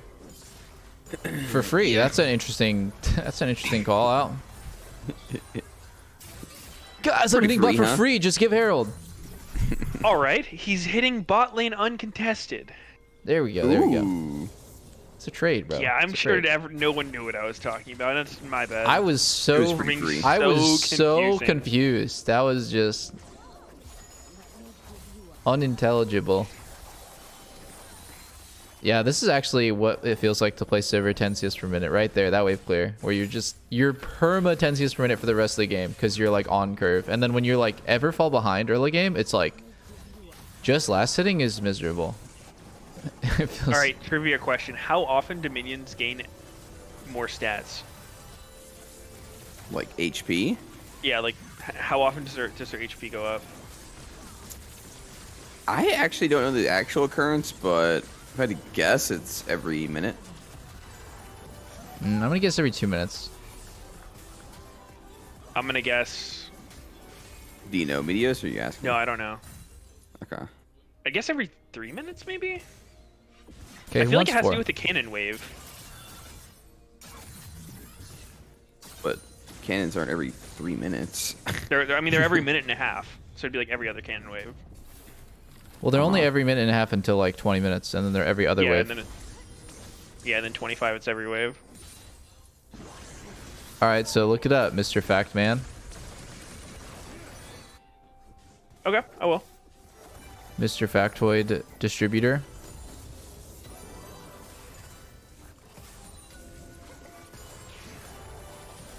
No, he missed cannon for that. Hoo-hee, come on, man. Like, focus up, dude. Focus up. We need you to get to Ludens. I'm waiting for this answer from Meteos.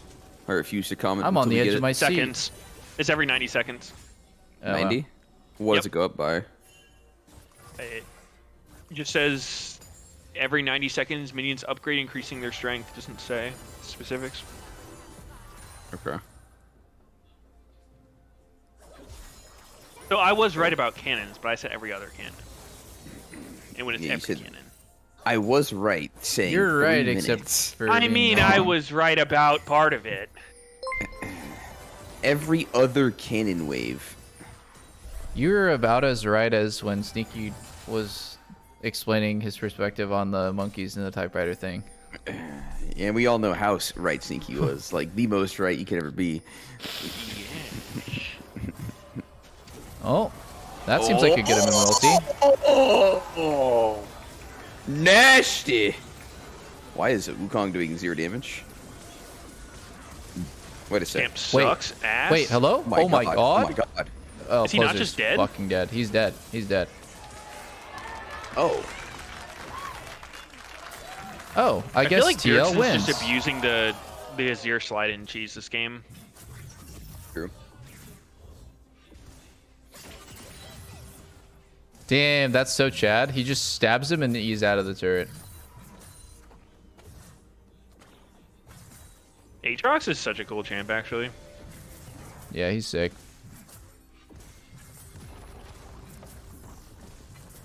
Yeah, this is, I think this is just 100 Thieves getting outclassed. I feel like this is a really, really, really bad time for 100 Thieves to start showing weakness. You know, the fucking, like, the timing of his rework was so troll as well. Mm-hmm. Why? Because he was just the most out of meta champ, and then randomly he was just the most busted champ on the same version. Oh, and then yeah. they threw a rework into him. And then he was the most broken shit ever. What did they do to his Even ulti harder. that nerfed? I remember his ulti was way more broken on release, but like his ult was like the revive thing. it was so, like, the it's same ult, revive. Oh my except it had god. revive at the end, yeah. Oh my god, I totally forgot. That was ridiculous. Yeah. He like was fucking nasty goes as into fuck. his like winged form where he just chills there for a bit and goes and like slowly revives you can himself. move around, yeah. Oh my god, Crawls on the ground. that was so sick actually. Like thematically that was really cool, but like playing against it obviously everyone got 8s. Yeah, it was broken. Yeah.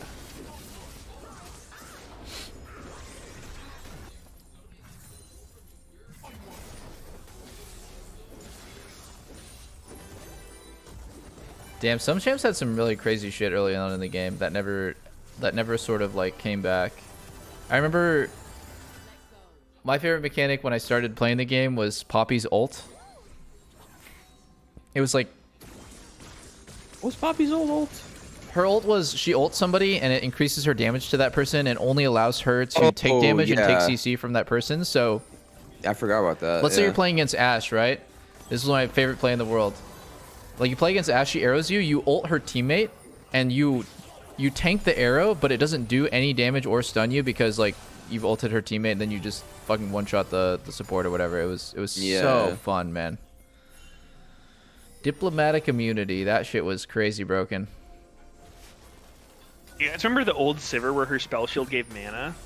Dude. Whoa, those are the days. That was wild. That shit was bussin'. That was. Thank you for that. Yeah, something like that.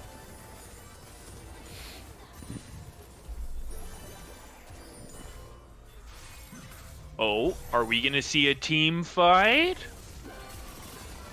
Yes. Oh, nice Seraphine ult. What Looking the decent fuck? for 100 Thieves. Is 100 Thieves actually winning this? Oh my god. Whippo's kind of going sicko. Bjergsen's here, full HP. That was. Has Yo, flash. Bjergsen died. Bjergsen is Interesting way 4 to flash levels. there.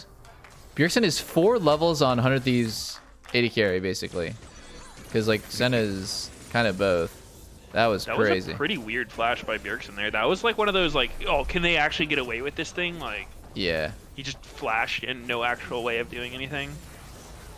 Yeah. Yeah. Well, did he not blow FPS flash off it? No, he flashed after FBI flash. Oh, I see. I think they just assumed they weren't gonna fight it. Oh, Core's bandage. If that bandage hit, that would have been so fucking thick. Oh? Yeah. Well, he did hit it. Yeah, but like. No follow up. Bjergsen's got pushed. EQ got pushed. Oh, I think he really? meant to do it and shuffle off that. I feel like that's what he wanted, but oh yeah, you're right. That was.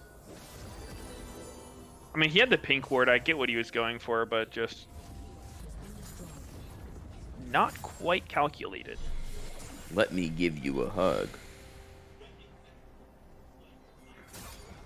Amumu Amumu support is seems really strong to me. Yeah, it is. It is. If if enchanters weren't the meta, then I think a Mumu support would be in almost every game. And I think it's really cool actually that someone somewhere, probably Korea or China, came up with the Mumu support, and it's actually insanely good. Wasn't it Tyler 1? Yes, it was him. Yeah, I actually think a Mumu support's like my favorite shit to get on my team in solo queue. It's just so easy to play with. Yeah, it's really strong. And they're always down to just run in, kill themselves to start the fight. I love that there's people who actually think it was Tyler 1. I mean, of course it was. Dude, it was Tyler 1. Like, you're actually getting trolled if you think that it wasn't. Mm-hmm. I saw him play Urgot support the other day. Well, that's not caught on yet in Korea, but I think it will. Sounds pretty broken. Think about it, dude. The ulti, it's just... What about Aatrox support? Insane catch tool. You're just farming innocently. All of a sudden, a big fucking meat hook stabs you in the ass. Meat hook? Yep. What do you think stronger, Aatrox support or Urgot support? Urgot for sure, no? Probably Urgot. Urgot's a flat 25% execute from fucking 1k range. Like, that's already inherently more useful than Aatrox with 0 items. Aatrox can knock up your whole team 3 times in a row. Oh, yeah, dude. That's totally gonna happen. It's potential. You ever saw the Shy? Theshy? I have seen that she's a Mumu. It's quite something. No, his Aatrox. Can you click on Senna? I want to see her souls. Okay, I got it. Oh, fuck, I accidentally paused. What time are we at? What time are we at, guys? I accidentally paused. I'm not even kidding. What do you think? Fuck, I accidentally pressed my sticky keys. Tell me the fucking time, bro.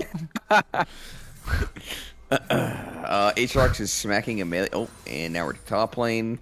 Stab. Give me the time, you bitch. Oh, we're looking at Santorin looking at bush. I'm gonna fast forward. I don't care what you think. He's in the bush with the core. He's moving. Oh shit, where's he going? Slithering toward bottom lane. Oh, he flashed it and he grabbed him. Oh, he's grabbing. All comes down. Can somebody get out? The big meaty claws. Oh my god, Han Solo kills his ass on the way out. The big meaty claws? Where is big meaty claws from? I feel like I've heard that. No idea. I feel like I've heard that. No, Sneaky, is that SpongeBob? He knew that. You just got baited, Sneaky. Oh fuck. I don't know why I don't remember this one. This is one SpongeBob that I like. It rings a bell, but like I don't remember what episode. I cannot believe that. It's the Band Geeks episode? Dude, I actually recently watched that episode. It's a guy on the train. He's flaming Mr. Krabs about his big meaty claws. Oh yeah, and then Mr. Krabs squares up with them. Mm-hmm. Oh shit, that was a good one. Big meaty claws. Oh shit, I am actually so fried. I say that shit all the time. Really? Dude, are they not gonna get the local gold? Wow. No, but you can support your local. Dude, that's gonna be your fucking old grandpa boomer moment where you're quoting SpongeBob at the age of 80. Dude, I don't give a fuck. If I have kids, I'm having them watch the classic SpongeBob seasons. I don't. Dude, how is that not just good entertainment? Yep, that's your boomer. I think Band Geeks might be one of the best episodes of television ever. It's so good, man. So good. Literal chills. Is mayonnaise an instrument? No, Patrick. Horseradish is not an instrument either. Wait, is he going for second one? Going for seconds? Oh my god. Holy shit, Whippo's getting in there. He almost hit a single Q. Wait, Koryeye with an amazing little... Oh, someday! Oh? Holy not shit, good. that was not one good. of the Not shambles good. of all time. Oh. Wait a sec. Wait. Oh. This is such a back and forth fight. Wait, Seraphine is... Hunter Thieves is hard winning somehow? Seraphine is giving 5,000 HP value per team fight? Who would have guessed? Not the designer of her, that's for sure. It's that. Fuck Seraphine, dude. Wait, hold on. Let's see this heal on everybody. Oh wait, never mind. I thought the Skarner Spire was like her W circle. Yeah, that was weird.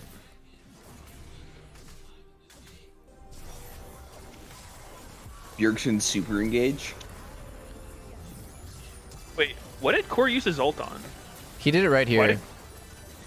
Flash ulti too. Oh. Wait, why did Abbedagge get stopped? Wait, what? That's a bug. That's a remakeable bug. You're not. What? The hell? Did he just not hold it down? No, he was riding.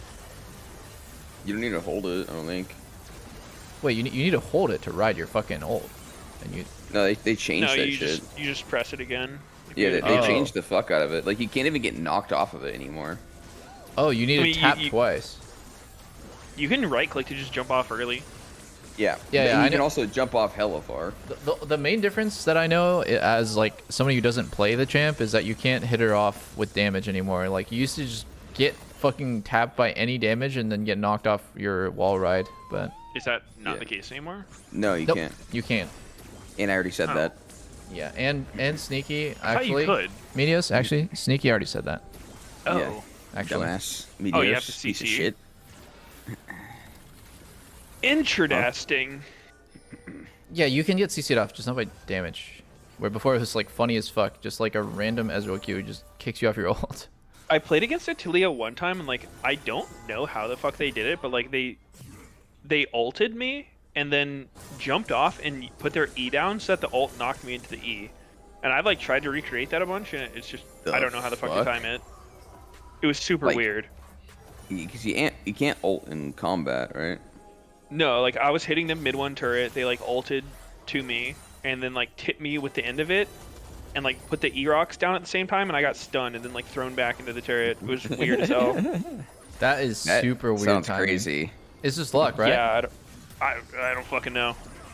Hold on, I actually had a crazy theory. Wait, what? Abbedagge? Why did he flash? Why did he flash? He was never gonna live that in a million years.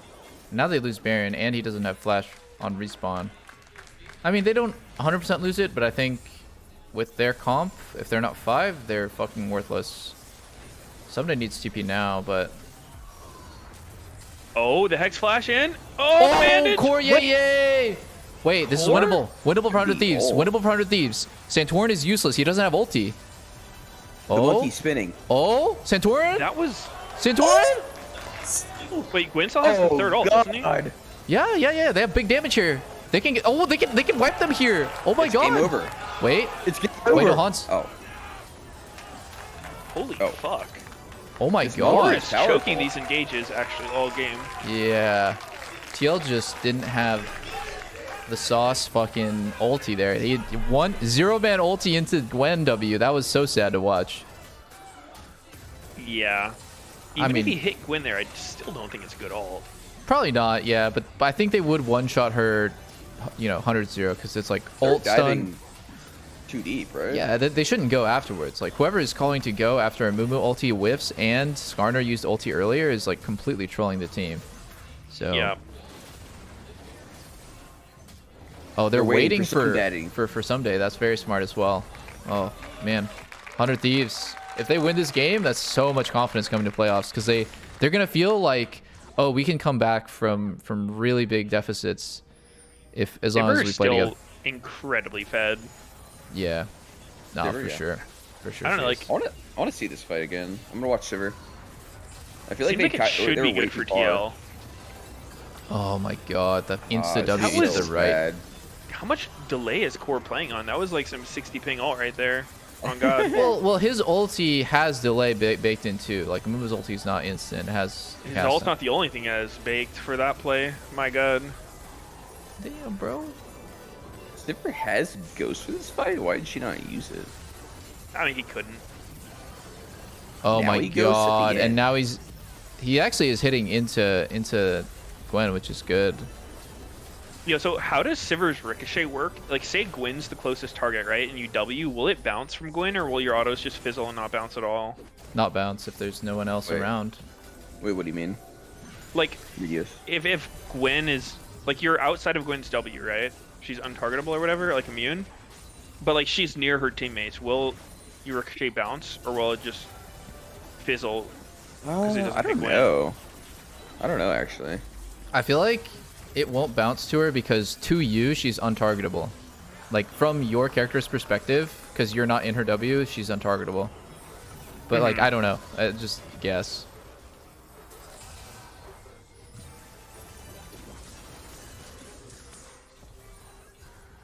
I think this game really just I think they just end. Just end bot. They're pushing here. Oh, are they resetting? Okay. If 100 Thieves wins this game, it just is really going to speak to how broken Seraphine is, because there's no reason why they should be in this game. I mean, mid got completely turbo fucked. Every lane was actually turbo fucked. Oh! Oh. Erickson paused at 100%. Oh, God. Burgerson, man. Dude, fuck. FBI Z key broke. We need to replace his keyboard. Pause. Yikes. It's actually Yeah, jammed. actually recently, I key binded all of the different things. Have you guys done that? I should, but I haven't. Like, I mean, like, on the way, assist, fall back, all different hotkeys. Because, like, doing the wheel is so grief. Like, I swear to God, it just does the wrong one half the time. Yeah. I only have Feels so much better. this area is warded, and give me your address. Those are the only two things I have. Oh. Wait, what are you gonna do when they add fucking 8 more pings? I don't know. Okay. Shift modifiers, maybe? Maybe you're just gonna have to buy one of the top of the line Logitech mice with extra built-in buttons for your gaming satisfaction. Oh. I just came. Thank you for that. I know. And that's the only brand that does those? Holy shit, wow. That's crazy. They do them the best, Sneaky. Did they say what all the new pings are going to be? No, they just showed like a preview. Oh. They didn't specifically talk about each one. I see. There was one that said like harass, one of them said freeze, one of them said push. Harass ping? A harass ping surely is not going to get abused. Well, dude, you know, I thought about it. Like, they were showing the question mark thing, like, so pinging question mark on someone who made a good play. And I was like, oh, yeah, there is kind of room for, like a PogChamp ping, like, some form of, like, excitement, like, good job kind of thing. It's like emotes in Hearthstone, though, where it's like, no matter what it is, it's just going to, like, get used in a stupid-ass way, you know? Like someone's feeding their lane, you're spamming good job on them kind of thing. Like... That is totally what people are gonna do, man. Yeah. That is totally what people are gonna do. And like people are gonna spam freeze on someone who's just like in spawn, like coming back off of a death. Oh, like in Rocket League, what a save when they miss it. I mean, for sure, but like I think it's better to have more expressive like ways. Rather than as be long super as one limited. thing says jungle diff. Dude, if Riot sold like emotes that was like top 80 jungle support mid diff, oh my god, I would pay like $50. I'm giving them a crazy idea right now. This is money machine, infinite money glitch. Infinite cash. Dude, sell the fucking support diff emote right now. Toxic emotes. I'll buy a gold-plated one so I can spam it. Oh. Yo. Yo! Yo! Oh my god. The charm. But where's the damage? Oh. Yo? Oh! Sivir did a lot, but Bron's is just it enough? not able to hit or what? I mean, he hit at the end. He's not able to hit a lot, though. Dude, can someone look at how Bjergsen died? I didn't see. He was 1 HP, he EQ'd out. I thought he lived, but he actually died at the very end. Was it to Leandries?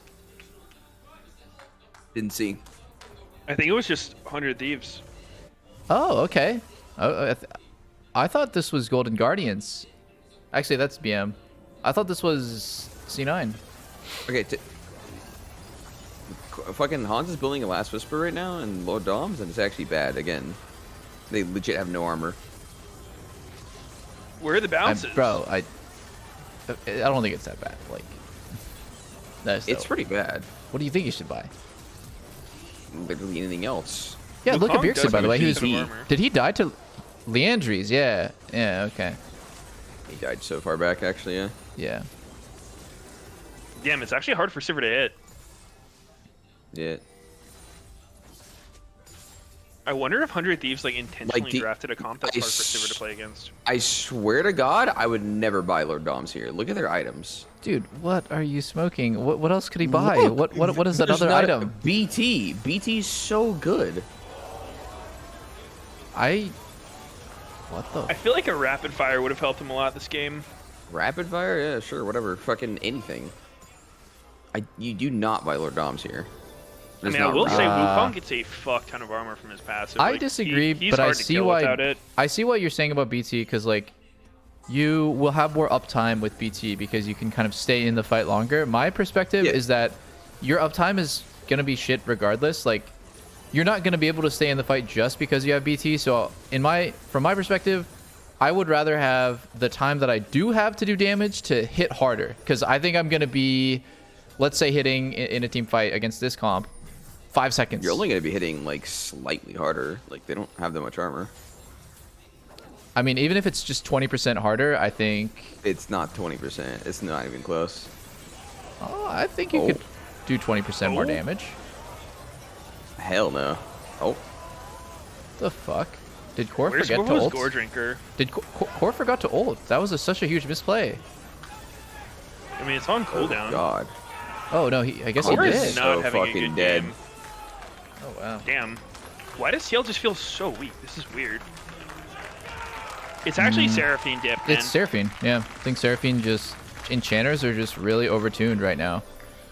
Every single one, you know? That's why you see Yuumi, Lulu every game, Karma, fucking now you see Seraphine farming. I mean, Seraphine was actually meta a couple weeks ago and then fell out of favor because people were kind of afraid to play Seraphine against Zeri and Sivir.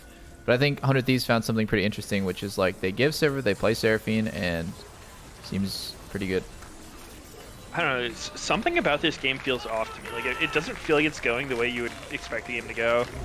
I mean, I guess 100 Thieves does have a shit ton of dragons, so they're just like they have more stats than normal, even before the soul. Like just a super fed Sivir doesn't seem to be getting much done. Is Senna's E like super good against Sivir? Does it keep the ricochet from finding targets or something? No, it doesn't do you that. Don't need vision. Yeah. Did Core ulti? I'm trying to see here. So he does stopwatch there, and then I think his ulti fizzles, so he like dies. Let's see. I could be wrong. What is Hans doing there? What the fuck? I think he did it and like only hit Wukong. Yeah, it only hit one. That was a real Hans bummer. actually auto-attacked Pinks more than champions in this team fight.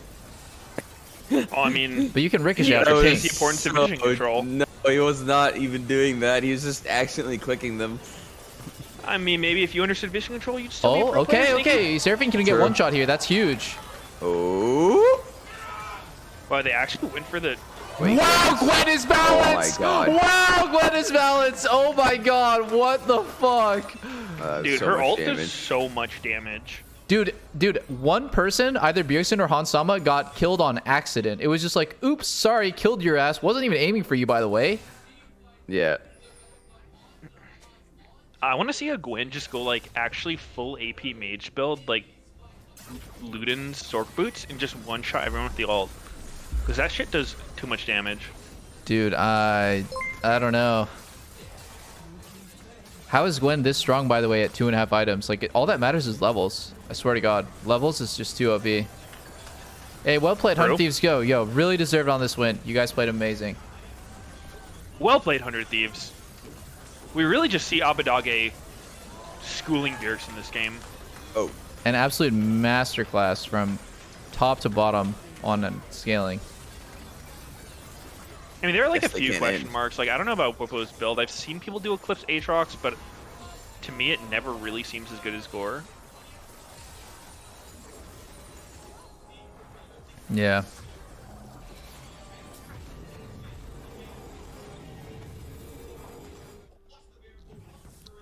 It Very is weird game, though. so nice to have the triple Infernal House of the Dragon coming soon on HBO Now.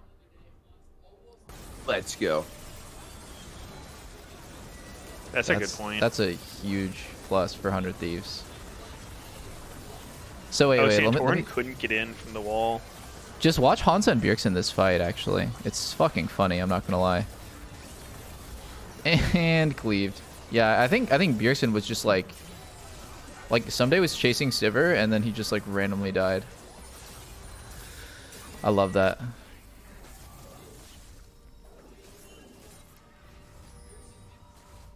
Oh, he's definitely going rapid fire now. Yep. El Rapido. Nope. Wrong. Oh. Mortal. Mortal Reminder. Oh, okay. Yep. That's true. Is that? I didn't think about that. Is Mortal still the same, where it's like 3 hits? Yes, I think. It's so fucking bad. 3 instances of damage or some shit like that. It's so useless on Sivir. It's like you're trying to bounce across their team, and like you'll literally never get the bonus on anyone that isn't the main target. Yeah. Whoa. If they can just stall with Sivir Azir until the Elder, then maybe they can also bring the House of the Dragon themselves. And maybe they can also get a soul. Ooh. Have they showed Senna stacks at all? Probably. I haven't seen it. I haven't really been paying attention to it, but whenever I want to see it, they're not showing it. I tried clicking it earlier. It didn't do anything. Might have even stopped the video. I low-key am just like spastic with my clicking when I play any game, and so I'll just like sometimes click and pause the stream on accident. Is it because your APM's too crazy? I think it's. I actually have like restless. I have like some sort of like. I just have like massive fidgeting and like restlessness. Like I have restless leg syndrome where I'm constantly shaking my leg and I don't even notice it. Like I'm sometimes shaking my legs so fucking hard that like it rocks the table, or like when I'm chilling in bed, like Lena will fucking put her hand on my leg to, you're shaking the bed. Yeah, I don't even notice. It's just something I do automatically. And then like when I'm playing games, I'm like constantly fidgeting and like you're tweaking. I'm a tweaker. I could be like on some shit. I don't even know what's in my coffee. Drugs. Caffeine. Is it anxiety related? No, I'm totally chill right now and I'm shaking my leg like crazy. If you take deep breaths, do you still fidget your leg? Because I did that too. Like it was something I did for a while, but I feel like I started paying more attention to it and trying to like not, and it's gotten a lot better. Nah, I don't think it's really related to stopped anything. doing it. It's just been that way literally my entire life. Like I have countless memories since I was a child of someone telling me like, "Yo, stop shaking your leg." Like it's like a fucking 25-year time lapse. And I don't think it's really related to anything. And it's definitely not ADHD, because Lena has ADHD and I don't have any of those symptoms. Literally, Dude, like that none of them. so much HP. Oh my god. It's so tanky. 17k. Do you think it burns calories when you shake your leg? I wish. Dude, I always struggled with like being overweight when I was a kid. I was like, how come I fucking shake my leg perma and there's, like I'm not burning any calories? This is like useless. Yo, look, Bubba's got a sick flank right here. I think this could be a wait. Oh, never mind. He's just gonna die. He's so squishy though. Like he actually never can't mind. do anything. Dude, yes, Gwen, run. Dude, oh Gwen my ulti God. 90. Like what the fuck? Nice game. Yeah. Oh my god. Oh, Abadage Penta. Oh. Sivir's actually just doing nothing. Yeah, this is such a weird game. Like, Whoa, who would have actually guessed that the problem isn't Zeri and Sivir, it's every enchanter making those super scaling champions unkillable and turbo fast. Huh. That's weird. I mean, you're not wrong. It's like, you think about like broken ass champs like Zeri and, or not Zeri, Sivir and Azir, right? But like, what actually feels broken this game is like Gwen and fucking Seraphine, because they have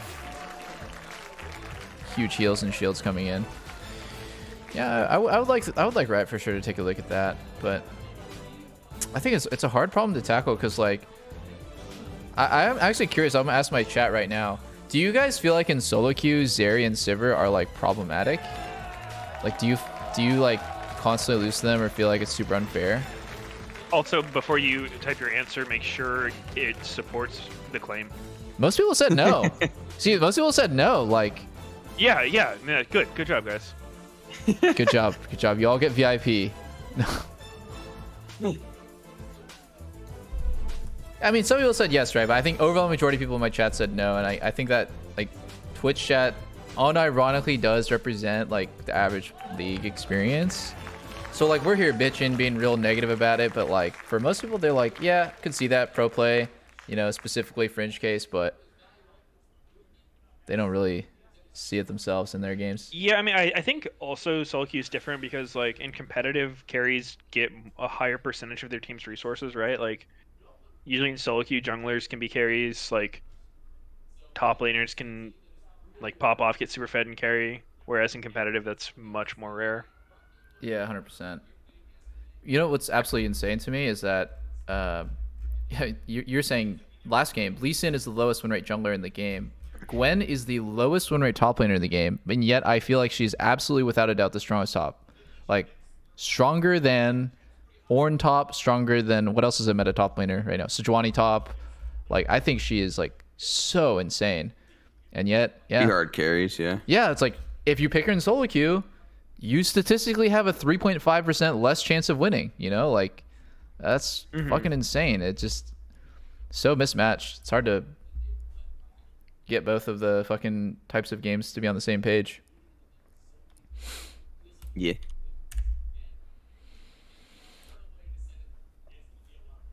Dude, I'm gonna get a nice sideball.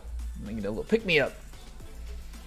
Wait, what was your point about Zeri Sivir? Were you trying to say the enchanters are the problem? Yeah. I think those champs are definitely aids in competitive, but it's like made 3 times worse by the fact that it's just enchanters that are broken and synergize with them specifically.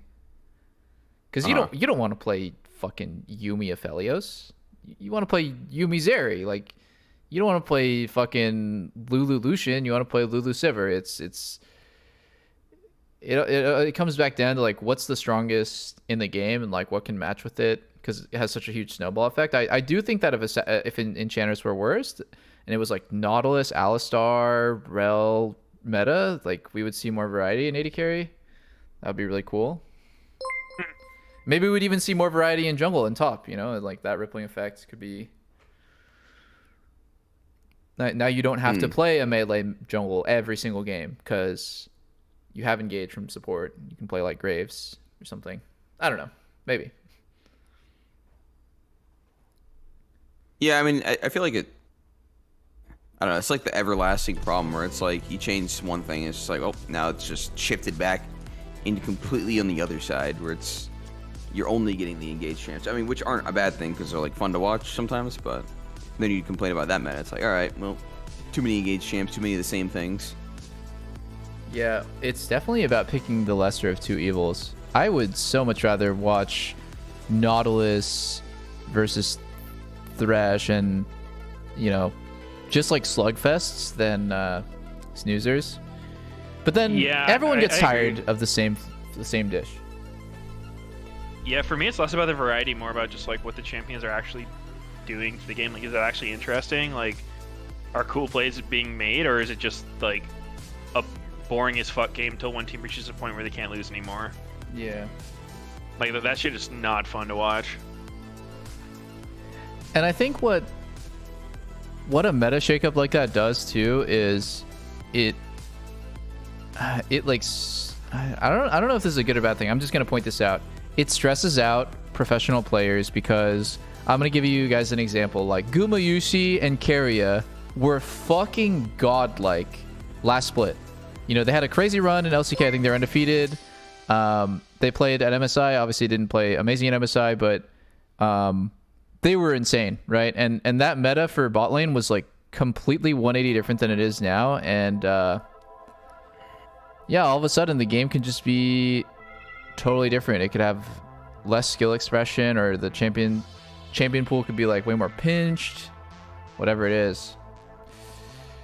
Could just not be your meta all of a sudden. Your career gets fucking derailed. And what about that? Well, I'm just pointing out it's pretty stressful for pro players in that way. Oh, it's like you could be on top of the world one day and just get fucked over by the patch the next. And I guess on the flip side, you know, you could be in a slump and the patch could bring you out of it, but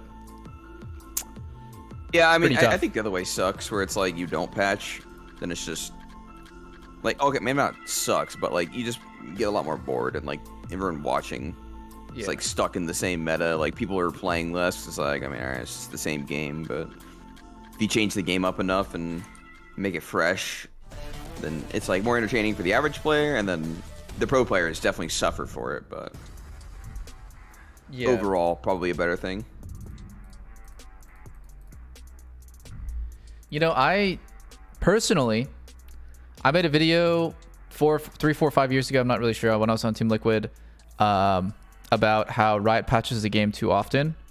And like, I still stand by that, and I think the game should change. I think the game should change pretty significantly every 6 months, every year. Totally great. But of all the games I've played, League is the one that changes the most. And because it's so status quo, people became used to it. They became like, well, this is just how it's been since season 1. Every 2 weeks there's a patch. Every month there's like a new champion or like some new mechanic. And it's like, I worry that it has the same effect as Fortnite, where the game changes so drastically so often. It's like, it's actually a detriment to the game. Because that's like, when you don't have that much time to fine tune stuff and like quality control, it's how you end up with like horrendously broken stuff. And you ship out changes too fast, and then you end up with 14 hotfixes for Zeri in 10 patches, which is fucking hilarious. And you know, it also is just harder for the regular average player to keep up with the game. You know, I fucking play the game every day, man, and sometimes my chat tells me there's a new patch today, and I just groan like, fuck, now I have to go read the patch notes and I have to do some more testing. It's like, dude, I play the game more than like most people, but I don't think it's that great. And then, you know, on the counterpoint, it's like, oh, it might get more boring because it doesn't change. But, like, I'm not sure about that, you know? Is Counter-Strike Go and Valorant boring because they change the game every 6 months? Well, I don't think so. That one feels different, I guess. Like, just in terms of the gameplay. Like, the way you play those games feels a lot different in terms of that, because like, there's not like a meta necessarily, right, with that. I mean, obviously there's a meta in the gameplay, but like the same champs getting played the same way every game would get way more boring than like the same gun getting bought, right? Yeah, I can see what you're saying, but Dota 2 has major patches every 6 months, and or maybe it's every 3 months. It's every 3 or 6 months. Somebody who plays Dota, I'm sure, is gonna say it. Did something recently where they were like doing the more frequent updates. I think they switched off that because everyone hated it. Really? They copied League, thinking that like League's more popular. Maybe it's because they changed the game so much, and then they switched it back to their original Ice Frog design every 3 months, I guess, or 6. But like, anyways, Dota. My point is that Dota doesn't change very often. It's one of the most strategically diverse games in the world. I think like 80% of all of the heroes in Dota get picked every single TI, something like that. It's really diverse, you know, because, well, I think they just did a good job. Everything is kind of overpowered, but I don't know. I'm gonna fucking sound like a broken record, but I really liked the meta before the durability patch. I thought that was sick as fuck. Felt like a lot of stuff was viable. Like, what did you guys think about it before the durability patch? I liked it a lot better after the patch.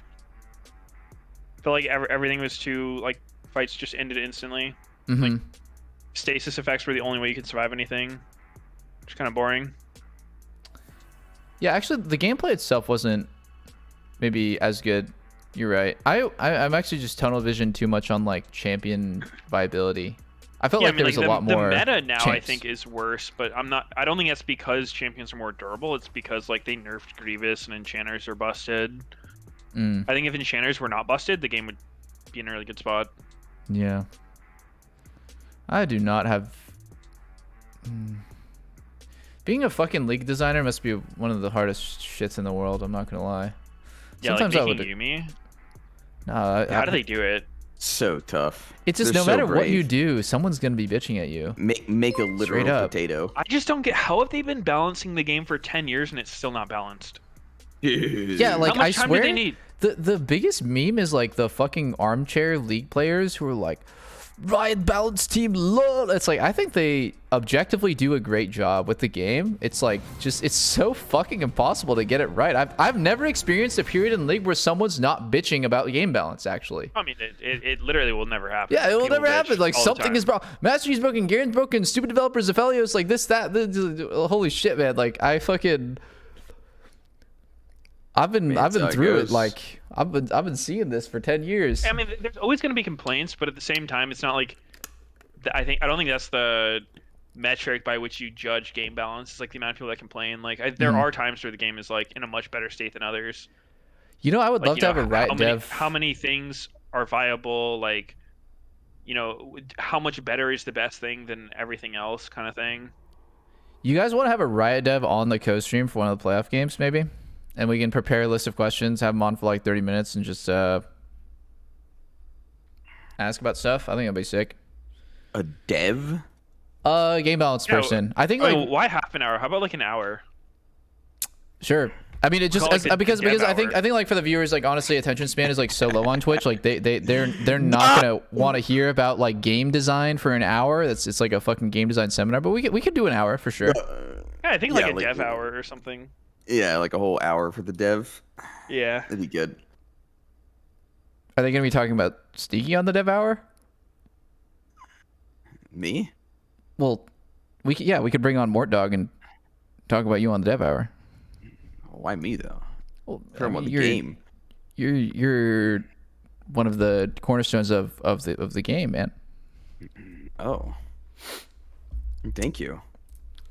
Yeah, no, we could totally do it. Actually, I'm gonna ask a couple people and see if it's possible. I think that would be cool. You guys have to do some homework though, because we can't come unprepared. Homework. Oh no, it's a nightmare again. Come home, have to do homework. It's doomed. Bro, we can't just show up and wing it. We need to have a list of talking points, and we need to have them pre-approved by our daddy Riot. How do you feel about Riot's current game balance philosophy? Do you like the patch cadence? How does it compare to Dota 2's patch frequency? Did you see how their recent patches went? How do you feel about that? Sneaky, you're corporate speak, man. I think that you're working McDonald's. It's not an office job for you. It's a fucking drive-through window. Why is that? You don't like my questions? No, those are great questions, Dan. Thank you for that. You're welcome. Hey, what happened to Meteos, by the way? Someone said he DC'd. Really? On a stream or what? You get hit by lightning? Oh shit, is it raining? Dude, he went out and got thunderstruck. Holy shit. Jesus. There's nothing wrong with McDonald's, guys. In fact, Sneaky is probably the shift manager for Vulcan. Yeah, it's a great fast food place and a great place to work. Come on over to my local McDonald's.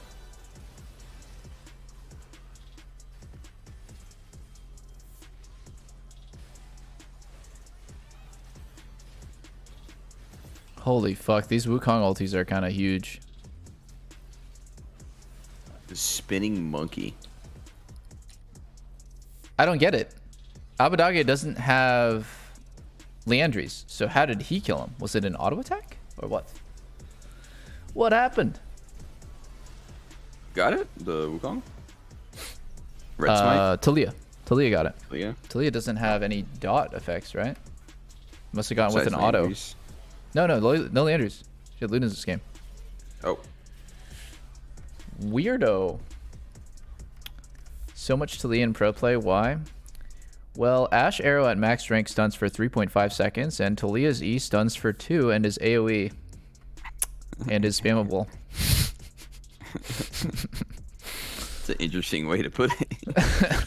So if you get a cross map arrow, you're getting about 70% more stun than Talia gets every single wave. Very nice. Apparently Abba did have Leandries. Oh, he did? Oh, my bad. I somehow missed it. Yeah, I didn't look. And I didn't ask. Couldn't tell you. Yeah, also true.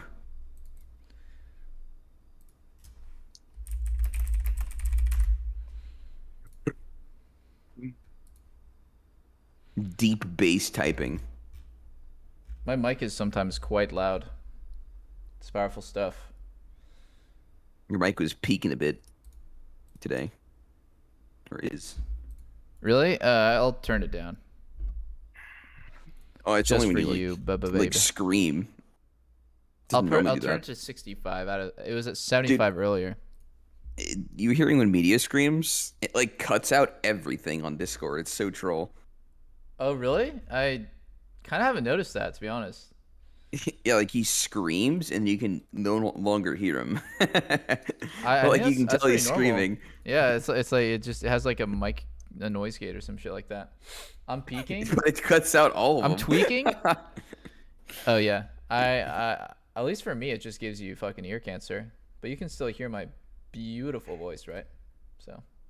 Yeah. What do you think is the best and worst part of League? In general? Yeah.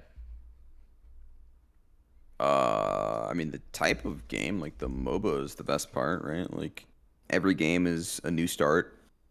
And fucking whatever happened last game doesn't carry over. And then just the type of gameplay is fun. Like you fucking like not even lane specific, but like you know, you start out slow, you build an advantage, having that advantage means something, and then being able to like carry a game through that and feel strong, I think is like the best part. Mm-hmm. The worst part being like, I don't know, shit that feels like bullshit.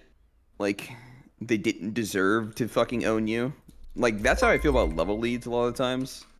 Where like in the past when junglers just get like literally fucking 4 levels on me, it actually just makes me so upset because I'm like, what did this guy actually do to get this massive level lead on me? It's like he actually just farmed his whole game.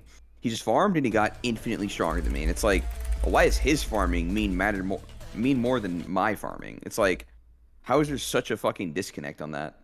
Like that's when I felt the worst about the game. But outside of You're that, reminding me of that clip where you're playing against Kassadin. Fuck, I can't find it. It's like top lane and you almost lost, and it Jhin made thing, Reddit. yeah. I can't find it. Yeah, actually. I was playing Jhin. I was against a Kassadin. He was like 4 levels down, 0-7. Could barely kill him. Almost killed me. It's like you're playing into his condition. It's like, I mean, this fucker's like literally feeding his balls off. Like the most useless piece of shit. Should I not be able to walk over him with 2 right clicks? I don't understand why you can't just fucking one-shot him in game, fuck his mom, and take his gamer chair. Like, there's no... he shouldn't even be allowed to breathe the same oxygen as you on planet Earth if he's feeding. Literally running it down, trying to lose, and he can just kill me. Without doing anything. No skill involved. Oh, man. That ain't fun. Hey, Meteos is kind of back, no? What do you mean? No, never mind. It was kind of back. Well, he's But back in the I don't Discord really- call, but... Oh. I was gonna say, I don't really know what else would be like the worst part about League. I mean, like the community could be bad sometimes. What do you mean? No, never mind. Kind of back. Well, But he's I back in the don't really- Discord call, but... Oh. I was gonna say, I don't really know what else would be like the worst part about League. I mean, like the community could be bad sometimes. Like, I've unironically thought in solo queue recently that / muting all is actually just a better experience, like instantly, before anyone types anything. Because most of the time, when I see people typing, just like, it's something that like gets me tilted more than should, because it's just the dumbest thing. Like people just typing complete bullshit, and I'm actually reading it getting triggered, and I'm like typing back, but it didn't used to be this way. Wait. When's the last time you typed back? Fucking recently. Some real stupid shit. Oh man, this is too funny, man. Yeah, you should have told me. You didn't say anything. Was it yesterday or was it the day before, dude? It wasn't that recent. We gotta find these games. Like, I gotta watch Sneaky Rage. Fucking terrorists, man. Fuck. Okay, we'll figure it out later. I agree with you though. As I've gotten older, I've actually started getting triggered at chat more. Like when I was like younger, I actually like it wouldn't affect. I wouldn't get triggered. I would just like fuck with them, you know. But like, I think the level of brain damage that people are typing is actually increased, and I'm like more sensitive to it or something. Yeah, I don't know what it is. It feels like it just got worse. Like, yeah, the level of people's annoyance. Yeah.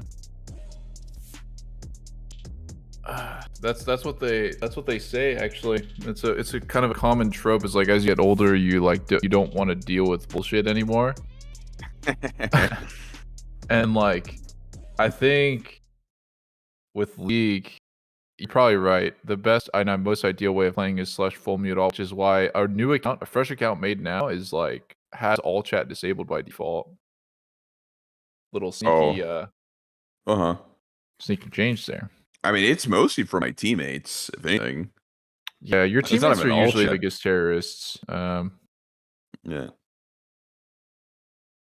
I think Meteos said it before. Like, I swear to God, in the past, it was like, you're not fighting against your teammates. You're like pissed off at the enemy in all chat, or like, you know, you get ganked and you're like, oh, fuck this guy. But now it turns around, like you get ganked. Oh, fuck my jungler. Really? I never really got mad at the enemy for trying hard. I actually play Valorant with. It's not trying hard, but like they've been just doing bullshit. Like, I would say the big example of it currently is Rek'Sai. Like Rek'Sai getting a nasty gank angle, like actually is upsetting. So like, oh fuck, man. Yeah, like, I agree. Like fuck this fucking guy. guy. Yeah. That makes sense. That makes sense. It was more of that. It felt like you're getting targeted by their jungler as opposed to getting griefed by your own jungler. Yeah, exactly. I feel that.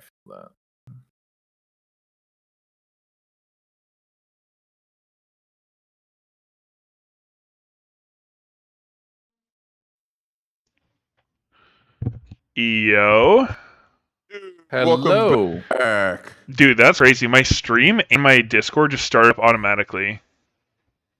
That happens when your internet goes out and reconnects. It's just me too. My internet went out one time, and it was like really scary actually, because Lena got super mad. Well, my stream ended, right? So I left my PC, and we were just hanging out, like watching TV, like nothing fucking crazy was happening, but like my stream turned back on. I got a bunch of Twitter notifications like, "Yo, your stream turned back on," but like no one's there, and I'm like, "Oh shit, that could have been fucking bad." Guess I got to turn off, and then Lena got mad that I like didn't turn off OBS because that's like her fucking worst nightmare. Lena double lift sex tape. Oh, that would be unfortunate. God, that'd be awful. I would not even look at it. You're fucking great, man. See it for free. I said I would look at it. You're fucking weird. Oh, it's less weird to look at it? I mean, I guess if you... I now make it a habit to fucking turn off OBS every time.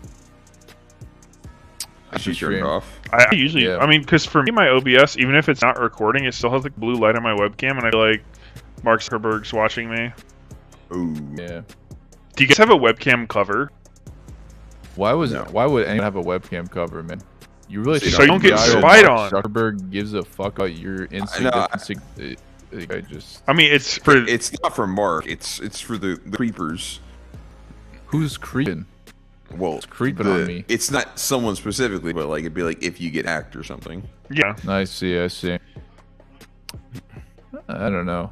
I would say the cover would be nice because you don't have to move your cam and like fuck its position all the time. I have a cover and it's super nice. But do you remember to actually put the cover on after you're done streaming every day? I mean, it's like it clicks on the top, and then it's a little flap that just covers the webcam, and then you just like lift it up. It takes half a second. It's nothing to remember. Interesting. I mean, I can see that. I have a weird sense of privacy that is not shared by like most regular humans. Like, I don't give a fuck. When I was doing my subathon, I was like fine to stream myself sleeping, and like Lena was really uncomfortable, and I didn't really understand why. She's like, I'm just thinking, like, you're sleeping, it's the same shit as always. Like, you're not like fucking revealing anything crazy. You're literally 90% submerged under the covers. And she's like, I just don't feel comfortable streaming on cam. And I was like, I don't get it. But sleeping on cam, yeah. But like, yeah, I mean, like tens of thousands of people are legit watching her sleep, right? And now with new context, I understand why that's super weird. But maybe it's because I grew up with a camera in my face ever since I joined CLG, so I just like don't give a fuck. Don't give a fuck. Then I had a hard time relating to people who did until some time has passed. True. See. How do you guys feel about sleeping on stream? Oh, I would prefer not to. Yeah, when. Is it a feeling of creepiness that people are just watching you sleep, or is it just like, are you afraid like some sort of crazy slip up where like your fucking dick falls out of your boxers and like the like when you're sleeping falls like, out of it like my dick falls off? You're detachable. You don't have a detachable one. Oh, the late invade. Yeah, I mean, I do think content's weird. Like, I mean, I think it's weird. Sleep. I mean, like, I don't like streaming myself eating either. Like, it feels weird. Like, there's no technical point in it. Like, why is anyone there? Like I don't like hate the game because I think like some people just are willing to like essentially pay me money to watch me sleep. You know, like I think it's absolutely. I would never watch someone sleep ever. I would They'd literally also rather probably watch pay to watch you do anything else too. Yeah. It's the same thing with like selling your used boxers, right? Like I wouldn't buy someone's used boxers, but like, you know, who am I not sell it? True. And like I think they're idiots for buying it. Are we but, watching XU legit get fucking high school bullied by River? Yeah, where is he going? So he got kicked out of his red. He started Raptors. Then he walked to his blue and got kicked off his blue. So now he's going back to his. Oh no, he's going to enemy blue. No, he's going for a big gank. Okay. Is this real? I do not think this is real at all, actually. So there goes his entire top side as well as his red. So far he's farmed one of his own camps, and now he's getting kicked off of invading. Oh my god! I'm actually cringing. I'm actually cringing. When does Wukong finish his full clear? Is it at around 3:15ish? So, that's usually about when your second camp's done. Yeah, the second camp's gonna get killed. No, I mean his whole jungle is full cleared by 3:25. It's a pretty good one. Damn, I haven't seen someone get fucked this bad in a while. I don't know if I've ever seen someone get fucked this bad, actually. Nice. Is Blue not just dead? I feel like Blue's just dead. What? How's he not dead? What is River waiting for? Madge right now. He's dead. I'm... Copium. What was that? He literally just wasted so much time not going for the kill. Or farming. That looked like a Blaze Olive was calling play and River's like, I mean, I guess. You know what's funny? I don't think River will end up massively ahead of XU because of the way jungle XP works. Because unless he can invade XU on the second respawn of all of his camps, XU gets more total XP since his second Raptors and like all those second camps come up first. It's so stupid the way that jungle works sometimes. Like you're actively being punished for fucking their jungler because like your camps aren't being touched. A little true. I mean, he'll be ahead, but I feel like it's the same as the Canyon Peanut one, where like you look and like 3 to 5 minutes later after the jungle fucking had occurred, the lead's not that big. Uh-huh. It's definitely way harder to do what you used to be able to do. Yeah. Like, get an insane lead, which I think is fine. Like, getting the insane lead's pretty dumb, because how much of that was River, right? Yeah. And I understand how much of that. it was his team? But His team you helped could him make get all that. You can make that same argument for any lane with jungle intervention, though. Like bot lane, you can get dove on a stacked wave and lose 3 waves and never, ever, ever get to catch back up. But how much of that was actually your opponent? Well, that's the opposite way, though. I mean, I think League in They're- general, they're like completely fucked versus not completely fucked, you know? Well, I'm just saying, like, if you get dove on a stacked wave bot lane and the enemy AD gets a double kill and you lose 2 waves, you never catch up. You can never by yourself catch up. But, like, I think that logic should be applied to jungle, where, like, XU literally farmed 2 of his own camps. I mean, it used to be that way, and the game was pretty cursed. Like, if your jungler was fucked, the game's over. Like, it's actually just G. Whereas this way, it's like, he comes back, he's obviously behind, but it's not GG. They can still play. Like, you'd rather have game states where you can still play after a snowball.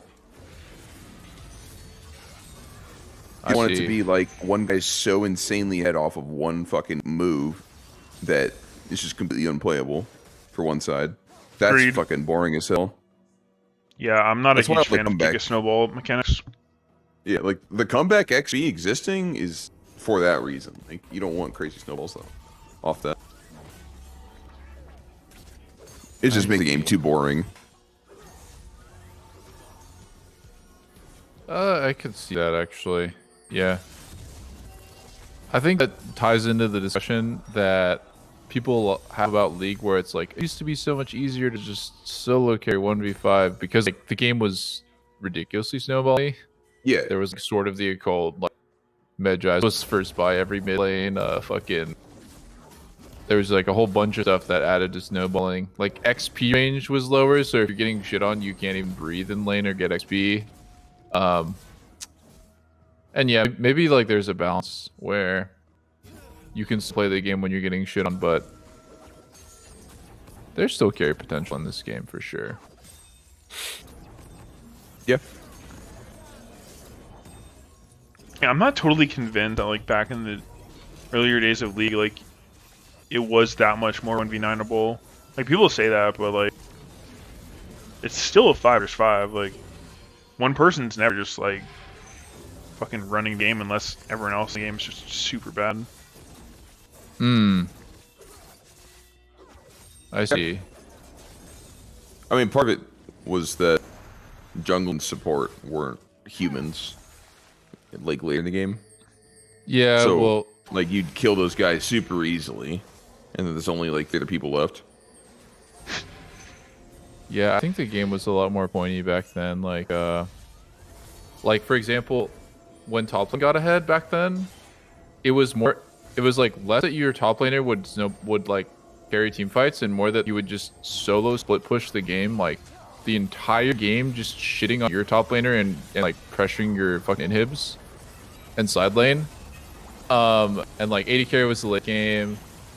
What are we talking? Because like, I feel like that only happened before people learned what teleport was. Because there's a period where people didn't really use teleport, and that's when they started being like way more connected. Oh my god, this fight's fucking close. Wait, dude, they got a ghost. They got can he fight? They got a Lysandra. Why did Licorice leave? Why did I Licorice swear to pick up God, the Licorice Herald? could have killed him. He wanted the Herald. Licorice, yeah, Licorice was like, you're fucking dead. I go Herald, but maybe you should have eyeballed that better. Those Lysandra ghosts are so fucking strong. Oh yeah, they're ridiculous. Especially if you're running Dark Harvest on Iram. Dude, true.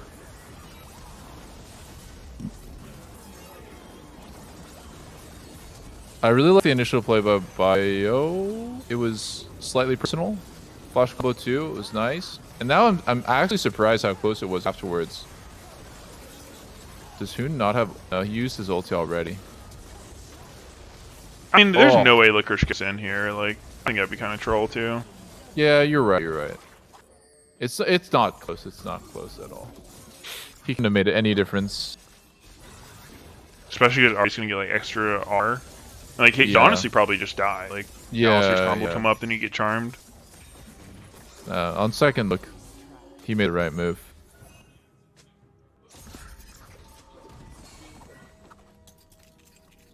I used to love this gun combo right here, and then I, over time, felt really like out of love with it. It's not. What's it's that so combo? clunky. I think like back to red white with Gale Force is really strong. Absolutely massive damage if you can like Gale Force in while channeling your Q, and then just keep hitting. And then I think Sniper's just like good by itself, but I think that like whole like Sniper turret, like put down the turret, get chakrams, like do like the fucking basically the combo you would do on Baron where you're just like permashing on them with it is it's not realistic. It basically it stopped happening for me. I can't tell if like I'm playing poorly with it or it's like you stopped killing people with Sniper. I stopped killing people with Sniper turret combo. Like it Oh. just Didn't they nerf it it? doesn't feel that useful anymore. The Well, the range gun nerf. The range mainly, yeah. I think it makes it way harder. Like if they walk into it, you can do a lot of damage. But you have to like if they walk into it, you have to like hit the Q and the R after. And get like all separate autos. It just for feels range. like every other combo is just way more reliable. Oh, Ole has no flash. He is a gone nut. Oh, is he? Yeah, he's a goner. Taking forever to die though. Jesus. Philios had blue, purple guns. Yeah, these are good. I like this one too. Most of Yeah, them but are like as fine, far but- as single target damaging, it's pretty limp. Dude, yeah. Honestly, I feel like the AD carries right now are probably getting so fucking tilted, having to play Sivir every game and then getting countered playing Yeah. True. Sivir, and then like they're getting flamed. Like they play the counter, and then they're like, their team is just like, why can't we just play Sivir, man? Like, why do I have to play the fucking counter? And then like the AD carry is just like, oh Yeah. man, I fucking hate this shit. Yeah, it's Yeah, really, that- really that's unfun. pretty bad. Oh, this was a wiper dig. That was such a bad dive attempt at Golden Guardians. What? yeah. Why does 'Cause Golden it- Guardians just look so fucking disheveled 24/7? Because they are. That's I what mean, happens when you're on a bottom tier team, man. It actually just comes with desperation. Like you don't know what a good play looks like because like it's a snowball effect of never having made good plays.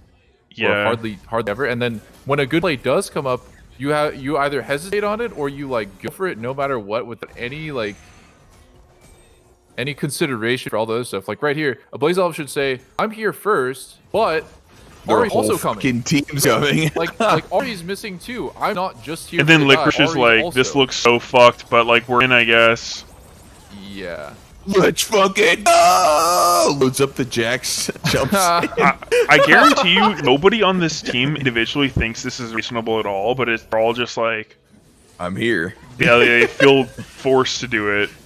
I don't know. I feel like there's a world where I think like a Blaze Olive is, for example, saying like I gotta move, like finally, like this probably not to flame, like it doesn't happen that often where he gets like a random move, and he goes top, he's like, let's fucking do something, dude. I'm playing Lissandra, I'm getting outscaled, and then completely forgets that Ari is like 10 seconds trailing him. Mm-hmm. I think that happens quite a bit. I've actually had it happen a lot of times where like my support runs somewhere and he's like, I'm here. Like, can we do something? Can we go on mid? And he like, and that's a moment where he doesn't realize the enemy support also there. Yeah. It's definitely people just not thinking ahead. They just think of only their exact moment. Like, I have the move, and it's just like, all right, well, what about the rest of the guys? Like, well, I don't know, fucking, let's go.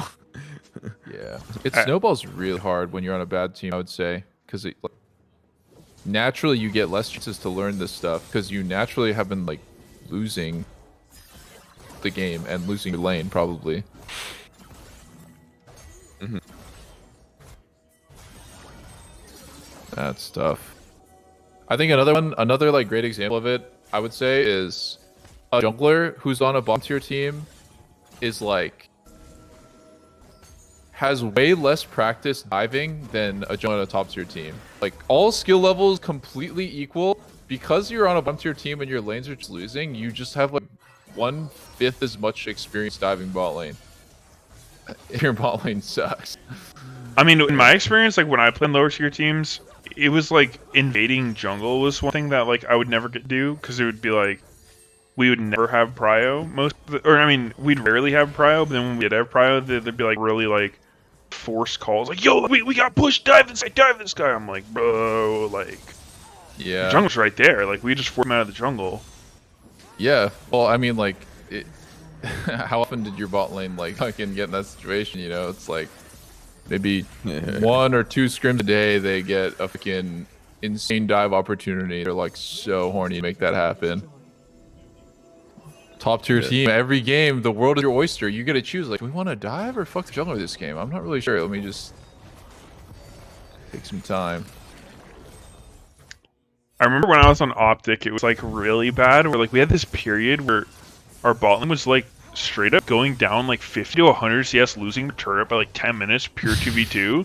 Then in a review, they'd be like, "Yeah, we didn't have enough jungle pressure." I'm like, "That was just 2v2. Like their jungler wasn't there." They're like, "Yeah, but he could have been." I'm just like, "What the fuck?" I remember you said that shit a lot. I'm just like, it's fucking hilarious every time. Did you every night you go fucking home and look at your picture of Sneaky in bed? Basically, yeah, dude. I'm just like, holy shit, dude. Like, those are the days, man. It makes me understand when I see junglers do really stupid shit. I'm just like, dude, like, sometimes I feel for that man. Yeah, like, I don't think he wanted to be doing that. I think his hand was forced. Legit. It's for the team, for the boys. This yeah, is, they're this like, game oh, is like just an you're absolute playing jumble selfish. masterclass. You think junglers should play for the lanes, not themselves? I'm just like, fuck me, dude. Maybe if I was in season 3, motherfucker, season 2. If I can buy a site though. I mean, it's just like the black and white thinking of like, you know.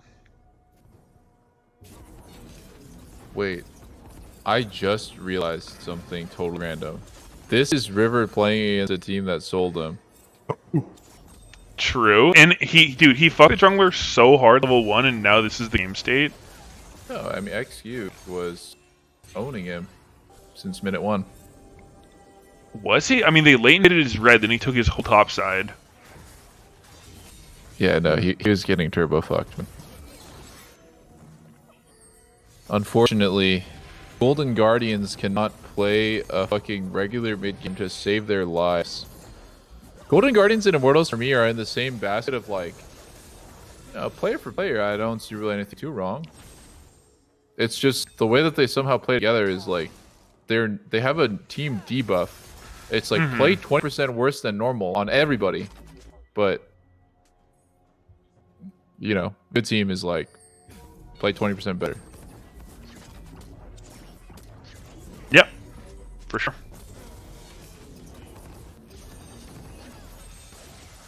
Quite a powerful buff indeed.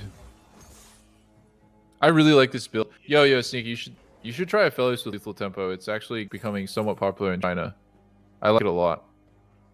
I played it a little bit. I ran Fleet and I craned my dick off. Yeah, I hate Fleet.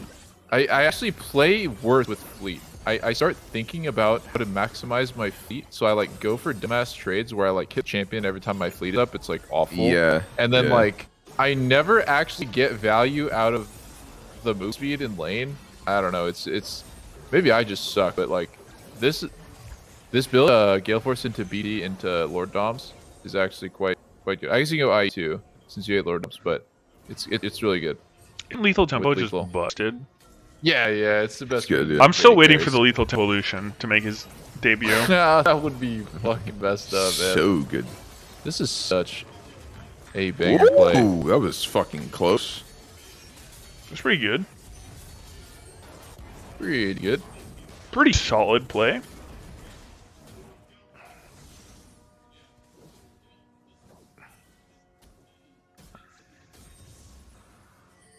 I'm trying to think about what champion would actually counter Gwen. She's an AP bruiser that does true damage and is untargetable. So think about this. I mean, are you thinking like lane phase or like? What exactly? No, something I can counter is scaling. But I'm at a loss. I was thinking for a sec maybe Vlad, but even Vlad would get outscaled by Gwen, I feel like. Yeah, I mean, I think it's hard because Gwen is really good at team fighting as well as side laning. It's hard to be better than her at both. Like, I think something like Hullbreaker Jax can for sure beat her in side lane, but then when you group, like, you have a Hullbreaker. Yeah, these kind of counter picks like Jax, it's like you have this window. You play around that window. Let's say like maybe level 3 you win the all in, and like 2 items, 3 items you're better. It's probably the closest thing to a counter that you can get. But then when Gwen hits level 16, I think she's probably the best top laner at team fighting, like better than Warren. Oh, Spawn. Oh, you're fine, bro. You're fine.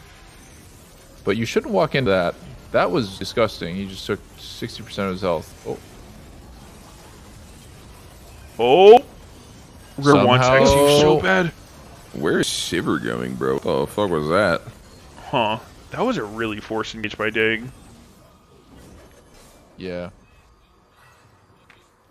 That was weird as fuck. I swear to God, Sivir should have pressed R when Lissandra looked at Aphelios just to make Aphelios blow something. Yeah, I agree. And I was still watching Sivir, and she just completely fucking ran from the fight in its entirety and did nothing. But, I mean, they won, so whatever. River got pretty massive value out of clutch there. It ended up swinging the fight and letting him hold his flash for the next fight, so I think that was pretty nice. Bonk, bonk, bonk. That's a lot of gold.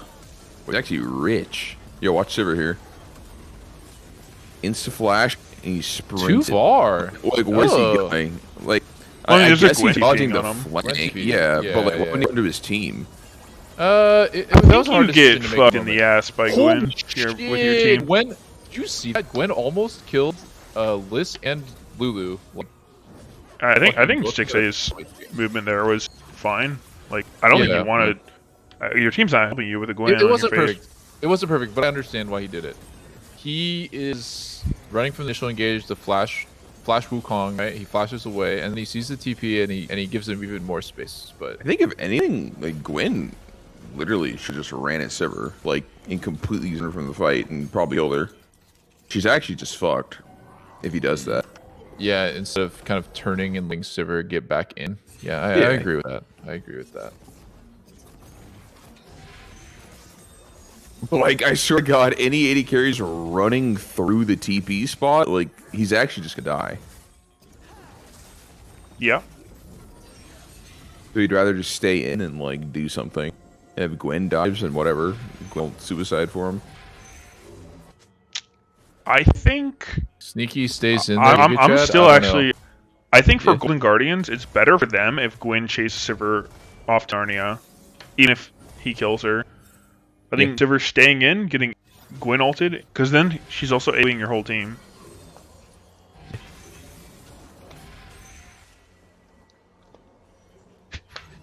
We're going so into this random decision. I mean, I was just watching it. It looks so fucking weird. I was like, why did he just sprint out of fight happening? Yeah, it was hard to understand until I saw the TP. Yeah. All these decisions are made in like 1 second as well. Because once you commit to one side of movement, you're not going to then flip it. Like, you're not going to split second, decide to run through the TP, and then like, oh, be like, never mind, I want to go back to the fight. Like, you kind of have to get at that point. Yeah. No, it's not super weird. I am really sussed out, though, that Golden Guardians is able to win that fucking fight. It looks so weird for them. Goal-wise, the game's pretty close. Yeah. I think Jax has a shitload of the gold right now. He's really fucking strong. He also has a Hullbreaker and he's grouping. Where the fuck is he going? Usually not a good sign. Oh?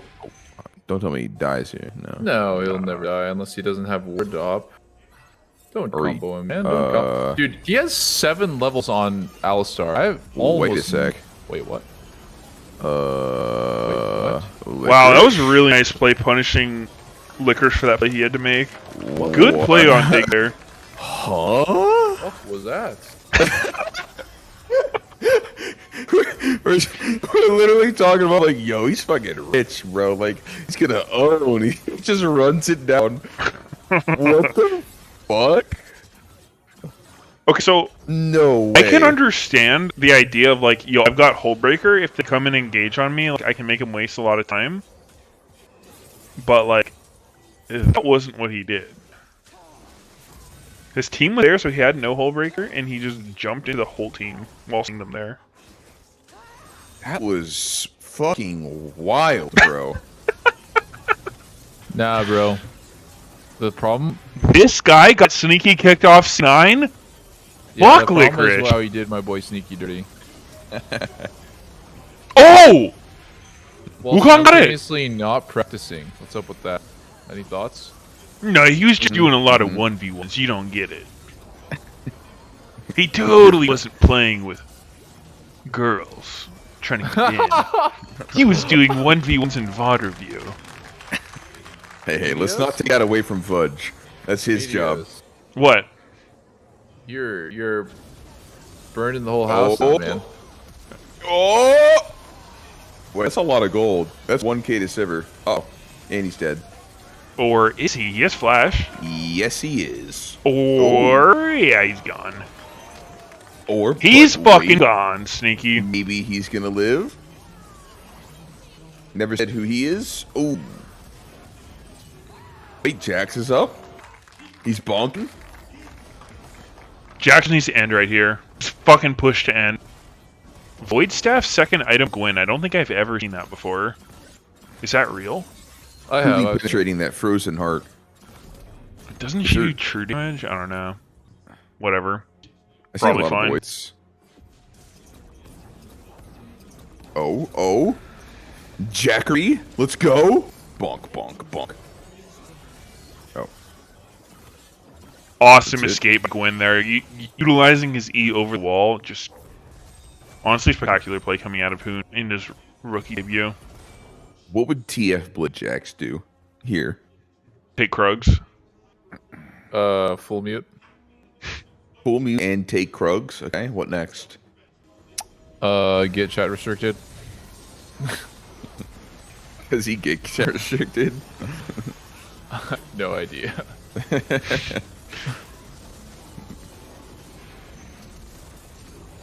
Turn on his stream with no mic, no cam, no game sound. There you go. Now we're talking. No game sound. No mic, no cam, no game sound. Literally, only thing when you open a stream you can hear is his music. It's the radio. Fuck, bro. Wait, did he get banned in Korea? Really? No way. Fake news. Am I 3 seconds behind? I'm gonna speed up then. 52, 3, 4, 5. All right, thanks. Thank you. Is there tiebreakers after this? I saw someone in chat say there was a fly C9 one. Yeah, there's a tiebreaker after this. Fly C9. I think that'll be nice. Is there any other tiebreaker? Just that one? Couldn't tell you. I'm not in the loop. I too am not in the loop. Although I imagine if Golden Guardians loses a dig here, there's like some sort of weird ass tiebreaker for 8th place. Oh, I don't know. yeah. But they're surely losing, right, guys? Surely. Wait, who has to win for a tiebreaker? Well, if they they can win both the end tiebreaker? they can both end at 4-14, which would like, probably mean a tiebreaker. I'm just guessing because there's like so many teams. This Yeah, I mean, we storyline. need to know who's 9th and who's 10th. Oh yeah, my chat is saying it. If Dig wins, is a 3-way. Who's the third? Immortals? Immortals. There's a threesome. Wow. That is Battle of the Titans. Can't wait. Which one of those do you think is going to Worlds? They all have potential, man. They could all make it. Yeah, you never know. Sneaky was saying, you know, what if they just Actually, they all couldn't make it. I take that back. made a It's few not possible. accidents, but they're a really good team. A year full of accidents. I mean, I will say, every once in a while, you'll have a team that looks like total shit and then randomly just, like, finds their stride one week. Like CLG with their Zodia. Yeah, That's possible. These three specific teams are pretty lifeless to me. I think there's sometimes low tier teams that like have like low ranked teams that I'm like they're still kind of scary. But definitely that C9 team that was like perma losing every game and doing musical chairs with like Keith McBrief, Sneaky Golden Glue, and Jensen.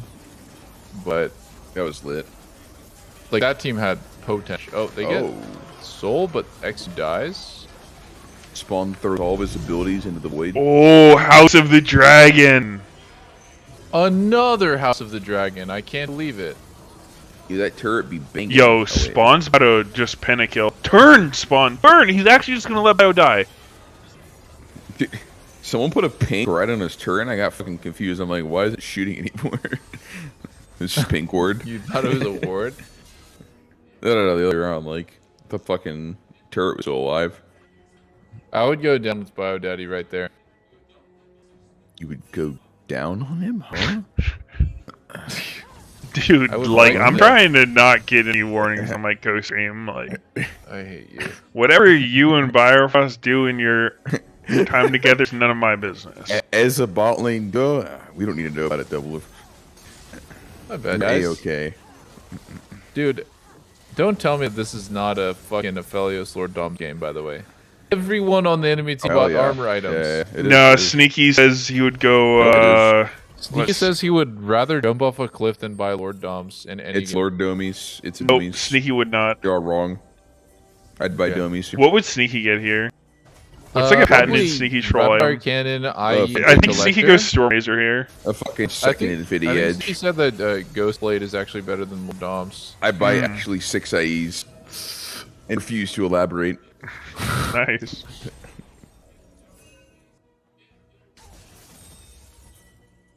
Do you guys remember that brief period of time where Selfmade was trying to convince everyone that IE was the only good build in Rek'Sai?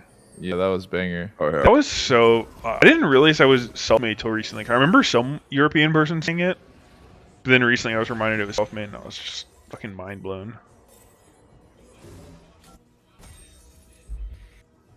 Yeah, it's just such a fucking fried opinion. Holy shit, Infinity Jack's Edge freezing Rek'Sai. the minions. Denying this cannon. Dude, I had one of the funniest games of my life in Champions Queue. I actually went into a game and I just perma froze mid. Like, I just sat there as MF and I froze the wave and the enemy bot lane just repeatedly ran into me and died for the wave. It was insane. It's actually not bad.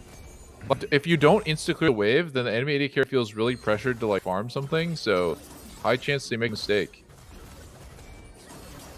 I feel like I think it's objectively troll, but like it can't work. If you factor in the human mental condition, it's like unbelievable. Exactly. Yeah. I think the freezing is in total. Like, it's not really a good strat until you consider the fact that it actually completely pisses off the enemy. The tilt factor. Legit. Yes, Licorice, you had to go in there. You had no choice. Let's go. You had absolutely no choice. Oh. Oh, what a Angry flash. Cow slamming the ground. Biofrost smash. Oh, already big dick killed, I guess, save. with Wukong. Oh. Oh no, Blue ran out of ults. Wait, Sig dies? Really? Gale Force, man. There was nothing Spawn to got do. Gale Force, man. That I guess he really needed a Lord Dom for that Gale Force kill Sivir there. Does he have it yet? Nope. Oh. River, no. Oh. It was personal right there. Like, he actually wanted to kill his fucking core support. But your River and Bio have beef? No. I don't, like, it... River just goes in trying to make hero play against his former team. I think it's personal. Wait, what did you say? Yeah. The A charm. Yeah. I just saw him randomly sitting in a golden station. I'm like, wait, what? He was about to get charm. It was good. So good. Twas good. Googe? Good. I've never heard of that one. It's like an emote. Oh. Dude, huge mistake going for Krugs or for Gromp there. That's actually your 80 carries, Gromp, so there's no reason why you should be there. I mean, it's a 1-for-1 at this point in the game. It's not that big of a deal. As long as he got the Gromp, it's like a totally fair trade. Oh, okay.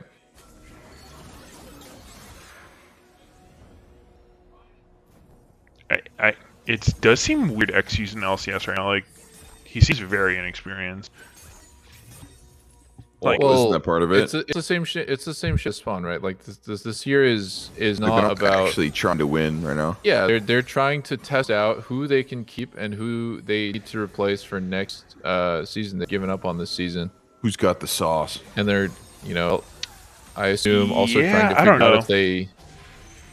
if how much they would even want to spend, because you can spend $5 million and try to win LCS, or you can spend $2 million and coast until you can sell. You can coast. Coast gaming? Coast girls? Coast mixtapes. That shit was so funny.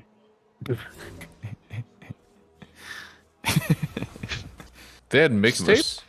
I missed Yeah, that was like the whole Team Coast branding thing. They were like, I don't know, like frat boy or something. They were like, we want to have like we want to make music and like have ghost girls. Yeah. Some out of touch shit. Yeah. We're fucking gamers, bro. We only need video games. If they want more expensive coffee, they're gonna have to figure out who to sell. More Ari expensive seems coffee. Powerful stuff. Oh shit! Dude, that Elder has 16.5 inches of health. Oh my god. That's Wait. fucking Oh my god. big. Oh my god. This is a spicy What is fight. Right. happening? They lose a game? No way. Yeah, Spawn's still up. No way they lose. He'd be man. strong. What the fuck is going on? They need to kill that pink in the drag pit. Yeah, there you go. Oh! Wow, that was an What? insane counter strike by Licorice. Holy look at shit, Spin that Blade, damage. man. See, that is why it's strong, but at the same time, like, that rarely happens when someone just like walks in. I like Stixay's play here. I'm gonna explain it really quick. The enemy team cannot do Baron without, or cannot do Elder in this situation. So to kick them out instead of face checking them, they just force them to recall. But that's so actually, smart. he didn't force jack shit. Stixay should have kept going down mid. Why did Spawn be the first one out the bush? Uh-oh. It's an honorable flip. It's a huge. We respect it. Dying. Uh-oh. Oh my Oh no, the God, Gwen ult's he back. lives? It's a all ogre. One shot whole team. You have Gwen ult. Needles. Oh. Where did they go? This It is is- the weirdest fucking situation, bro. It is, This is actually a TP flip. back. It's a flip. 50-50. Yeah, dude. Oh my god, it reset. Resets! That's so good for Golden Guardians. Looking for dig.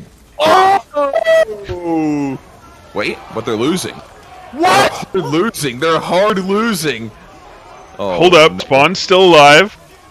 He can beat the Jacks. Tex.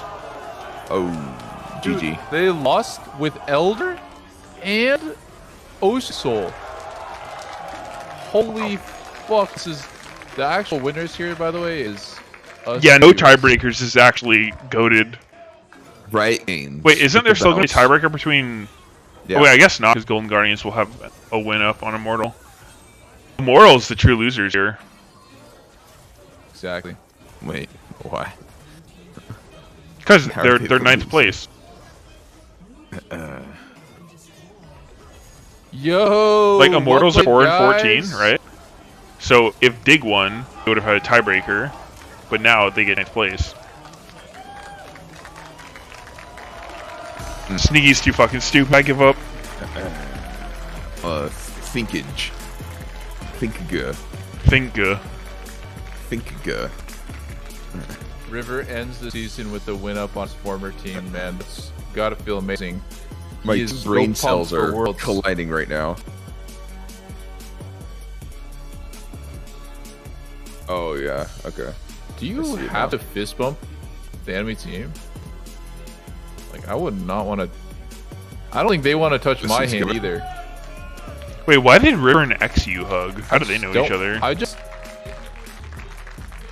How do they know each other? I thought they were homies. Like, Or I mean, was XU the Academy jungle while River was there? yeah. Oh, okay. You mean since COVID or what?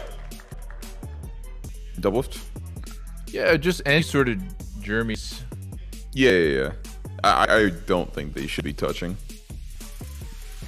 tips on stage. I would actually request. Yeah. If I was still on stage, be like, yeah, I'm not gonna go handshake or fist bump, but not for Really? Yeah. I'm not gonna fist bump. What if they I'm not gonna COVID on their fist knuckles, bump, sneaky? hug, handshake, or kiss him. If that's okay. I mean, I don't know. I think it's a kind of weird tradition anyway. Going over and like aggressively fucking handshaking people after the dub. Yeah, it's pretty old. How about actually as a sign of like meet in dominance? the middle, like, if anything. So the losing team opens their mouth wide, and the winning team spits in their mouth because they won the game. So it's. I think they should hierarchy. bend over and then the winning team spanks them. Okay, for real though, like they should have like a meet in the middle type of thing. Like both teams come out and they can like bow to each other or something, or like handshake each other in the middle instead of like the losers sitting at their PC, fucking reckless, crying in his chair in tears.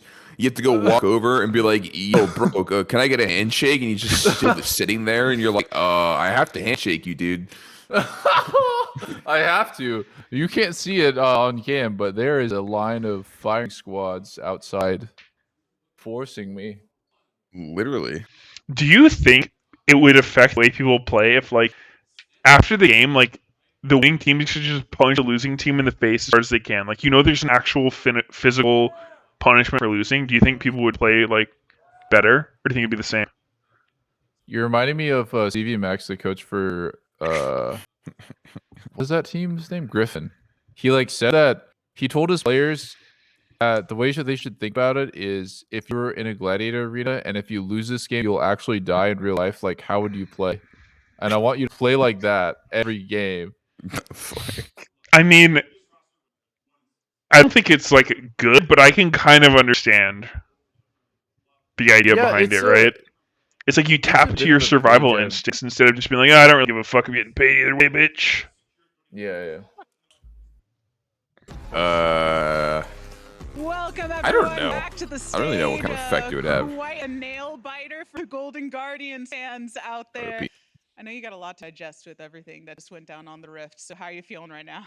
Well, I'm feeling very relieved because I kind of griefed the whole game and then we still won. So I'm happy that my team carried me, and I'm just glad we're in playoffs.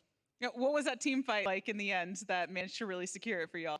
Yeah, well, we were really stressed out. It was really panicky. We noticed that they messed up their dragon leashing, so we tried to finish it, didn't work. We kind of just, we won a team fight without getting the Elder, which is quite rare, but I'm glad it happened. Yeah, I'm sure you are. You just said it yourself that you have made it into playoffs, securing that spot. What was that like coming into this week to make sure you could do that? Because things have been a bit different for you over these past weeks. Yeah, well, we were feeling really confident halfway through the split that we wouldn't be stressed about playoffs, but we had a bit of a bad second half, to say the least. We still were feeling pretty confident coming into this weekend because we saw strength of schedule of our opponents, and we thought that it was unlikely that we'd have to beat TL or EG. But we were still, to be honest, feeling confident going into those TL and EG games, even though the first place teams, and maybe naive, but you always feel like you could beat the best teams. So confident. We were definitely feeling confident. 0-7. Recent. Absolutely. Usually after my 7th loss, I'm ready to go. Like I'm zoned in. Literally fumbled into a win, tripped over their own shoes. Oops. What is that like having your family here, being able to see you in action? I mean, it means more than I ever express with words that my family is so supportive of me. My dad and my mom always come out to try and watch me whenever they can, and it really means a lot. So thank you so much, Mom. I'm glad I could Yeah, please, Mom. Mommy, yay! Tangentially, I do want to ask something though, because your mom did share pictures on I think I saw media those pics. the other week when we were talking about your black belt. It was so. Did you actually earn a black belt, or did she just buy it for you? What's the story behind that? So I actually did earn the black belt. I got all of the I went through all the belts, starting with white belt to yellow stripe, and then through all of them. I don't really remember a lot of it, but I think I did the junior version. So I don't think I did the version that an adult would do. I know I didn't have to do any grappling because I was so young, but I do have the black belt. It's a legit black belt. I had to do a test to get it in front of a bunch of Taekwondo masters, so it was very, very niche part of my history, but I also did the same where they kind of like saw down the little plaques and stuff to make it a little easier for the kids. Did they do any of that for you? To push. I mean, maybe. I just remember feeling really awesome whenever I would like flying sidekick a wooden plank in half. That was like literally the best feeling ever. So, it feels good. Yep. Sorry. It wasn't on our Google Photos. We have it in memories. Yeah, so for those in the audience, yes, have them the albums, have the memories there for the family to enjoy. Bring it back to the competition a bit, though. You're going to playoffs, have a little bit of time to prepare.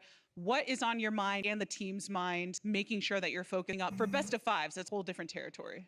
Well, I think the Golden Guardians have been going through a just fucking mow lately, so I think just sorry, these few weeks. I was doing a stretch. We've had a lot of roster swaps, and it's really discombobulated sort of the whole ecosystem. So I think we just have to do our best to try discombobulate the ecosystem. Write that down. Chance at winning. Write that down. Fuck you. Is there any impact in terms of when you know who your opponent is going to be to help you focus on that prep, or is it not really a factor? Oh my in terms god. Of what you want to focus on as a team? Sorry. Well, I think in general, before you know who you're going to play against, you're just trying to get that actually what he said. And really broaden all aspects of your gameplay. Say you fucking me. Playing against, that's when you really the roster swaps discombobulated the ecosystem. Punish. Like different teams have different strengths and weaknesses, so you can kind of plan about, okay, we want to do this with this role, and we're okay with that because we're playing against this team, and this team won't punish that. So, yeah, it definitely matters who you're going to play against. We'll be watching you all the way. I'm sure you can take a bit of an exhale now, though. Thank you for the interview. Also, Mama Ablaze says Ablaze. I get trolled for saying Ablaze instead of Olive when I am shortening your name. So I'm Team Mama Ablaze, all about it. But everyone, we do have more league play to come because as you can see, we have two teams sitting up for a tiebreaker right here between FlyQuest and Cloud9. But before we get into that, it's time for us to catch up with a familiar face. Who's the face? Whose face? Oh, Nintendo X. Gamer named Nintendo X, and I'm listening. We're just talking about Ghost. Sure. Oh, he gets it again. He did the same thing to Tyrant in their last game. Where are they? Since the LCS, there's been a lot that's kind of happened just even in my time with League. I went to Scouting Grounds, and that was a really fun experience, getting to compete with a lot of the players that came up and are now really great players today. After that, I actually went back to college. I ended up playing in CEVIL, actually, which is the collegiate division of League of Legends. I went to Columbia College for 3 years. I went and got a degree in Management Information System. Just this past December, I graduated, and right now, I got a job in computer science. I'm looking back, probably my favorite memory is just competing, really. When I look back and realize like where I was as in like high school to where I jumped like a couple years later, competing to what I was doing, it was kind of like, it's kind of chilling to look back at. I mean, I remember watching season 1, even before there really was like, the LCS or anything, and seeing everybody compete. Fast forward a couple years and then I'm there. Wanted to say thank you to, if I haven't reached out to you, any teammate I've ever played with, it's just been a pleasure, LCS or otherwise. I love my whole time competing with League of Legends, so thank you. It's cool. Very cool. I wouldn't have ever known that. Why didn't they ask him how is Heather? How is what? I don't know. Was it Heather? I think it was another name. I thought it was Heather. Heather was my old girlfriend. So shit, am I misremembering the meme? Dude, I'm right there with you. I don't remember the name. It was like, I don't know, some meme. Everyone would like say it to him. Where did it even come from? It was just an ex of his. If you asked him, he got really pissed. Okay, that's not a nice meme. Yeah, but like back then it was funny fine. On both sides. Yeah, that's actually just bullying. To be fair, I only witnessed it. And I did not take part. Yeah, you definitely sound like someone who just witnessed it. I may have taken part of it. I think Sneaky may have. It was like Evaniscus and shit. Yeah. I think everyone did dumb, insensitive shit when they were young, for sure. Not me. I've always been very politically correct and woke. Yes. Yeah, dude. I don't know if being not bringing up someone's ex equals being woke. Yeah, no, honestly, when you're a fucking kid, everything is the funniest shit in the world. Actually, true. I don't know. When I was like, when I was playing fucking WoW and Counter-Strike, kind of like I was like an amateur Counter-Strike player, the shit that my teams would say was like unbelievable. Like just like a crazy level of like racism and fucked up stuff like doxing each other, doxing each other. Oh yeah, just kid things. Just kid things. Lol, just super kid things. Boys will be boys. Yeah, no, You know, I'm glad I'm that stuff is saying gone. Racism Going away. Oh, you know, casual stuff. I remember Call of Duty like online and Gears of War and stuff having like crazy fucking like slurs just thrown around everywhere. Yeah. Did you play Call of Duty? Yeah, I played COD 2 and 3. You know those weren't really online experiences, right? They were. What are you talking about? You dumb boy? Yeah, people surely played the series before Call of Duty 4. They did. They did. Wait, I can't even tell if you're trolling, but I did play an absolute ton of Call of Duty 2. Yeah, COD 2 and COD 3. They both were online. Call of Duty 3 was definitely not big, though. Or 2. 2 was kind of big. Dude, there was that capture the flag map in COD 2 with like the trucks. Okay, actually, you guys. I'm pretty sure it's Modern Warfare and on. Like anything before that, like it existed. I don't know. Like what can I tell you besides you're wrong? I don't know, bro. Oh yeah.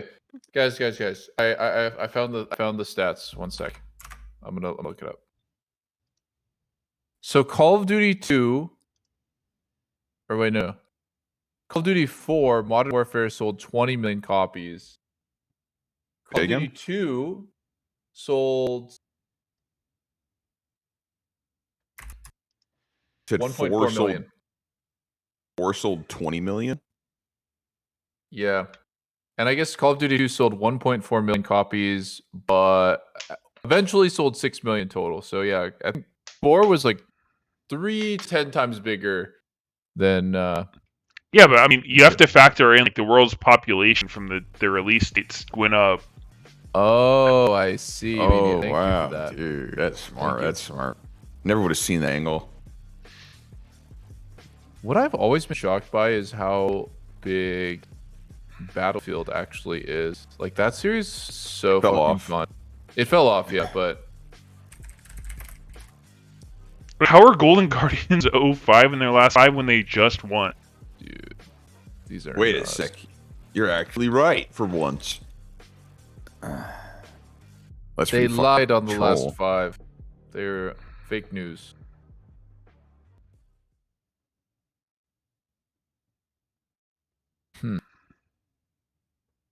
It is pretty troll.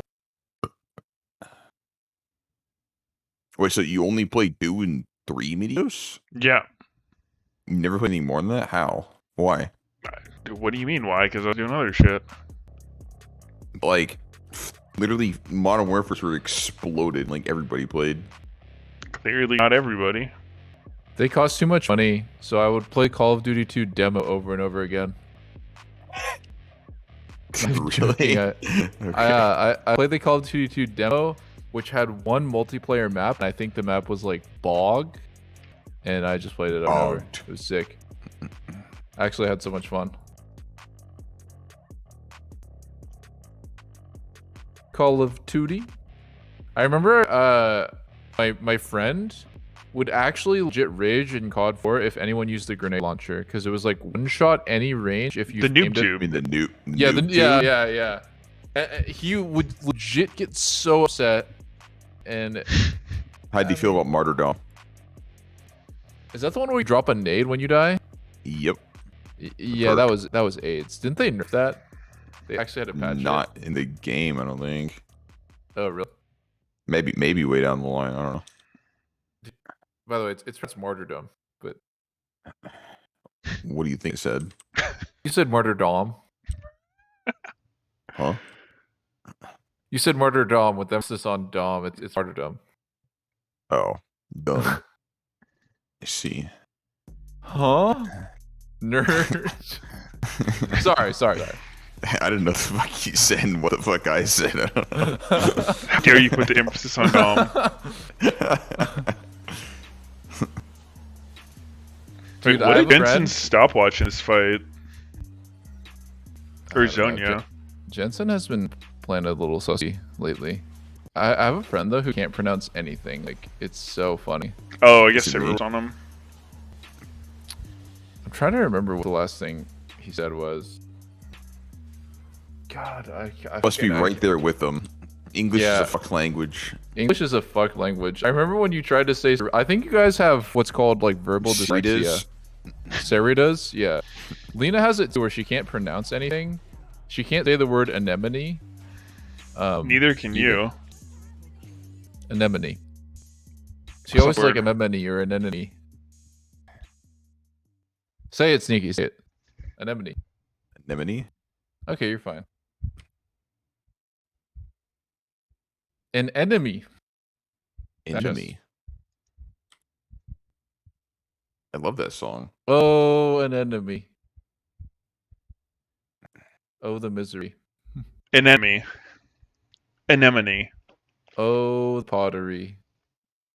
I think it's a speech thing that she's like impaired and can't say it, or is it just? She definitely has some form of verbal dyslexia where she has a really hard time understanding any accent. So even if it's a British accent, you know, that pretty common in media, right? Really hard time understanding anything they're saying. If it's like fucking blinders, Peaky fucking blinders, the Peaky fucking blinders. She would not understand a word from that show. I think she has to watch them with subtitles if there's any accent. I'm not talking about like a real thick, like real like fucking like redneck ass UK accent where it's like real thick. I'm talking like what we would probably all think is like pretty mild British accent. She would have some trouble. And then whenever we go traveling, fucking like old English talking. That shit's so annoying to listen to.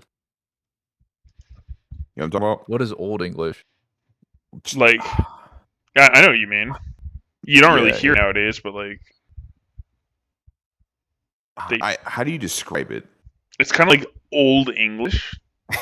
And besides saying old English, I don't know, like the way they talk, fucking back in the day, like Declaration of Independence writing. Not halt thee. Yeah, like reading the Constitution or some shit. Like just the way it's written is jarring to the modern ear. It's still English, but it's just they say sentences in a really weird structure and use different words. Like reading Shakespeare. That's a good example. Yeah. Dude, actually, trying to read Shakespeare in high school, like, why the fuck do they make kids do that? That is so beyond cursed. Like, I didn't learn anything from that. I thought it was cool. Cursive? That's very cursed. How? I mean, the stories themselves were fine. Like, translating to modern English is fine, but, like, I don't know. We had to read, like, the original way that shit was written.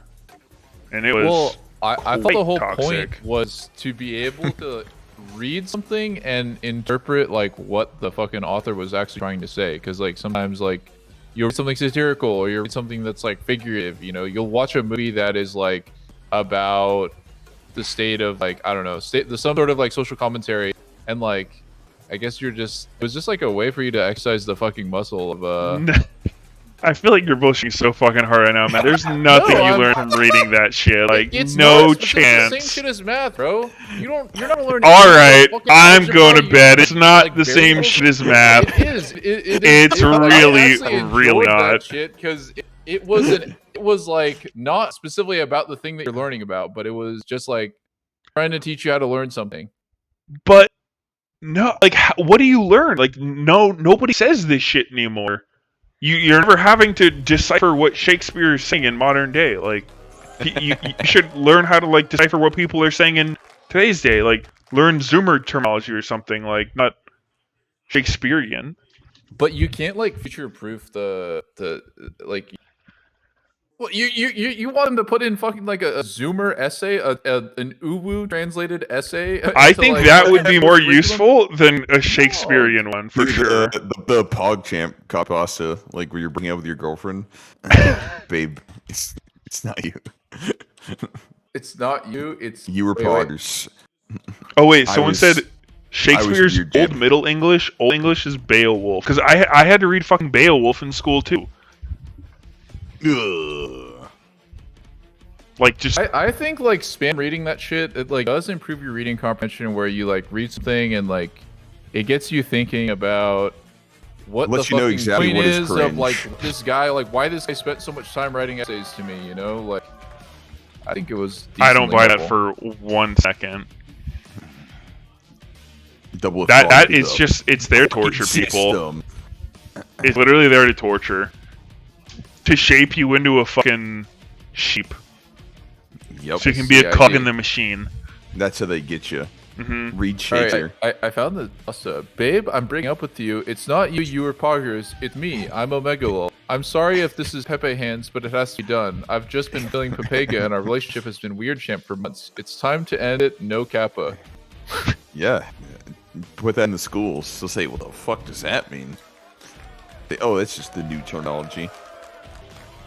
Jesus. You're gonna have to learn it. I think learning Twitch chat most in school would honestly be a better use of people's time. But they already know that. Like, you don't have to. Like, unfortunately, I wish this wasn't the case, but you didn't have to teach middle school me every racial slur. I learned that from playing Warcraft 3. I didn't know any of this random bullshit about Old English or whatever. I probably don't need to know it, but you know, I'm not gonna challenge. Yo, dude, I actually. It's funny you mentioned Warcraft 3 because I have this vivid memory where, like, so, like, I asked my mom, I was like, Mom, what is cum? Like, C-U-M? And she was like, she had, like, the weirdest look. She's like, what? Like, where did you see that? And I was like, this guy I'm talking to online said horses cum a lot. And she was like, you're not playing this game anymore. That's so And I was so confused. I didn't know what it meant. That is what do you mean, Mondo? Goddamn. Game? Who says that shit, dude? I was legit like 8 years old. No, I have the same memory with the word jizz. I was like, what is jizz? And then I didn't ask any of my family. I just like went into the next lobby and I asked everyone, what's jizz? Does anyone know what jizz is? And like, I don't think I ever got a real answer. I don't think I would ever give someone a real answer if they're asking what jizz is like that. Just sounds like a huge bait. Yeah, it does. Yeah. Do you guys have any like sad stories of like misconnections online where, like for me, I had this Warcraft 3 friend where we played this custom game called Dodgeball.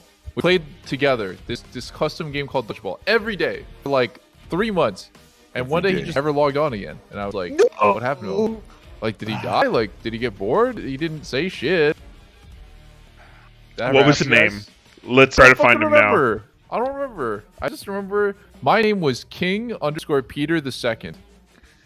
King Peter. King Peter II, and I had like a bunch of random online Warcraft 3 friends, and like that was the one that like what happened to this dude? He was the one. I had all kinds of different names on Warcraft 3. One I used for a while was like XX Santa_Claus XX. That's good. I like it. Was that. Awesome. I like that. Edgelord Santa. Edgelord Santa? No, dude. You like Santa Claus. Nothing wrong with that. Wait, Sneaky. What was your name before you were Sneaky Castro? Twinkie. I had Twinkie on WoW for my mage. I told you the other one with like my friends were Badge and Raj, and I chose Fadge. Okay, that's not good. It wasn't any ill intention, just chose one. Okay. And then I had Noob Ponzer. Noob That was great. Ponzer. Yeah. I think I used that one mainly. I don't remember any other names besides that. I would actually. I need to make a Smurf named Noob Ponzer. I think there's no greater disrespect than getting smurfed on by fucking a guy named Noob Ponzer. Dude, I don't know why. That was the coolest thing, like shitting on noobs. Like that was like my concept. It was like, I'm better than you. You're a noob. I think there are a lot of people who still feel that way. God, does anyone else just like getting home from like a long stressful day of work and just making a new league account and just bullying some new players? Like, God, I love that. It's not like I was doing that. It's especially like if I start raging at them for being noob. bad. Like, God, it feels good. I just feel so superior. Mm-hmm. Did you guys know that the origin of the word smurfing? I read this like 10 years ago, and I don't know if it's actually true, but it's like these two Warcraft 2 players who were so good that every time they queued matchmaking, everyone would just dodge them because they didn't want to play and get stomped. So they had to make alternate accounts named like Pop Smurf and Mama Smurf, some shit. And that's where the word smurfing came from. Because like it doesn't make any sense. Like, Smurfs are like the little blue guy. Like, why do we call it smurfing? But I guess that's the origin. Somebody Google it. Yeah, I don't actually know the origin if it isn't that. Yeah. Oh, it's Papa Smurf and Smurfette. That was their two IDs, because otherwise no one would stay in matchmaking with them. Like, how did anyone adopt it from them? I guess it was popular enough of a story that like it made it to Warcraft 3 and StarCraft, and then Smurfic accounts and smurfing like became like slightly more popular term. It's all these esoteric. It's like the same thing as like Kek W, you know, like or like Kek, like fucking. If you typed LOL in WoW, and you were like Alliance and Horde can't talk to each other, so it gets scrambled by the game. Then LOL gets translated to Kek, like if a Horde player says it, and your Alliance, and then that got. It just became like somehow twisted, But is that or whatever it is now. Well, I mean, we know what the face is. Like the face is unique. I don't know why the code turned to Kek. Because it's like lol. Like it's like another way of saying lol W, right? But it's a different face. Yeah. So instead of lol W, it's Kek W. I don't know. Because it means the same thing. You a fucking super nerd. I guess. Yeah. Actually, if you look at them side by side, like they literally intended to be the same. Oh yeah, I mean, this definitely the same expression. It's so fucking weird though how these things just. It is weird how some random thing like that can just have such a lasting effect and evolve through the years and influence different things. Yeah. Like imagine you just made a fucking alt account to get games, and then all of a sudden the name you chose just became the like name for creating that alt account. That's kind of wild. There's no way to plan that when they made it. Nope. A happy accident.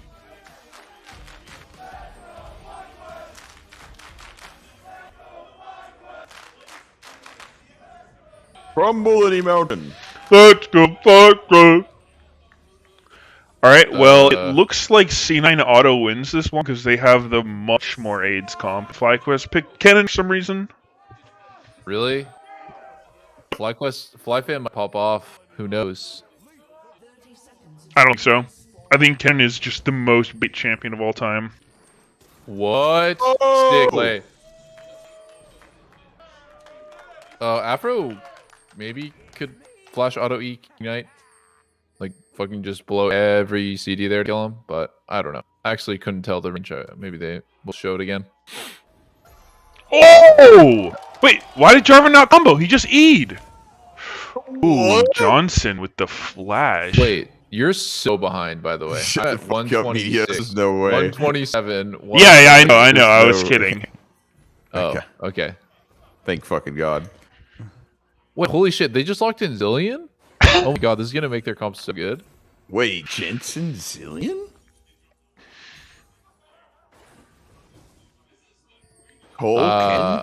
I'm actually kind of believing in the Fly fam. Really? on They this pick one. Kennen. They're not trying to win. You don't pick Kennen and try to win. Okay. I like Jarvan versus Zillion Sivir. It seems pretty good. Sven is actually on Yumi duty. Escape.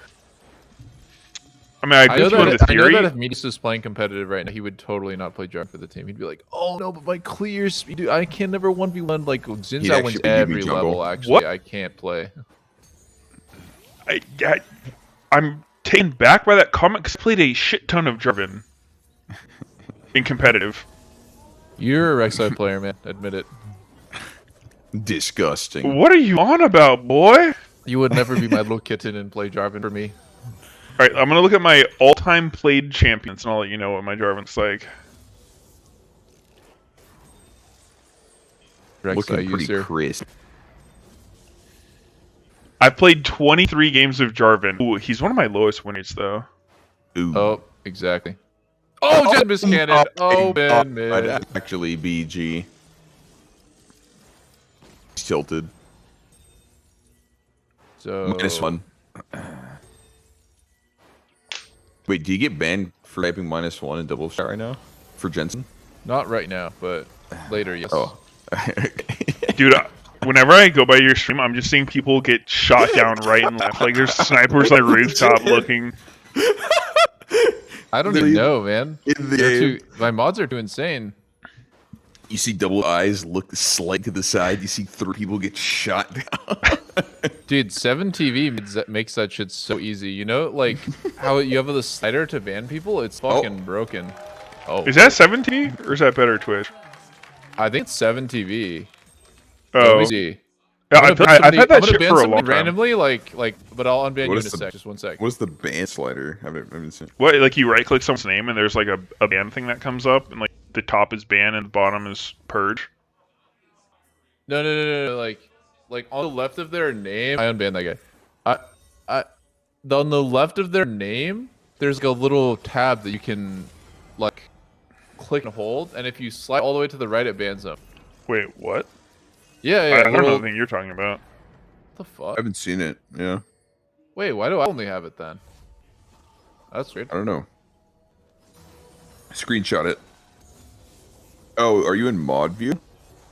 No, I'm in my regular thing. I have 7TV and better Twitch. Like everyone. Amos just said it's in mod view that he sees the slider. Fuck. No. How do you go to mod view? It's an option. I've seen that before. I've been in mod view before, but I don't remember how to get there. Not guys. I'm literally gonna take a screenshot of it right now. Like I don't care. Yeah, do it. Dude.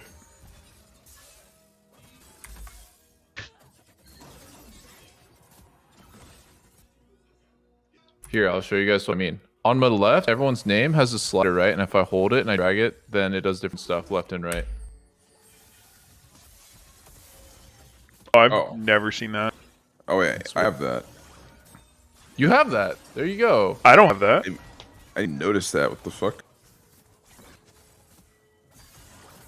It's broken. I didn't change any settings to have it. Maybe Meteos is using like fucking outdated one. Maybe. Yeah, I don't know. I've always something where I just like right click them and then there's like a little Yeah. banner perch thing. Yeah, that one's normal. That one's normal. Okay. If you want to like speed ban people for typing -1 though, this one is like insanely good. It is perfect. No one will tell me when I missed my cannon. Dude, it's just like, why am I getting spam triggered? I'm already triggered that I missed a cannon.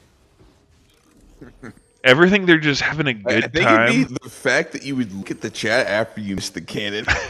Instead of just playing. That's true, that's true. Dude, would you rather see messages like, "Oh, don't worry, man. I do that too sometimes. You'll get the next one." Like, oh, nice try, dude. How about an essay about how we're only human? We're not perfect. Everyone makes None of us mistakes, are- man. You'll get Why the do next we cannon, evolve? dude. So that we can learn to pick ourselves back up. On every cannon. Just have that pace ready. Next time I see you miss one. No, I don't. I do. But I've definitely banned people for triggering me, but I don't think a -1 would be enough. It just became this like huge fucking thing. It got blown really out of proportion because I was like, yo, can you guys stop doing that shit? And then everyone just started doing it, and then I was like, okay, can you guys actually stop? And then it became this thing where like everyone was just doing it intentionally just to trigger me, and for those people, I just insta-ban them. See. What about the people who don't know that history though and just want to type -1 to their favorite streamer? Oh, then the ban appeal time. Ah. Well, bans are not permanent. It's just easier to ban someone than to time them out 7 times, you know? They're just in the content blender for the unbanned stream. That's a hard battle though, like if people to not do something. Like I feel like you just have to like go along with it. That's the only way. True. I've had moments where I'm like triggered by something and I'll talk about it. Uh-huh. I think the longer that you stream, you do need to get to a point where you like train your chat and like that becomes unacceptable in your chat. Like I remember like people are making like gross sexual comments about Lena in my chat, and I was like don't be fucking weird in my chat. And then like now like other chatters and my moderators know that that's like not cool. And they will say something when a retard comes in and says something in my chat, which is like exactly what you want, right? You don't want to be spam moderating your chat, but you want to make a community where they know some stuff is okay. Yeah, I mean that example for sure. I mean, I think at a lower level, like, I mean, it's fine for stuff that triggers you too. Yeah, I mean, it's your chat. Like, you been heard it just depends. Honestly, lately I've just been getting to the point where I just, if I'm in a bad mood, I just don't look at chat. I just literally close it and I'll open it like next stream. I mean, start making up fake comments about what people are saying. Some good times. Do you ever just read off comments in chat that aren't actually there? Be like, wow, Sneaky, you look so hot today. Great gameplay. Oh, thanks, man. That's a good point. I do look pretty hot, don't I? Yeah. You just keep going with it. Mm-hmm. That would be really insane. Like a fucking schizo streamer who like is just responding to comments that don't exist. That would scare me. But like, he thought they existed. I mean, what a freeze! Like, they really want to talk about something. Damn, Afro is such a homie right now. He ended it too early though. Johnson doesn't get the can. Just get it. Just get it. It's okay. Fuck it. What? No, 72 gold on Twitch. He'll never have again. Bro, -1.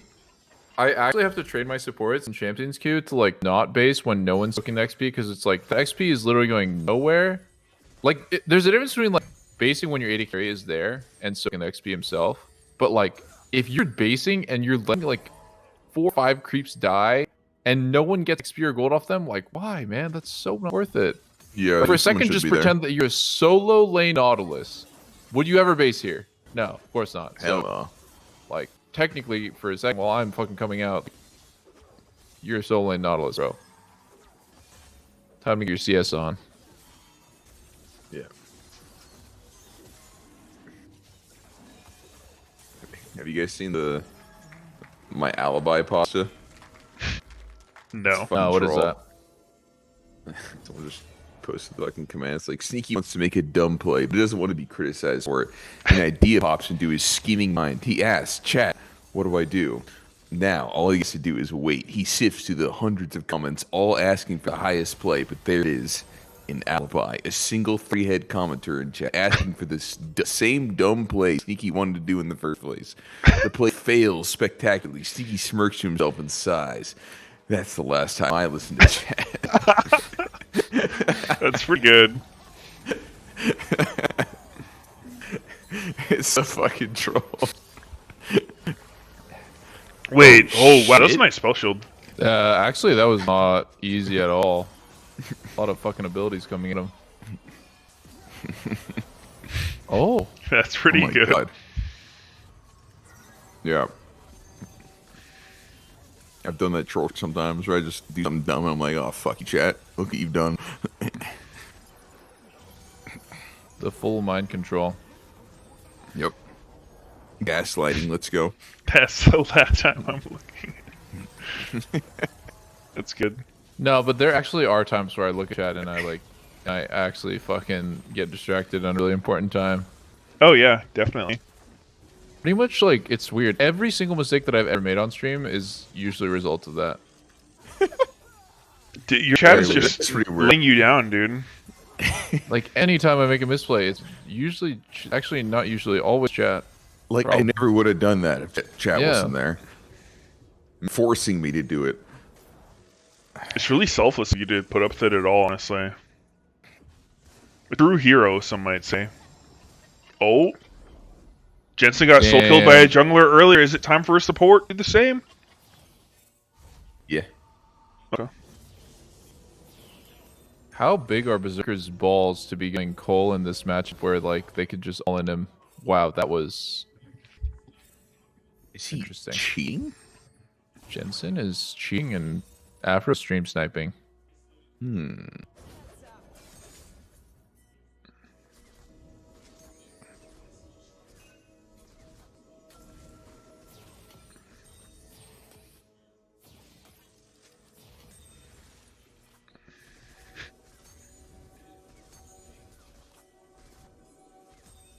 Dude, I really like that copy pasta where it's like, check him PC, this is not normally.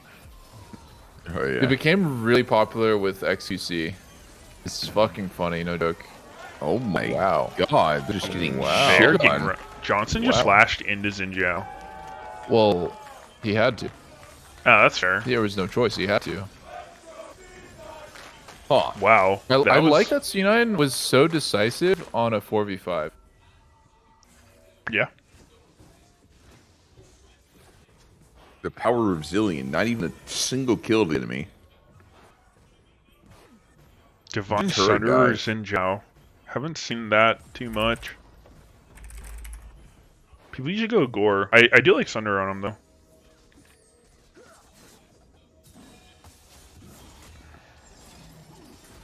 I feel like so many plays happen like this where, like, somebody sees someone else through a sweeper, and that person doesn't know that they're seen. Uh-huh. I wonder if it'd be better if, like, there's an indicator knowing that you're being swept. Or it's better to leave it, like, a mystery. Yeah. Wait. What do you mean? Like two jollies are sleeping each other and they both don't know that the other one knows? No, like there, both for know. instance, Blabber swept Jose. So, like, Blabber knew he was there, but Jose didn't know he was spotted. I'm just saying, I feel like I see that kind of thing pretty often in pro play. And I'm just wondering if it would be better if they knew, because I remember, like, something August told me was that, like, those effects that give one-sided vision like that are super fucking powerful in game, which is why I had to change Echo's W, because it, like, used to reveal right when he started it, before they knew they were spotted. So I'm just wondering if, like, Sweeper would be more fair if... I mean, like, I don't know if it matters that much, but... Oh. Yeah. Dead? Damn, Cannon's pretty... How much first gold was that? Oh my god. Oh, wait! Oh god. Gwen actually just... Almost died through Zillion, but ends up actually wasting it because Blabber wanted it. Blabber got destroyed. Wait, you just have with Jarvan and Zillion? Yeah. They walked away from each other? He like comboed over Zillion's head and it whiffed and Jarvan just walks away. The walk of shame. It was an escape Legit. EQ.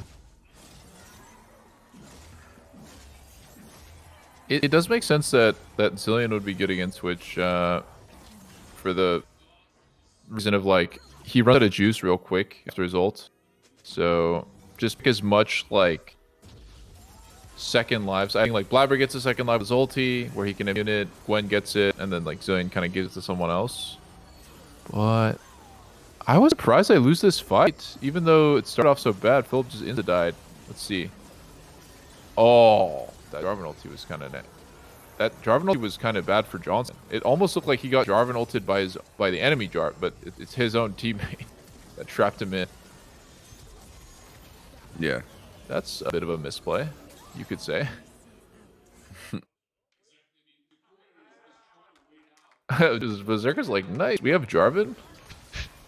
The gold is not insane.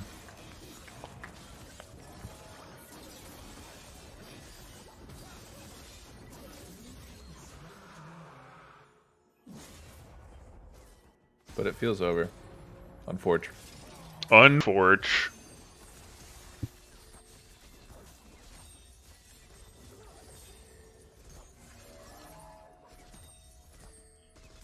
All ogre. 1.7k gold lead. No way you can win. True.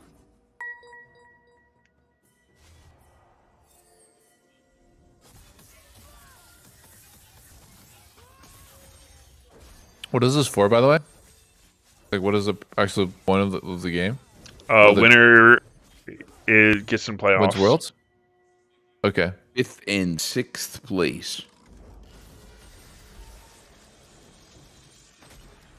I mean, yeah, pretty much what I said. No. It's crazy that Vitality missed playoffs. Only 6 slots, yeah. Let me see. That is crazy with how stacked their team is. There's something must be fundamentally wrong with that team with how stacked they are. They actually had Bo, the fucking FPX jungler that got busted for win trading, or not win trading, match fixing. Basically win trading. Huh. Oh goodness. He never played, yeah. But they had Selfmade. They switched Selfmade out for Haru, which was like fucking Samsung Galaxy world-winning team substitute. I don't know. Super teams never actually seem to work out like you think they would. Too many goddamn egos. Oh, wow. Johnson wanted that bad. Yeah. Definitely not worth it. Not worth. He got him. He did get him. How is that not worth it? He fucking egoed. He did ego. He should honestly all chat Berserker after that one. Always worth it. If you're losing the game on stage, you go for that. It's like, damn, dude, this guy was playing to win. Type LMAFO trash. Yeah. Oh my god, that would be actually hype. Ooh.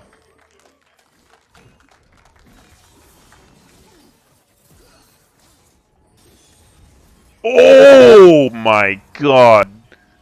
Jungle diff.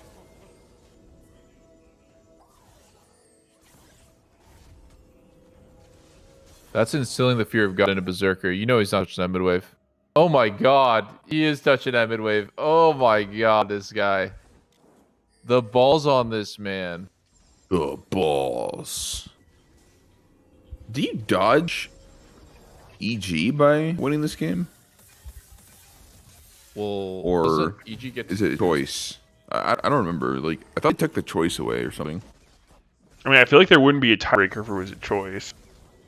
But they'd like the same shit. Yeah.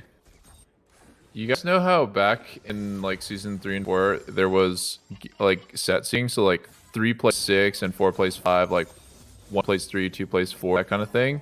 Yeah. And like there will be sometimes where there's like a clear best team, but at their second seed in regular season. So it's like way better if you're 4th place and 3rd, or like, you know, it's way better if you're lower place sometimes. Yeah. Now I'm not gonna say that we didn't try to win, but we were doing some experimental drafts at times. Yeah, it's always a weird situation. Got fucky, yeah. I mean, literally everyone fucking knew that system was moronic. Like, why does the higher seed not just get to choose? Mm-hmm.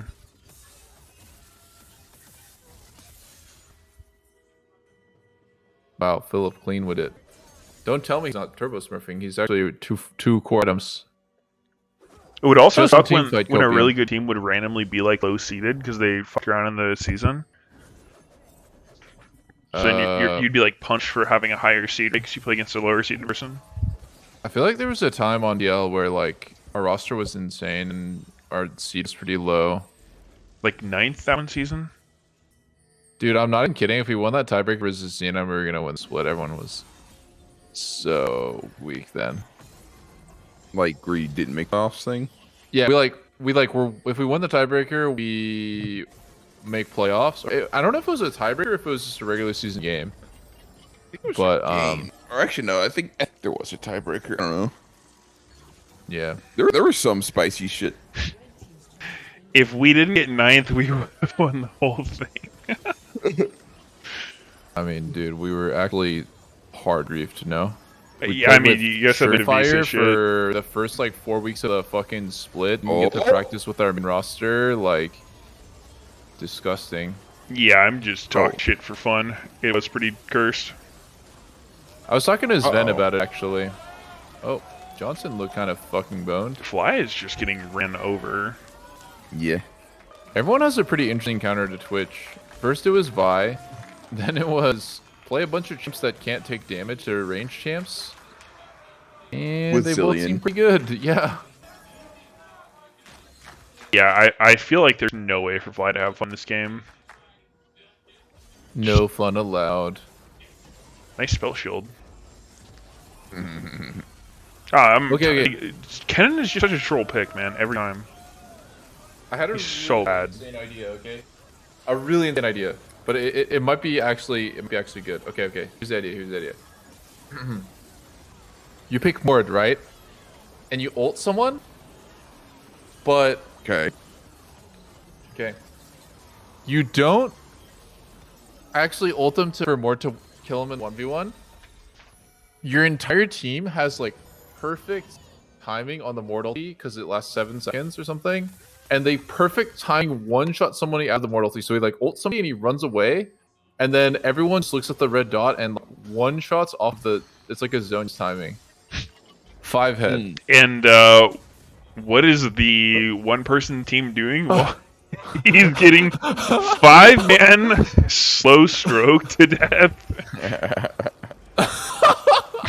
Oh, well, they just caught. I don't know, but it would be cool as fuck, man. It would be so sick. It's like Talia's W, like fucking like every skill shot just perfectly lands at the end of royalty. It's like super hard to time. I think that would be really cool, designing a team around 5v1ing somebody. The rest of the idea just hasn't off of there. I really feel like the 5 has the advantage in this specific situation. Okay, you're right. Oh my god, Gwen. Ooh. Oh, I love That's playing St. fucking John's good. damage. Oh, he missed the W. Hate to see it. Who the fuck's the team, by the way? Top. Why is Sivir AFK top? She's standing still. I mean, her and Yumi were the only ones grouped. The rest of them splitting together in the jungle. True. You guys see how like a lot of team fights with Lulu dies pretty early in the fight? Yep. I think I like the original design philosophy of like enchanters' weakness is like that they're somewhat easy, or like it is possible to focus them down in a fight and just kill them because they're squishy, lack defenses, and lack mobility. Like that seemed like a pretty good pillar for them to have. And then I feel like the really egregious ones that we see in competitive is like fucking Seraphine and Yumi. Seraphine has 10 billion range. She does not have to be in any danger whatsoever team fight. And Yumi obviously is untargetable. So they definitely moved away from that idea that they had initially with like Soraka, Lulu. That's even Janna is like somewhat killable. But like, I mean, they should be in that category where like they have to be in a range of death. Yeah, Sona too, right? Like Sona, you have to be part of the clump, which can sometimes get you killed. Yeah, pretty low range.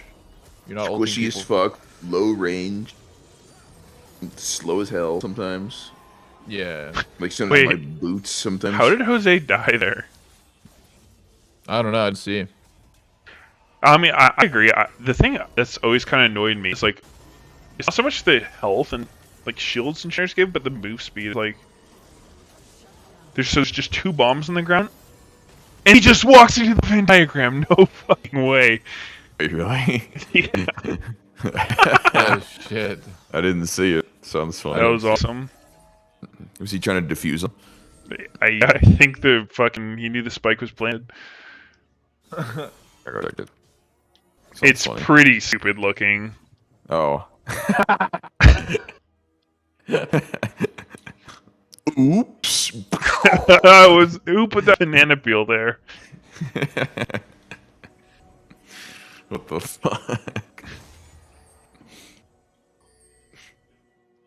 Twitch went Gale Force. Yes, a specific Jarvan counter after he got ulted that one fight. Oh yeah, I've heard how good of a interaction that is. Oh my god, the Gale circle Force. on my... How does that work? Like, say Jarvan EQ, and then he's ulting you, and you Gale Force, like, during his ult It animation. never takes you Nope, out. it doesn't It work. never ever takes you out. Yeah. Yeah, we've literally talked about that like week 1, I think. Yeah, I got so triggered in my solo game. I like griefed it so hard. Cause it's like you get the worst of both worlds. I get caught and my Gale Force is down. Like, yeah, true. So bad. Literally skimmed through that video, like just a random Twitch VOD of yours, and I saw you getting ass blasted by Jarvan. I'm like, the fuck is happening? Yeah, it fucking was. It's funny because I think we could have learned off of last split. Sven played some AD carry, I forgot, with Gale Force against Jarvan, and it happened to him. And like, from my perspective, I was like, maybe he's mistiming it. You know, maybe it's a player, not the interaction. But oh that my is god, House another of Dragons. House of fucking Dragons. Let's see it. Dude, C9 is really. What the fuck is? Oh my god. HBO now. He's going for that sustained zillion ult. Wow. Huge cannon ult. Bladder fucking W keyed that one as hard as possible. He just ran at them. Yeah. Until he could no longer run at them. I just farted. What? Nice. Oh. Oh! I like that.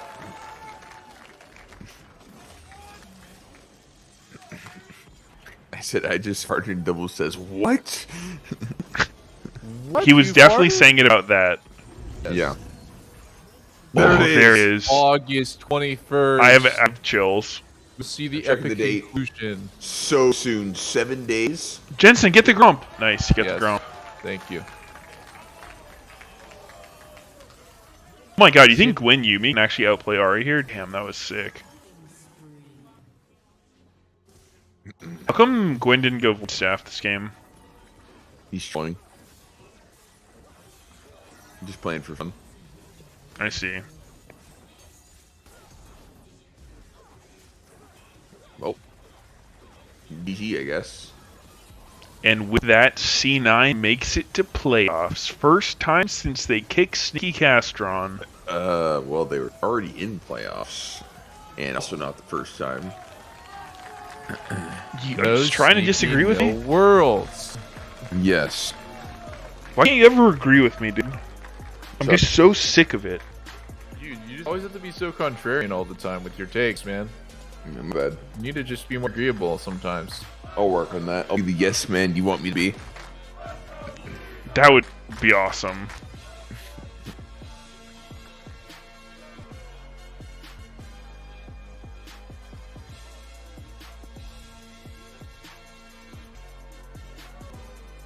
Why aren't they doing the mouth spitting thing? I thought that was a good idea. That'd be so good.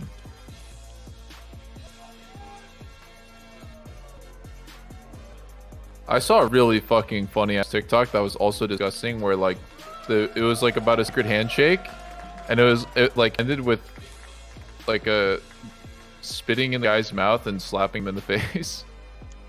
It was so disgusting but hilarious. Oh. Hey, Part yo. of that didn't sound quite like a handshake. No, it was, man. It started off as a handshake and then became like way too lit. Sounds like a great TikTok. Why am I leaking our secret handshake? Ugh. Yo, Meteos, have you practiced your bark? Because you've been around dogs a lot. No. Can you bark? I don't know. Shit. My dog's actually really quiet. She never barks. My friend's got a fucking funny ass bark. Like it's actually good. I was curious if all dog owners practice in their spare time, learning how to communicate. You know, dog speak. No. Yeah. The only time she's barked is like when I turn on my TV. My soundbar is just too clean. She freaked out. Wait, what? Clean? What is that? Like a soundbar, like sound system. It's just the bass was bumping too hard. She Oh, freaked. I see. I see. Yes. I didn't know you had a sound system, dude. It's like pretty advanced stuff. Dude, Gonna lie. it's been so long since we did a watch party. You guys want to do one right now? Wait, we can watch again? I meant Let's go. before this weekend. It's nostalgic. Feel strong, man. You know we're gonna be doing this. Well, I'm just saying this to the viewers. We're gonna be doing this for like 4 weeks, I think. God, I'm so excited. All of playoffs, yeah. And we got Worlds. Oh, Sag. And we got Definitely Worlds. Worlds live Yeah, viewing. Worlds. Worlds live viewing. Whoa. What content Wait, is it in actually, this because time? it's on NA time, I might. I might. Maybe this. I might if I'm past 2 awake. years. Yeah, Wait, me and we can- Meteos did we as could well. Do a Prime Video movie night, yeah. Are you allowed to watch any movie on Prime Video and stream it? Is that actually part of the fucking thing? I think there's something, but you have to do it with like some special thing where like you're locked from watching it without having Prime. If you have your account connected, and then you can see the video. And if you don't, it like shows your face. Oh, what the fuck? That is crazy. I didn't know that. Like you can check the Twitch user if yeah, I see. They have Prime or not. You've seen, Dragons watch party. I've seen Soda Pop and do it before, and like I just saw this massive cam. I'm like, wait, what the fuck is this? Or actually, no, it was like a side cam, not massive. So like, what does it say that you don't have Prime? Like, does it say subscribe to Prime to see the stream or what? I don't remember, but I know that like it was limiting until you like connect your account. Interesting. We'll get to that question in a moment, casters. But I do have the Cloud9 bot lane here on the stage after winning the tiebreaker. I'm going to start with you, Sven. You played a I'll be match back, I need to pee. way earlier in the day. How did you and the team prepare coming into this tiebreaker? Just first pick Yumi. That's all. That's it? Yeah. But there were so many parts of Give the me draft Yumi that now. went into FlyQuest. So. I mean, draft is very simple now. You first pick Yumi and you log in Siri is open. If it's banned, you pick Siri. It's just that simple. Or Twitch. Yeah. Or Twitch, yeah. How do you think that you played on server into Twitch? Just like, hand the gap. Twitch it. Right Do you have better hands? It's a hand gap, I see. This isn't the end of the road. It was a tiebreaker to make sure that you knew where you were going in the playoffs. This means Cloud9 is facing off against CLG. I'm going to start with you first, Sven. What do you think of CLG best of 5 territory? I'm just happy with playing a steal. That's all really. Yeah, you avoid them here with this win, so you feel Who confident do they play? against CLG then? CLG. We lost to them last week, but I feel more Oh. confident against them than against Team Liquid. Fair enough. What about you, Berserker? How do you feel against CLG? Just ban Therapin and Yone. Yone. All right, Seraphine and Yone, You ain't we're wrong. looking out for it. They respect Douglas money that much? Congrats on taking down this tiebreaker, getting Yeah, the kinda. matchup against DLG It's a here, flex getting too. yourself that top Mm, seeding. true. All right, we got a lot to wrap up on this day, everyone. But as we do, I believe Mark is joining Jat to pay the Pepper Piper. I'm looking forward to that. Hope y'all are too. What's that? The penis piper. I think CLG will sneak into top 5. I mean, they're already there. People have been. I'm Wait, smelling. how do I I'm hear smelling this? Oh, I'm smelling. Oh, a bet. this is a I'm recap. smelling a bet. Oh, He gets first pick. So he's going to go I picked LG in my CLG. draft. Oh. See how it is. But then we all lose. Oh, yeah. I So will win. I'll pick. I don't even want it. TSM. I'll pick. He's going to pick TSM. TSM It always Jat. comes back to TSM Jat. All right, so he The goes origin with TSM story's and Mark. real. I'm going FlyQuest because I actually predicted them in my power rankings. As 5th? As 5th, yeah. Okay. Wow. There it is. There you have it. We're off to What the are we races. betting? What are we betting? We're off to the races. What this is the hardest Didn't part you of eat something super hot? I need something super hot. He ate habaneros. Let's do it again. We'll do it. Just eat spicy stuff. I mean, that's probably Do the we best. do we up the ante? The bet is, let's say CLG is 5th. You two then have to each. Yeah. Lose, Oh, no. Right? Okay. So it's each Wait, you wait. then. Oh no. Okay. So- So if all of us lose, we're If all of you lose, together. just you all do it.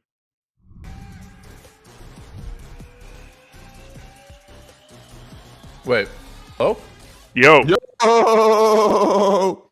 Sorry. I didn't know if anyone was still here. I was still here. Yeah, we're fucking out of here. Fuck this shit. Bro, come on. Fuck this shit, man. I love the content. I'm actually going to the LCS stream now, so I can hear them. What the devil is going on here? Those don't look crazy spicy, are they?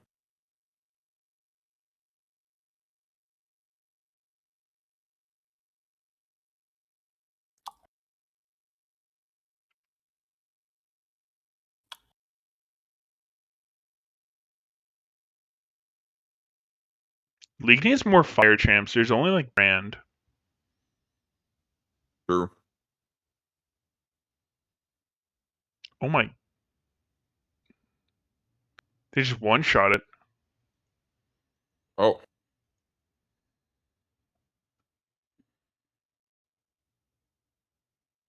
I remember doing this kind of thing with Jensen in Korea, and I fucking went to the bathroom and puked right after. Oh. Really? Yeah, it was awful. That must have been really painful puke. It was not a good time, I can tell you that much. Like, just had K barbecue and we're drinking soju, and then it was like those green peppers they have with it. We just fucking one-shot one.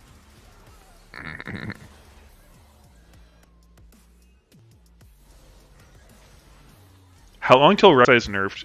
She was picked in LCS.